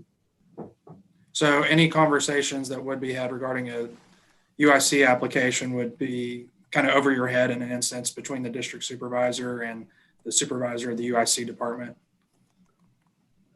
over my head, not part of, yeah, I would, okay, yeah, it would be over what I do. It wouldn't be pertinent to what my main work scope is. And maybe I use that word a little bit loosely as far as over your head, but it's not part of your, necessarily your job responsibility, but that of, maybe your supervisors or somebody a little bit higher up the chain. Right. All right. Thank you. No further questions. Thank you. Thank you, Mr. Bollenbach, for your testimony. And I believe that brings us to the end of witnesses, unless somebody flags me down and and tells me they've got somebody else. We are now at closing statements, and we are going to begin with commission staff and Mr. Marsh. If you have a closing statement. Thank you, Chair French. I think staff would just like to reiterate that as outlined the conditions the applicant will need to meet in order for staff to be satisfied that all of the applicable regulatory requirements are met, which would allow these 3 wells to be permitted. Staff will need to have an approved surface casing exception at the drum number 23. The applicant will need to perform mechanical integrity tests at each of the 3 wells. The applicant will also need to provide cement tickets or cement bond logs at each of the 3 wells. And the applicant will also need to adequately address the potentially unplugged wells that are identified in Exhibit TB1 of Mr. Bryant's testimony. The protesters in this docket have brought up many issues, both in their pre-filed testimony and during cross-examination. It doesn't seem as though there's too many issues regarding the technical aspects of this UIC application beyond what's already been outlined by staff. And while it doesn't appear that Flint Hills Land and Cattle has attempted to pursue, any claims in district court or with the EPA, it does sound like Jim Snyder Inc. would at least be somewhat willing to address some of the protesters' issues in accordance with their applications potentially being approved by the commission. It also appears based on the testimony that the protesters are not asking anything unreasonable of the applicant. If the commission determines that these applications can be approved, staff will leave any additional requirements beyond those already outlined in Mr. Bryant's testimony in order for the wells to be permitted up to the commissioners. The only concerns that staff has is making sure that we're not being asked to enforce compliance beyond our regulatory authority. Thank you. Thank you, Mr. Marsh. Mr. Schlatter, do you wish to make a closing statement? I would like to make a closing statement. Thank you, Chair French. And Commissioner Duffy and Commissioner Keene, I appreciate your patience throughout this testimony and questions as well. I know this has been a hectic week with rolling brownouts or whatever we're calling those, and I imagine everyone's about exhausted, so I will try to keep this brief. Flint Hills Cattle came here today because it believes there are serious issues on their property that need to be addressed. And those go beyond wellbore mechanics and mechanical integrity. This proposed operation is a system, and that system traverses across the surface. And the condition of the infrastructure on the surface is terrifying from Flint Hills Land and Cattle's point of view, as exhibited in great detail in the photographic evidence that's now in the record. We believe that these issues, and it sounds like there may be a consistent, particularly with the berms, need to be remediated as part of any consideration for this application. We don't believe an operator who's exhibited nothing but serial non-compliance with the law and should be granted additional permissions, such as the right to inject water, without first bringing their house in order. And I think that involves bringing this lease and all the wells located thereon into compliance with the minimum requirements of the law. And there's a lot of work to do, and we've touched on those issues throughout. Moreover, and possibly more importantly, we believe the applicant has utterly failed in their obligation to prove that granting this application is necessary to prevent waste. There's nothing in the record that supports that this application is necessary to prevent waste. There's an abundant record that the current operation results in waste and pollution of fresh water. An applicant's own expert testified that the plan as proposed cannot work and will not work. And so Flint Hills Cattle asked that the application be denied on its face for that reason. However, if the commission is inclined to approve the application subject to the many conditions we reviewed during testimony today, we believe that every one of those items that Ms. Snyder agreed to, that Mr. Ballenbeck acknowledged needed to be done, and Mr. Bryant described, would be conditions to UIC permits being granted. And with that, that concludes my closing statement. Thank you. Ms. Edmiston. Mine's going to be very brief. Can Jim Snyder Inc. economically produce these leases and clean them up if the UIC permits are granted? I think that's the only way it can be done. If the UIC permits can be granted, she can get some disposal going, hopefully some enhanced recovery, and recover some revenue from these leases to continue to operate them and improve on the conditions. They've invested their own funds. Out of all the people here, they're the ones putting their own money into their own project. They're not employees. They're not out of state. They don't work for a multi-level corporation. This is their leases, their operations, and their funds that they've invested in what the commission staff asked them to do and required of them as far as cleanup.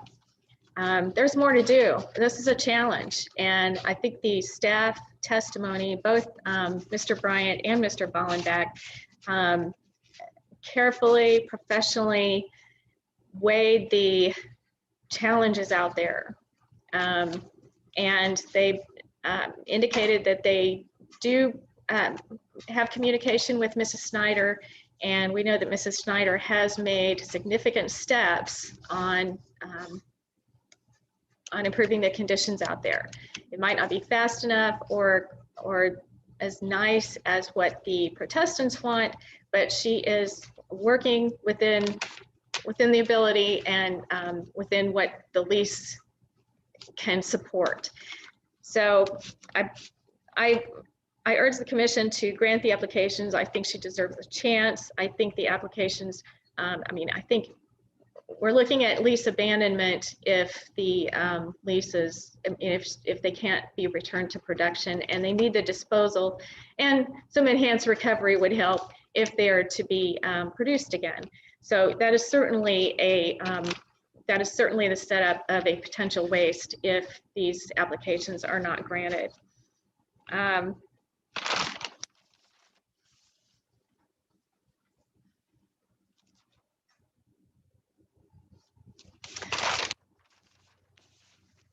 And I believe I will conclude my statement at that point. Thank you. Thank you. All right, this brings us to consideration of any post-hearing issues that folks would like to raise. You know, the only thing I have on my list is whether the parties believe any further briefing is necessary. And I understand at the pre-hearing conference, it sounded like that wouldn't be the case. Want to make sure that everyone can confirm that for me. No, on behalf of staff. I'm generally opposed to briefing. I don't see a need. All right, thank you all. All right, if there are no further post-hearing issues, this will conclude our hearing in docket number 19 CONS 3393 CPEN. At this time, we will close the record and we are adjourned. Thank you all for your participation today. Thank you. Thank you. Everybody did great on Zoom. All right, everyone, I'm going to stop our recording.